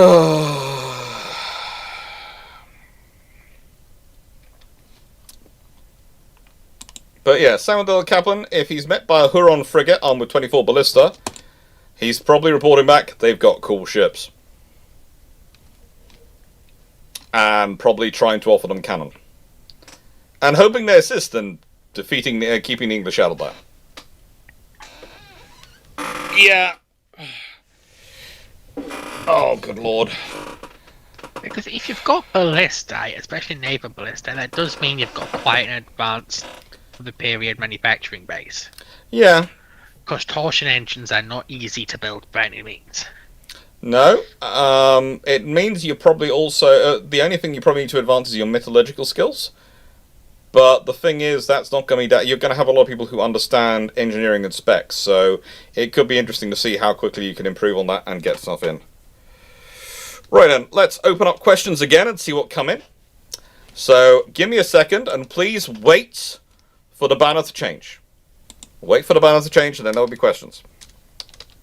The problem with your statement, Walter Broadus, is that this is not as true for the UK. But for the US, you really don't often have a choice.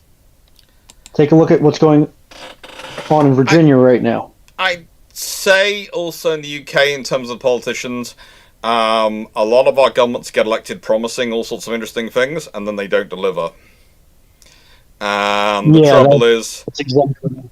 it's very there is becoming an increasing issue, and I think that's people don't like me saying this, but I often say that's the reason which is driving people to vote for parties which are further on the extremes, because they're fed up with the central parties basically promising one thing and then not delivering it. Yeah, like the decriminalization of cannabis is a fairly bipartisan issue. Both sides are like, yeah, whatever. The juice is not worth the squeeze to keep it criminalized. Rita, if there had been all 12 Type 45s built and they had the infrastructure to support them, you probably wouldn't be seeing as many issues. If they built them as planned with the free turbine, with the more free turbine gas turbines, and the more, or with the more diesel generators which they'd originally been considered for. One of the reasons why it's so easy to insert the new diesel generators is there was already space for them. Then you probably wouldn't be having the power issues as well. So basically, there are a lot of the problems which we have created for our own back. A lot of the problems are things we've created for our own back. And, yeah.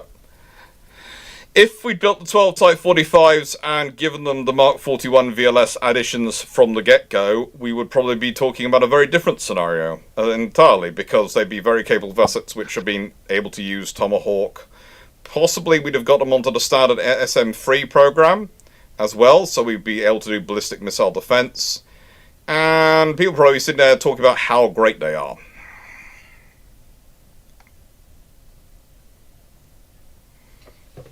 Let's see how many questions I've got in. But yeah, it's fun. It's part of the fun we have. It is part of the fun we have in that. And let's put it this way: there are points where people go, "Well, why don't the naval officers speak out, etc.?" They're not supposed to while they're serving.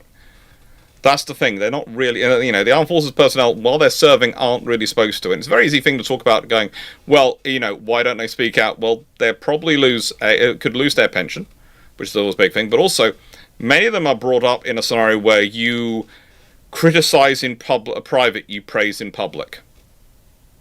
And so they're fighting behind doors, and they're not really fighting in public, because that's not what they do.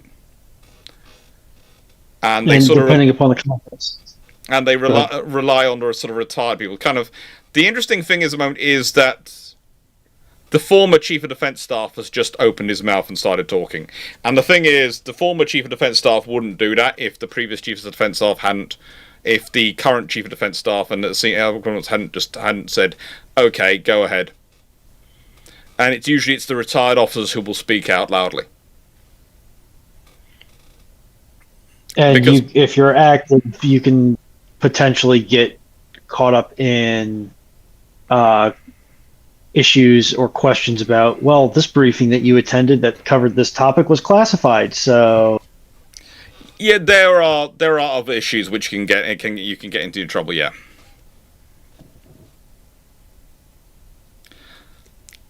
John Cleves, I did want you to know I'm currently playing Cookie Clicker while watching. Enjoy! I have never played Cookie Clicker, but it sounds like it involves cookies. That's usually a good thing in my mind. And, yep. Right. Let's see. Foxer? Because I'm currently running around beating up Latvians for their lunch money. Okay. You're in playing CK3, aren't you? You're playing CK3. Yes. Still having trouble with getting the right husbands?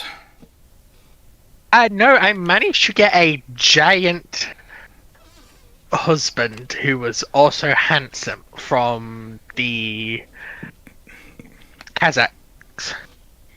So you got a giant handsome husband. Who's unfortunately dyslexic.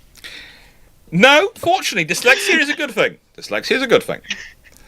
And keep going. Giant. Dyslexia is good. Giant, yeah. YouTube Minecraft, what if in 1912 Italy fell to communism and became a communist dictatorship somehow? If it happens in 1912, Potentially, there are rather a lot of nations which will interfere in that. Communist dictatorship is probably communist Italy. It's on enough shipping lanes. It's in the center enough. It's probably going to be something a lot of nations are going to be intrigued about. Foxo, there is a comment from Rita for you in Twitch that I am not going to read out because it might make me giggle too much. Okay, Ronald, can you screenshot it to us? Because my Twitch isn't working. Okay. I'll drop it. I'll drop it in underway. Okay, thank you. There's also something else in underway for you as well. Okay. But if Italy's become communist in 1912, countries are going to do one or two things. They're either going to start a subtle economic blockade, or they'll actually go to an actual invasion. And the invasion will be multiple countries getting involved. But it's going to depend how quickly Italy falls to communism, because you're probably going to find a lot of powers getting involved, preventing Italy falling to communism. You might even have the Austro-Hungarians, remember they're technically still part of the Pact of Steel, might get involved and cross over, and you might even get some German troops coming as well, because I could not imagine anyone who's going to be more virulently anti-communist than Kaiser Wilhelm. And even the British and the French might, well, find their way to assisting in preventing this scenario. So yeah, but either way, if they do fall to it, they probably find they don't have their empire. It probably gets quietly taken off them. Because communism at that time, whilst it isn't the threat that is perceived of post-World War One, pre-World War One is sufficiently anti-establishment that a lot of establishments are going to be going for it. Nice ignorant. Why were the British considering a Type 12 Leander class, Leander class, with Ikra conversion probes in 1963 when they were still building the Type 12I Leander class at the time? Because you're always trying to keep your ships up to date.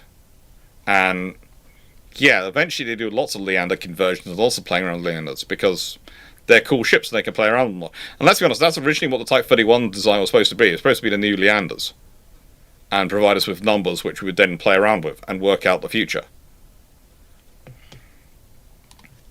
AC75 R07, have you any thoughts on the alleged recent defense investment plan decision to go for drones, not warship hulls? I've already been airing them a fair number of times this evening. Basically, I'm not sure it's a sensible idea. I'm going to hold fire much until I read the dip on when it comes out Tuesday, and I'm probably going to do a live Thursday on it, but I do not hold much hope for it holding water in terms of an overall plan. Because if they are going that way, they need to do a lot of investment in infrastructure as well.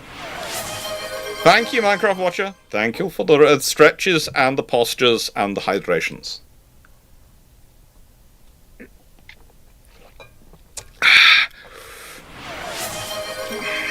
Right, Brandon Larson. What if the peace dividend at the end of the Cold War never happened? What would NATO and Western militaries look like? A lot more heavily armed.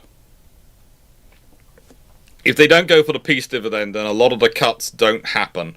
They try and maintain force strength. So probably for Britain, that's still 12. That's probably 12 Type 45s. We might have 3 Queen Elizabeths.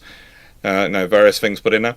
Also, force structure is probably going to be different. Because if you're thinking about maintaining that, then potentially you have gone for a squadron of F-35Bs and a squadron of Gripen per carrier to spread out the cost and those things, something like that. And before people come around, basically the Gripen is the only option because it's the only short takeoff aircraft that is produced in the West. You could produce it as a fighter variant, as an air defense fighter for the carriers. You could have got that through. And with the F-35Bs as a strike aircraft, if you got 18 of both on board your carrier, plus, 24 Merlins, you've got a fairly good air group and a fairly sustainable force structure. It's sort of that sort of scenario, but we'll see what happens. Spanish Civil War with the Russians on the same side of Germany. Oh yeah, Russia would also get involved. In a communist Italy, Russia would also get involved. Because Russia would be going, where are our weapons? We're buying a lot of stuff from you. A lot of designs. No, it would not be. It would be interesting. With a capital I. Harry John, with rumours spreading that the Defence Investment Plan is how hopeless is the Royal Navy UK, what could be done to try and preserve fleet size, expand and defend the UK and territories in the long term? We'll have to see what happens. But as said, again, okay, so...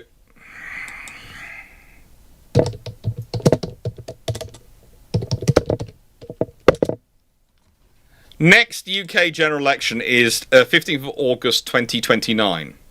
Is the latest it can be. It has to be before then. Okay? So, we're talking about a little over 3 years before there's another election. There is going to be a new government before then. Because Keir Starmer is going, and as far as we know, currently Andy Burnham is going to take over as new Prime Minister. So, the interesting question is going to be whether the Defence Investment Plan, as it is, survives the next 2 months, let alone the next 2.5 years, let alone beyond that. So, this is one of the troubles when we're talking about the impact and what's going to happen. We don't know how these things are going to... If Labour win the next election and they continue, and let's say Burnham continues on the Defence Investment Plan, that's going to be one level of effect and impact. If, however, Burnham gets in and goes, I'm cancelling this, or I'm not going to this, or I'm gonna do something different, or I'm going to put more money in defence, and I'm going to buy this, and this as well, then that changes things. We're going to have to see what happens.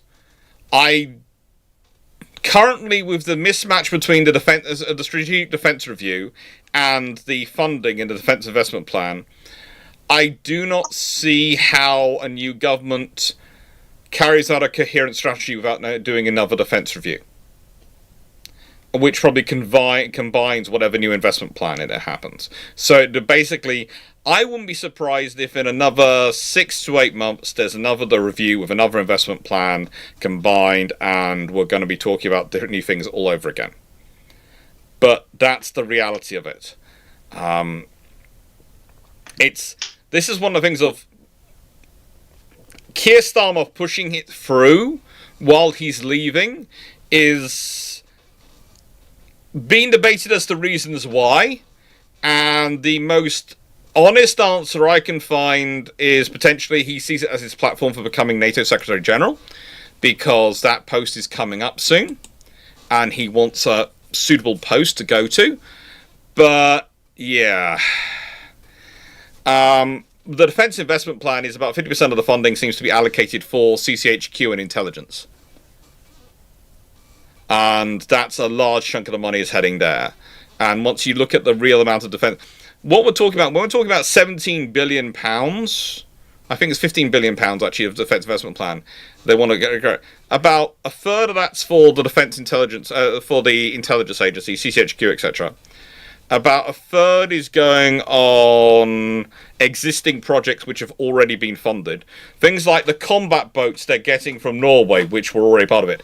And so you're talking basically an extra £5 billion of spending over the next 2 years. So £10 billion of spending over the next 2 years. That's not going to be a lot of change and a lot of difference.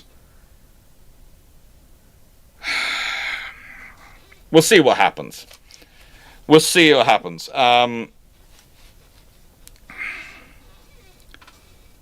And we'll see what happens with the defensive investment. We'll see what happens with it. Especially also, there's going to be a whole new chancellor, a whole new treasury. Oh.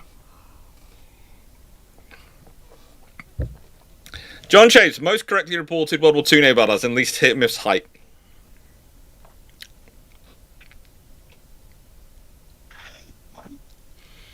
Probably it's the Battle of Narvik, the battles of Narvik, the third Battle of Narvik especially, because a lot of because it focuses so often so much on what Warspite's doing and they forget what the destroyers are doing, a lot of the really cool stuff and really stuff which could get hyped up gets forgotten.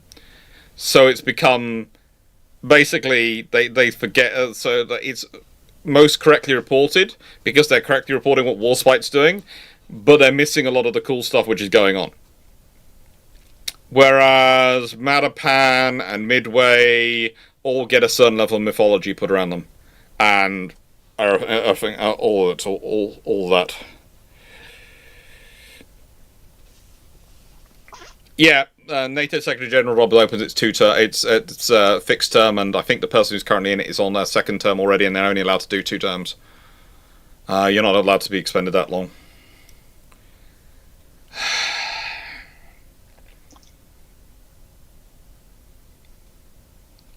So yeah,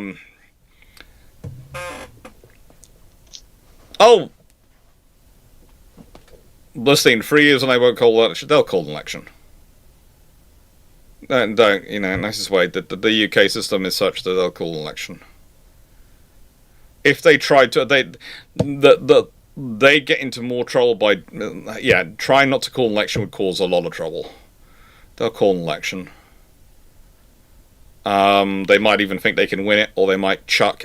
What happens usually at elections is when elections come up, governments promise to buy all sorts of things, especially they promise even more when they think they're going to lose. Because then they're going to saddle the other person who comes after them with cancelling those programs and telling people they're not going to spend that money.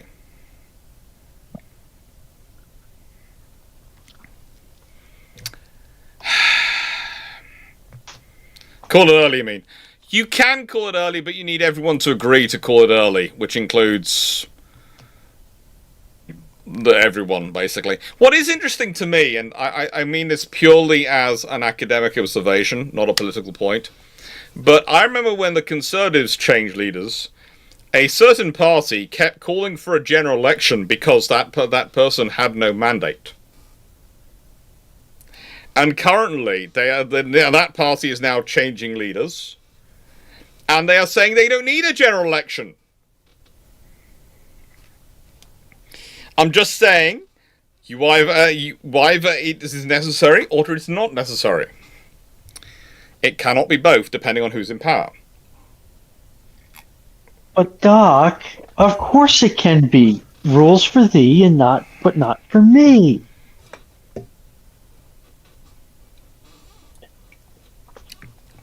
I can hear the look Dr. Clarke is giving me.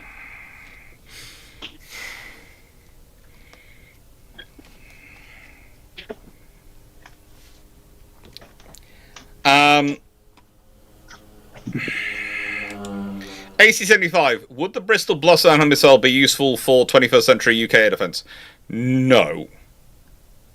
But something developed like it, in terms of developed domestically, could be very useful, but the Bloodhound, no. I'm sorry, that's very much a missile of its time. What are you going to do with a Bloodhound in the modern period? Well, you're basically chucking a bus at people.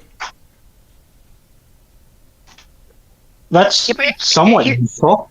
It's the equivalent of asking, would Talos be a viable modern missile in the modern world? It's like, oh, really?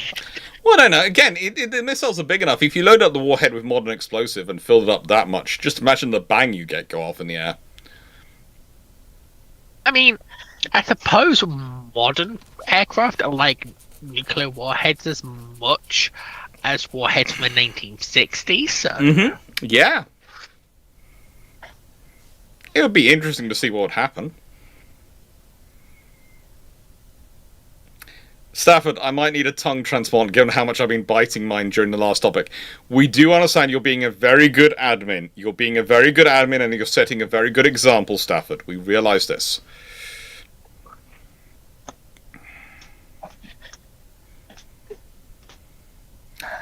Given how things go, there's blood in the water and there are factions formed, and either Andy comes in and cures cancer and single-handedly defeats China, or he's out in 6 to 12 months. Yeah, that would look like UK politics. Nice to hear everyone. If a Lion-class battleship ended up with the Free French, how much more useful is she than Lorraine? A Lyon class. She's a little bit more useful, but not much. Let's be honest. As much as we all love the Leon class, they are cute to look at. They are also battleships which are best to look at from a distance, not to actually engage with. She is armed with 16 13.4-inch guns. She was capable of 21 knots, would have been capable of 21 knots. And, well, if she's built, they have something pretty. They have something armed with 16 guns. But it's not really going to do much for them. Honestly, there is not much of an improvement. Status-wise, it might be slightly better, but it's not much of an improvement. Yes, the Chinese do still use the Bison bomber, no, but in nicest way, I don't want to have a bloodhound to just engage the Bison. Sadu, what if 12 Type 45s of the Maximus design appeared in the place of the 6th current version? The Royal Navy is currently crying with joy. And the Treasury's going, cut, cut, cut!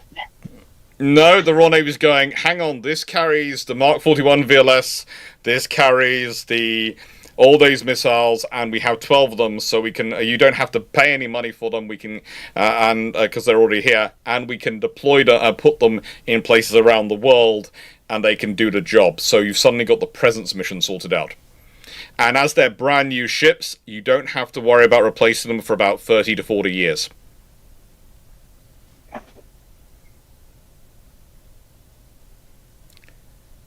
So, probably, they'll be very happy, very useful, and there'll be someone going, oh good, we can cut the Type 26 program. The British government, in its confusion, cuts the Type 26 program. Yeah. The British government, to celebrate its success in the recent issue, cuts the Type 26 program. The British government hurt itself in confusion. The British government hurt itself in confusion. Yeah, all the time. The British government. And basically, if the British, if they got 12 Type 45s like that, then all the Type 23s are currently being got out of service. The British government, in an effort to spur economic growth in key shipbuilding constituencies, cuts the Type 26 program. Mm-hmm. Minecraft, what if in 1928 Germany managed to return to a monarchy under Wilhelm II? They violate the Versailles Treaty and France invades? Quite potentially. Potentially they don't. Potentially they don't invade. What year is this? 1928. Probably Civil War. Yeah. That's more likely what happens. Because Germany, in that period of the Weimar Republic, is one step away from a communist revolution. And look, one step. Okay, before we're going to say they're one step away from a communist revolution, remember these are communist revolutionaries who refuse to step on the grass, who do not storm a railway station without buying a ticket first. I'm sorry, communist revolutionaries, they might claim to be, but that's kind of like the kids I sometimes teach at university who claim they're communists and then go to Starbucks for a coffee. I'm sorry. They are not communist revolutionaries. They are going to sing the songs and walk around with a beret on. They're not going to do anything about it. Well, you see, that's the beautiful thing. The army refuses to deal with them or break them up. Because the army yes, because the army doesn't see the point in it. But if considering how monarchists quite a lot of senior officers in the army are, if the monarchy's back and they're defending the monarchy, suddenly they will sort of go, hang on, we'll deal with you. And probably use it as a reason to actually help the Kaiser stay in power.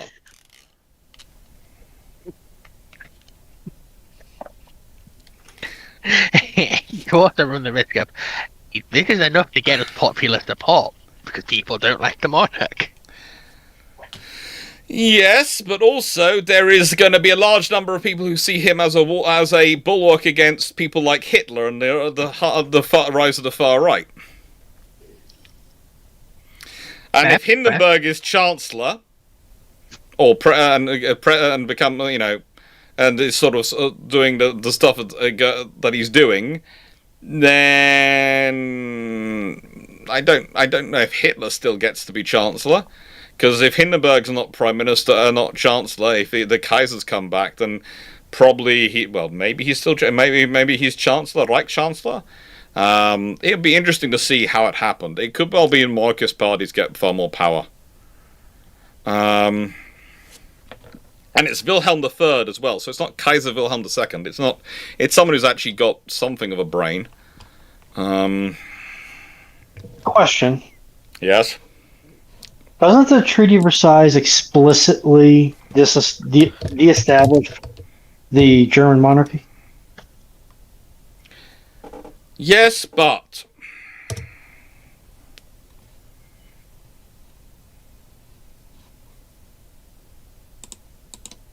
it's like a lot of things.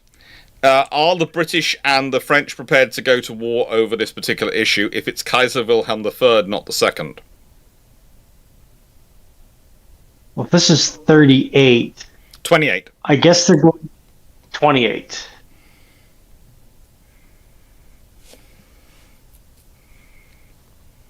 Maybe? If it was Kaiser Wilhelm II, probably. If it's Kaiser Wilhelm III... Well, I'm thinking you don't have the Black Tuesday hasn't happened yet, so Wall Street crash hasn't happened. Nope. It's about to, but it hasn't. And remember, this happened on January the 1st, 1928. However, we asked given a year without a date, we picked the 1st of January. 1st of January. Yeah, so assuming these events take place on or the 1/1/28.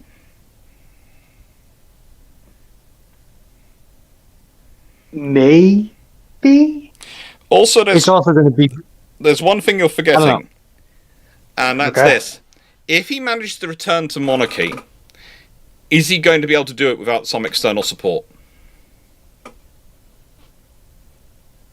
Considering the Weimar system and what's going on in it, is he going to do it without having some external support already established? Yeah, but who's gonna provide that support?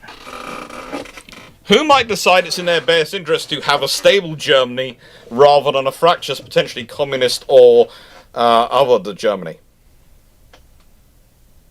Yeah, but they did they were willingly. The British were willing to basically be like, we don't care what concessions you extract from Germany, from Berlin. We just want their naval industry broken. Yes, and we'd also went to war in Russia to try and prevent the communist takeover after the end of World War One. Yeah, the issue is the one in the best position to intervene is France. The issue is Germany that's plunged into chaos is arguably France has the interest in keeping that conflict going for as long as possible. The more devastated Germany gets, the less likely they are to come west. Again. Yes, but also France is also relying on Germany providing them with a lot of repayments for their money and for the money they owe them, and if they aren't doing that, then there's a problem. Now, the thing is, also, we have to think about who is the president at this time period. Because we're talking 1928. And that is Gaston Dumouriez. Not Hoover, president of France. Hoover's not getting involved whatever happens. Hoover's being Hoover. And that's the way... The guy is wonderful when it comes to foreign policy. It's sort of a case of you need to take a map to him every time you want to talk about a foreign country.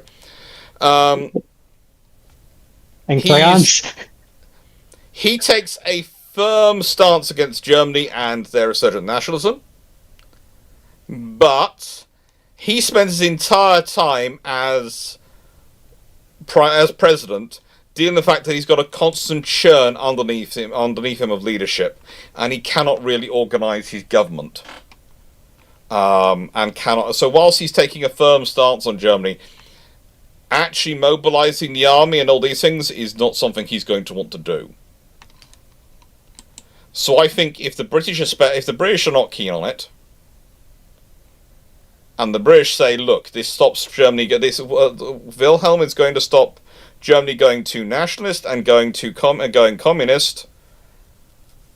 Then I think it could work. I don't see Wilhelm getting that position without some external support. I just don't see it happening.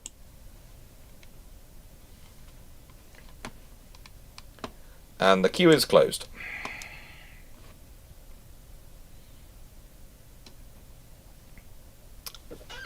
Right.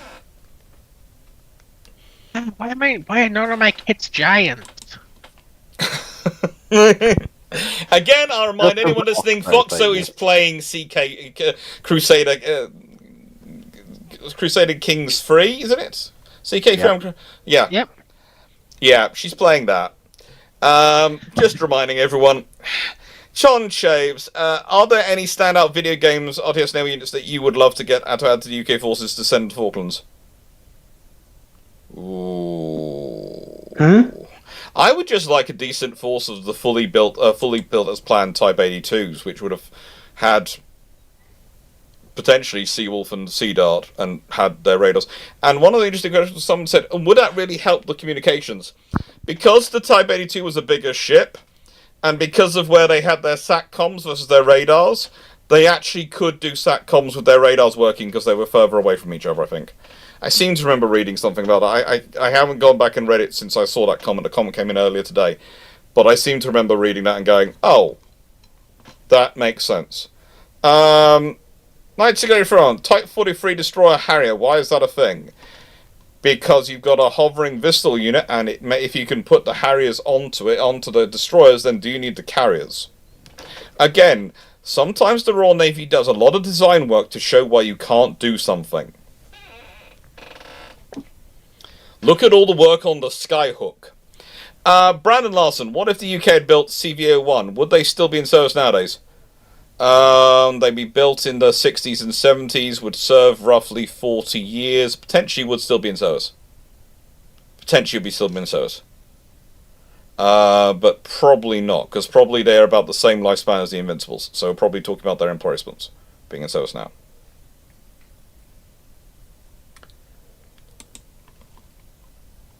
Sadu, a Canadian Liberal government immediately post-World War I with the obsession with the navies gets elected and decides they're going to buy 2 Admiral-class battlecruisers.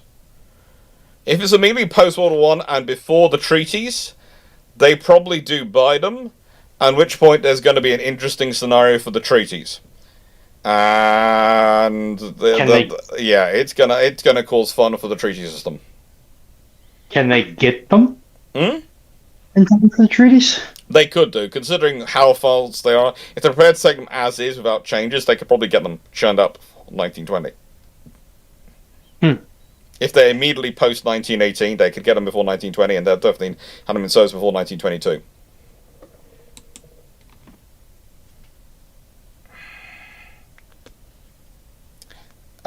Steve Clarke, most comical comment of the week.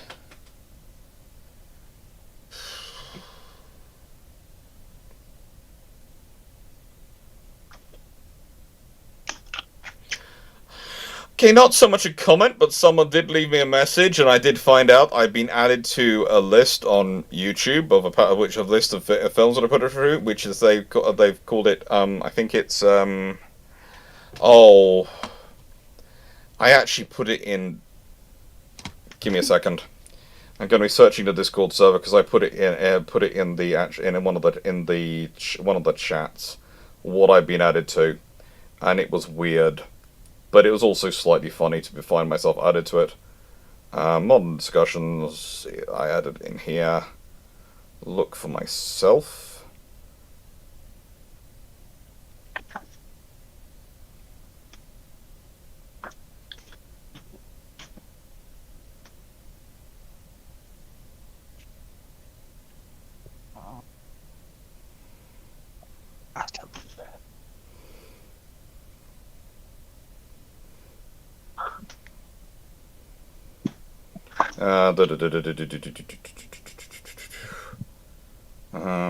Messages.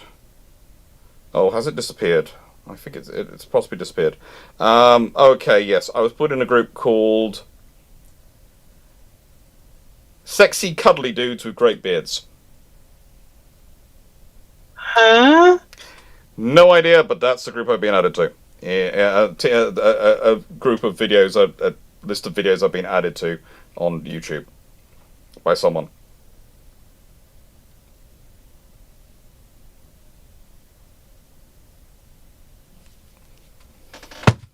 Okay, yeah. No idea what I did to earn that one. John Shaves, no VT fuse. How does that impact the Pacific campaign? You're going to need a lot more DACA. If you've got no VT fuse, you're going to need a lot more firepower in the air to be able to keep the sustained distancing of people and keep them as far away as possible. Anyway, with that being said, Steve, how many questions did we get up to? How many questions? Just wondering. How many questions did we get to?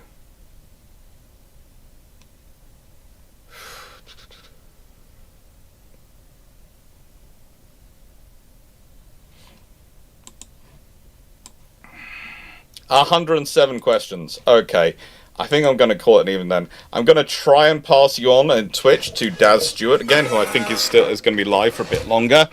That is Glyn Stewart's brother. He does music on Twitch, and it really is quite good. I hope you'll enjoy that. I will do that before I end the stream, just to make sure we pass on to him. And yeah, thank you everyone for being here. I hope you enjoyed. Thank you to all my lovely team for chatting away and for being here to support me this evening. Thank you everyone. Right then, so that being said, let's go raid a channel. Let's go to following.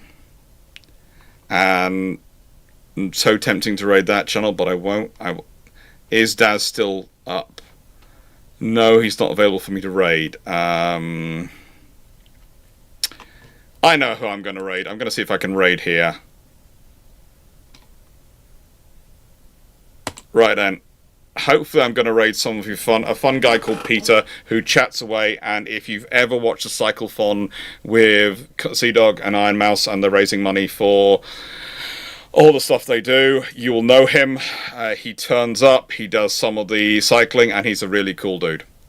So, hopefully you enjoyed us.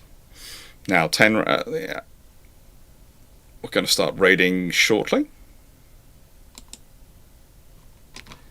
And move across. And hopefully that is working. Quick strange question. Yeah. The Pope's offering us a whole bunch of money to convert. Yeah. Always be worried about popes offering money to be converted. Thank you everyone. Take care.